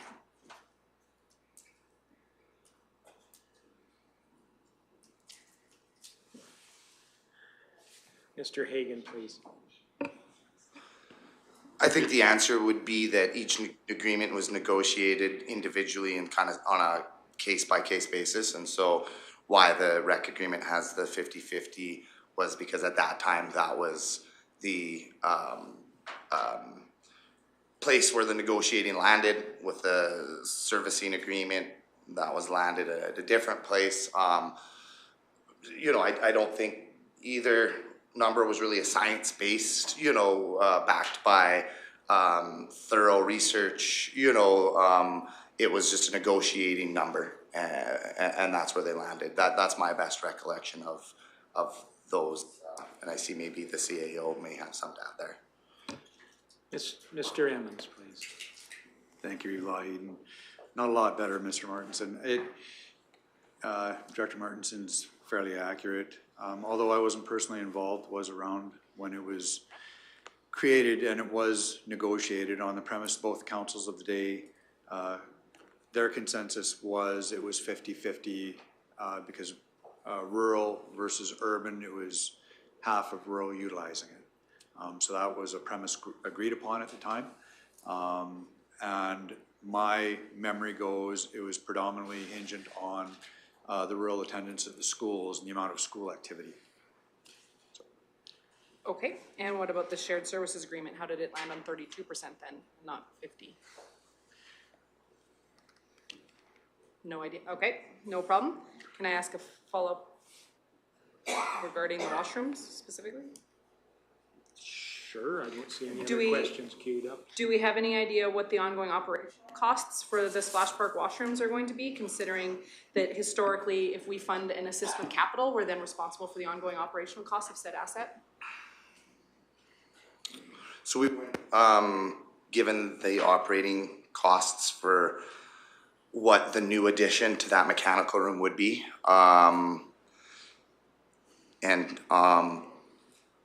so just to clarify regarding the current agreement we have, if council wishes to fund this project, it doesn't necessarily mean we have to fund the operations.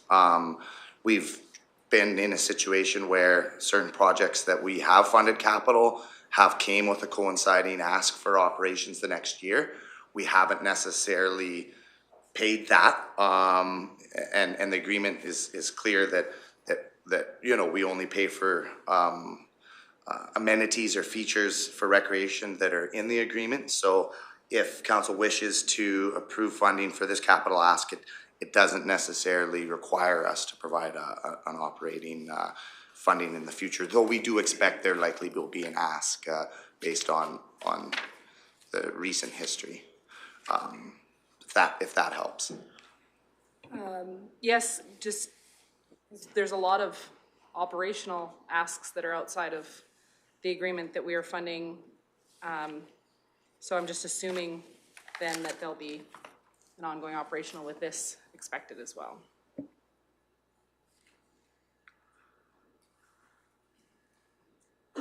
Ms. Serhan?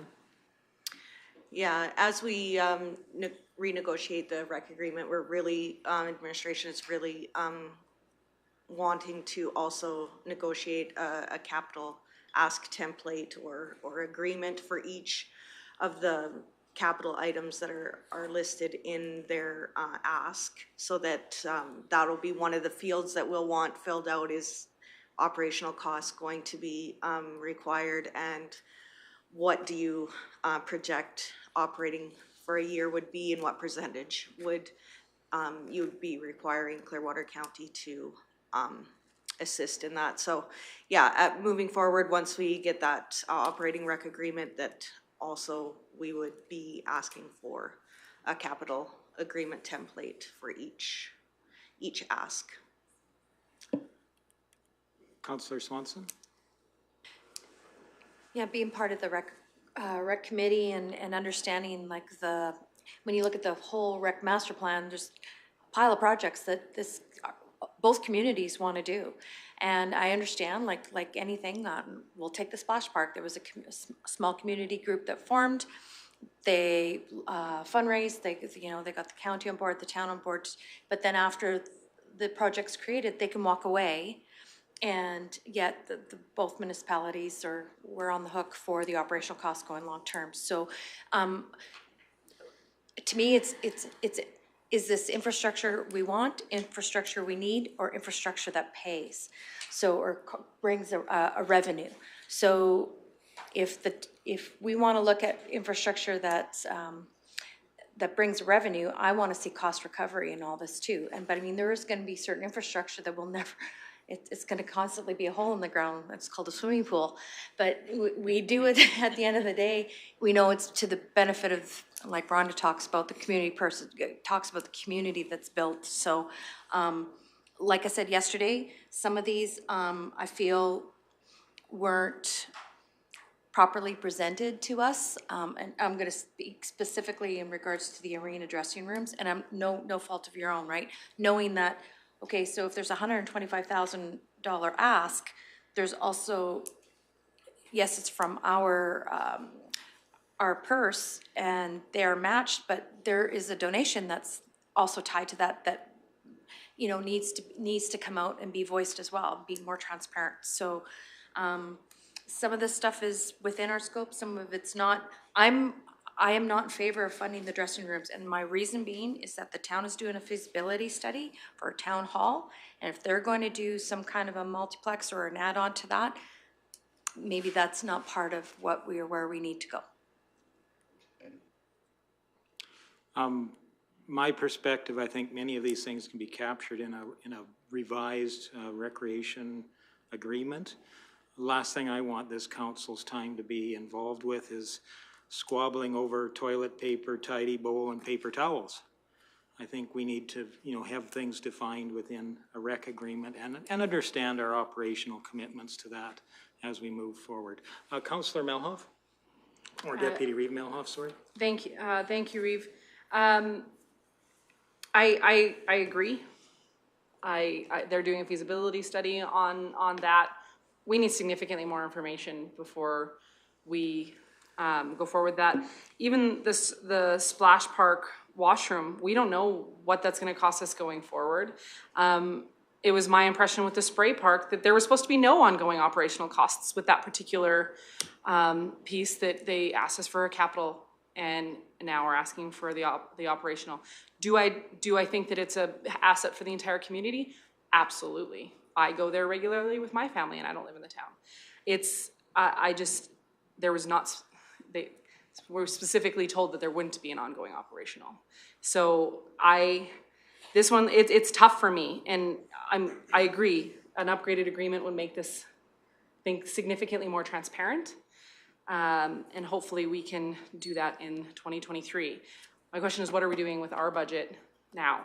Where's the rest of council sitting with this, or am I the only one very concerned about this?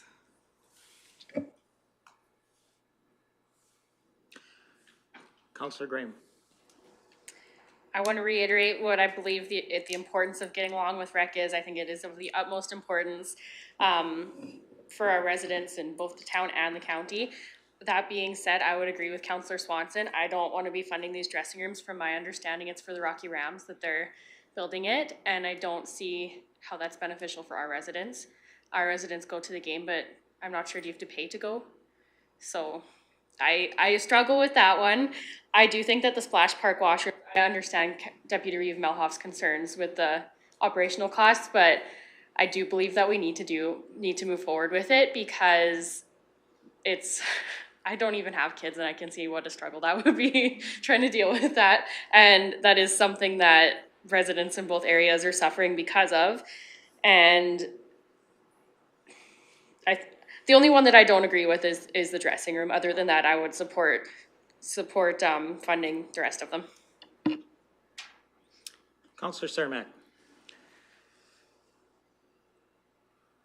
I think that this recreation needs to go ahead, but we need lots of clarification on a breakdown of each one of these. Capital costs, operation costs. We know that it's going to benefit both the town and the county, but I need lots of clarification to put my name to it and say, yes, we will give them $1,800,000 or $1,082,000. But I don't want to see it stop because we didn't get enough information. I think that the town can provide us with better information, or we need to sit on a committee that is doing this.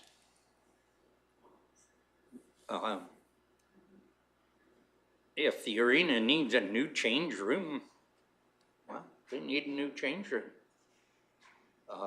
When they did that upgrade there in it, I was the one that went in there and walked through it, and I really chopped it apart, and so did my son-in-law. And they did do some changes. but I can see where these changes have to come. And I know that our residents in the town, in the county, is using that facility. I think there's more players from out of town that play on the Rams than there is people that live in the town and play on the Rams team. And it's a real drawing card for this area. They have a pretty good hockey team. So I don't want to squash it, but I need information so that I know that I'm spending my dollars right. Not that I'm just giving a blank check to somebody to do whatever they want with it. Mr. Emmons, please.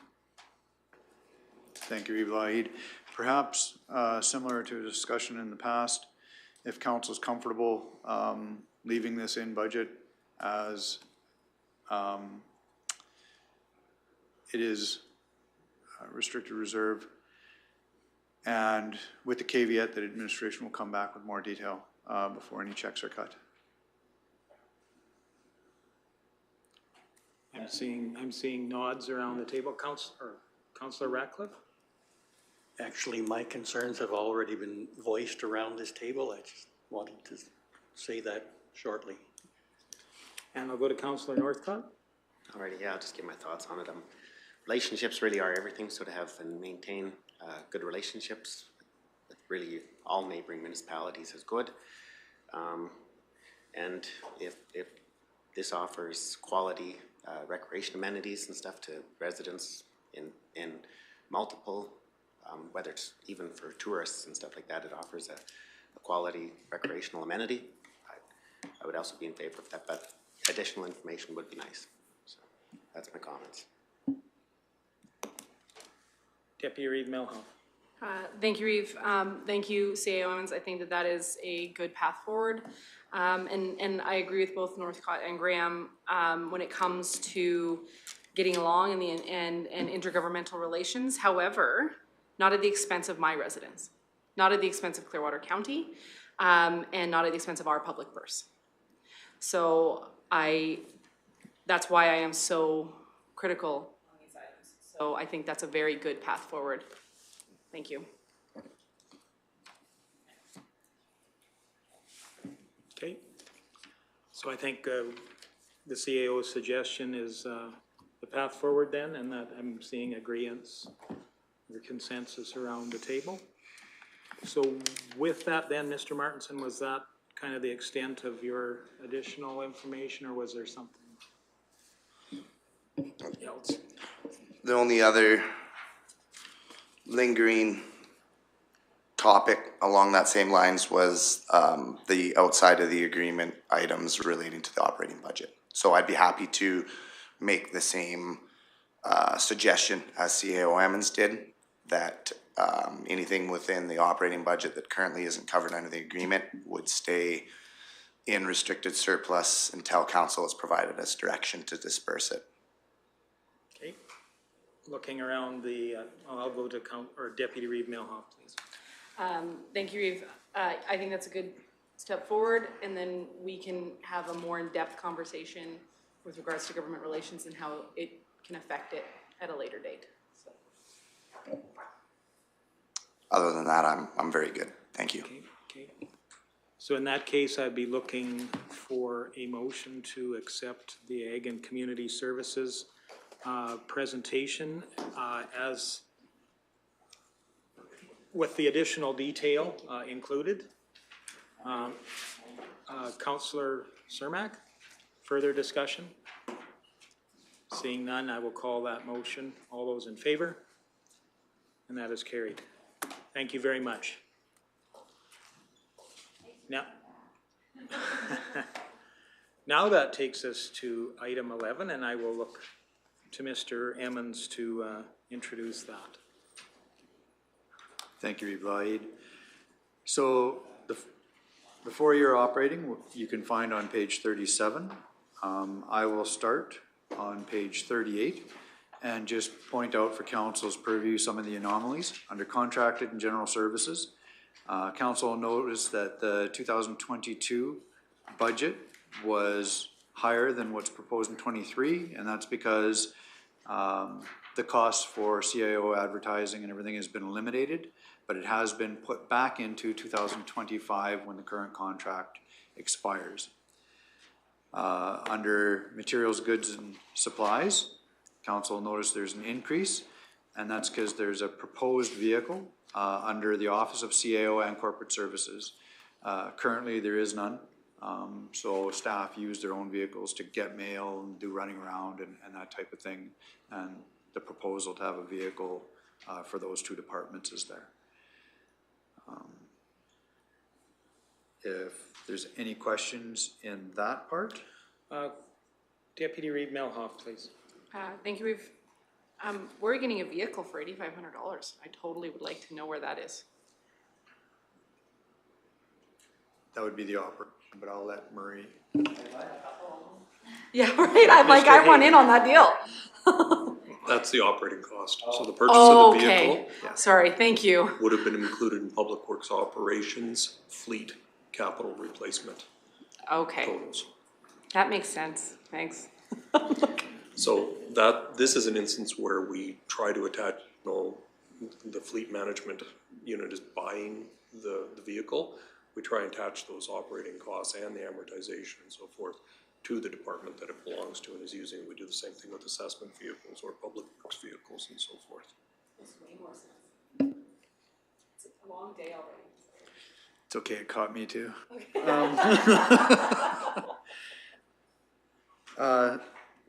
Page 39, if I could also point out for council, under line 61, contracted services, there's 31,000 in 2025, and that's just for the cost of recruiting. Again, going back to that contract renewal. If there's no questions there, I'd ask council to go to page 40, but I don't want to rush too much. Are we okay? Not seeing any questions. Okay. So this one's human resources, general. There is a typo in the first line, so with council's indulgence, I'll just read what it should. Labor and travel, increased one support position to full-time in 2023 to meet the ongoing service demand. So currently, we have part-time positions there, and the proposal there is to bring it to an FTE. In that, if I may, that explains the labor. Draw council's attention to the contracted services because this is different than what was previously discussed, and I want to be very clear for council on that. So there's 70,000 identified additional from 2022 to 2023. In strategic planning, I proposed 40,000 for the position to draft up job procedures, which in essence creates career pathing. I'll also say that it assists myself and my team in some of the positioning of current positions by identifying responsibilities. So we create equity within our positions as well. There's many important parts that play into this process. But the fear came up after the conversation that we couldn't get an employee to do this for such a short term, and it may end up a contract position, which would be more than an employee. So we're hoping to attract, but worst case scenario would be a contract position, which would be this. So I really wanted to give the explanation because it wasn't what I presented at strategic planning. It's like 30,000 more. So I want to be very clear on that point. Did council have any questions? I'd be happy to address them. Deputy Reeve Melhoff, please.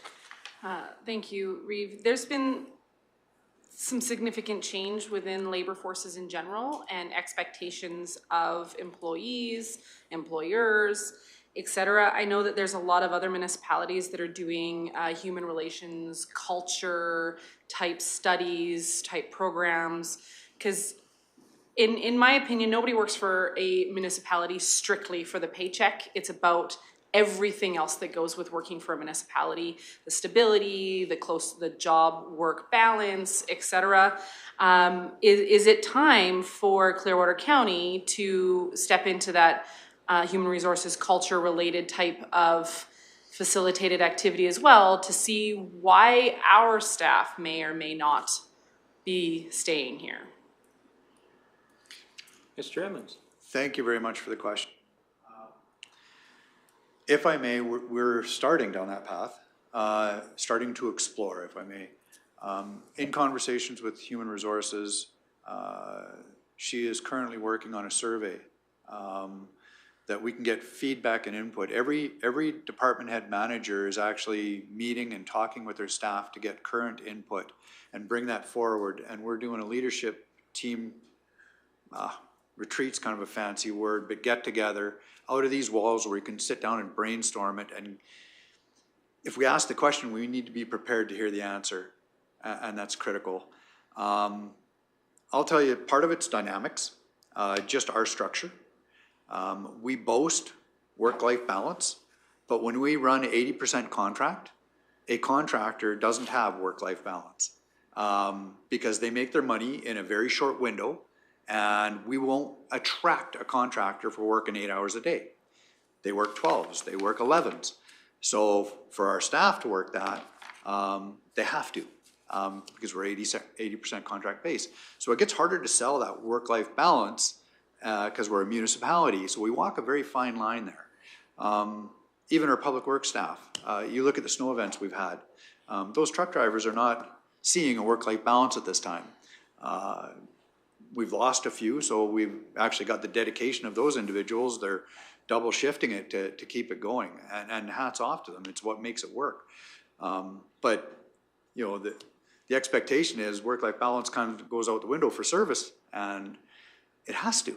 You know, so you're right, Deputy Reeve, Melhaff. We've lost a number of truck drivers lately, actually, and we want to ensure the people that want to be here stay here in a healthy, productive, healthy workplace. So we've actually started that process.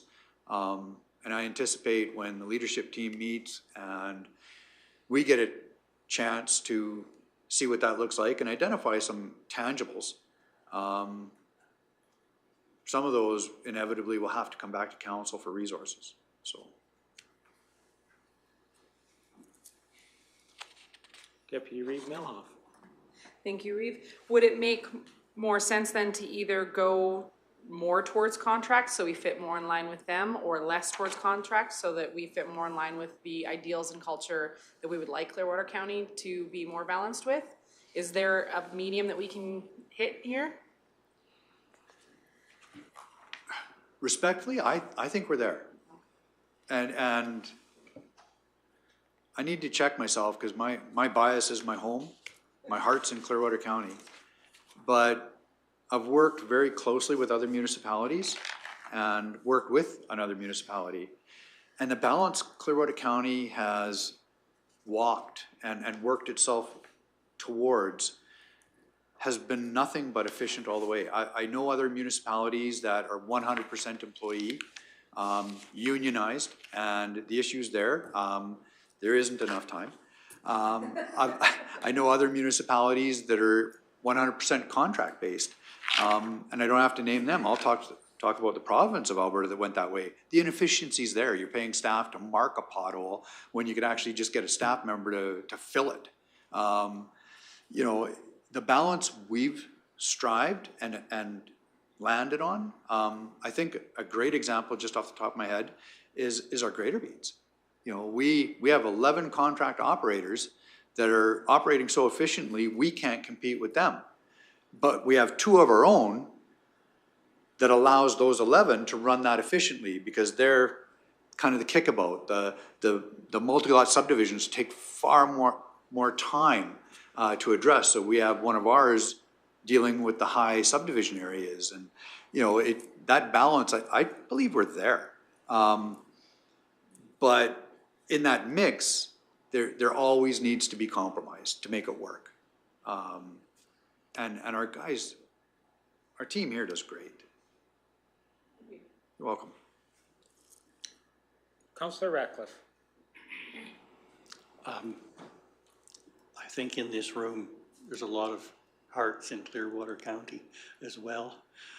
I'm pleased to hear you talk about some of the programs and efforts you're working on.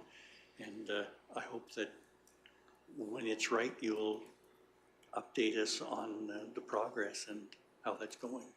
Thank you. Deputy Reeve Melhoff. Thank you, Reeve. With regards to the workplace culture and that kind of stuff that you're already working on, I just want to confirm that staff will have the full opportunity to be able to express anything that they need to within that format. I don't want them to have to feel like if they say something that their job may be on the line, et cetera.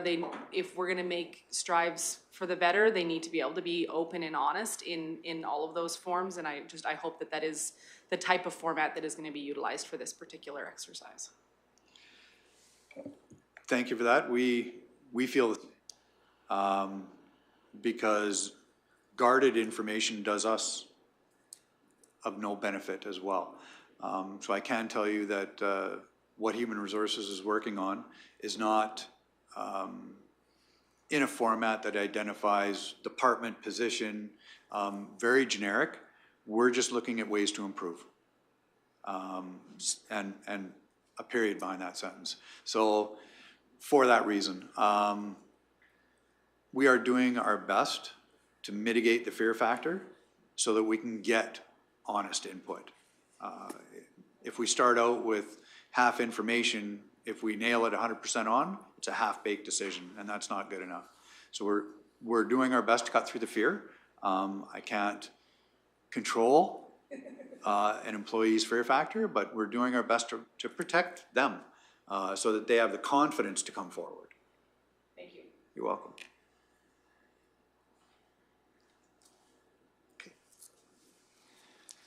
So going to page 40, if I may, is health and safety.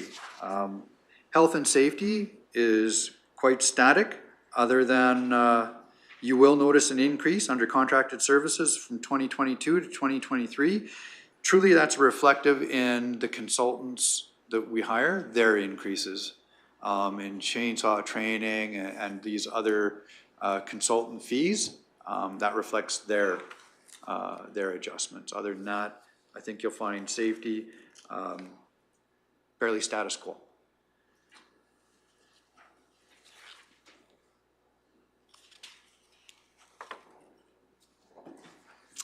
And mine is that boring.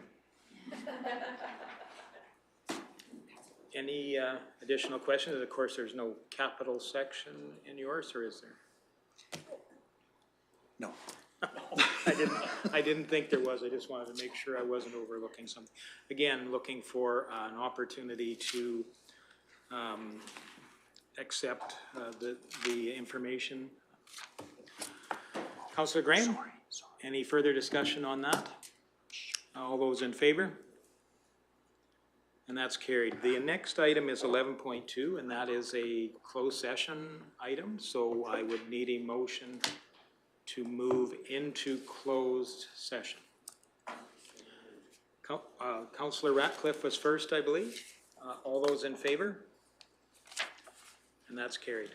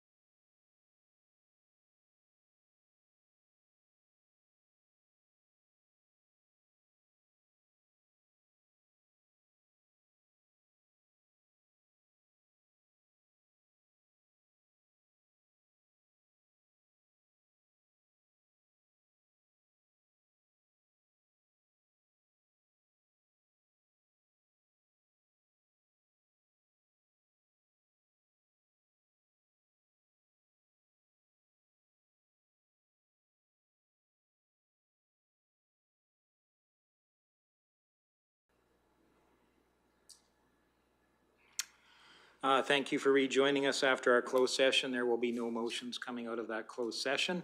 And we will recess until tomorrow morning at 9 a.m. See you then, and thank you for joining us today.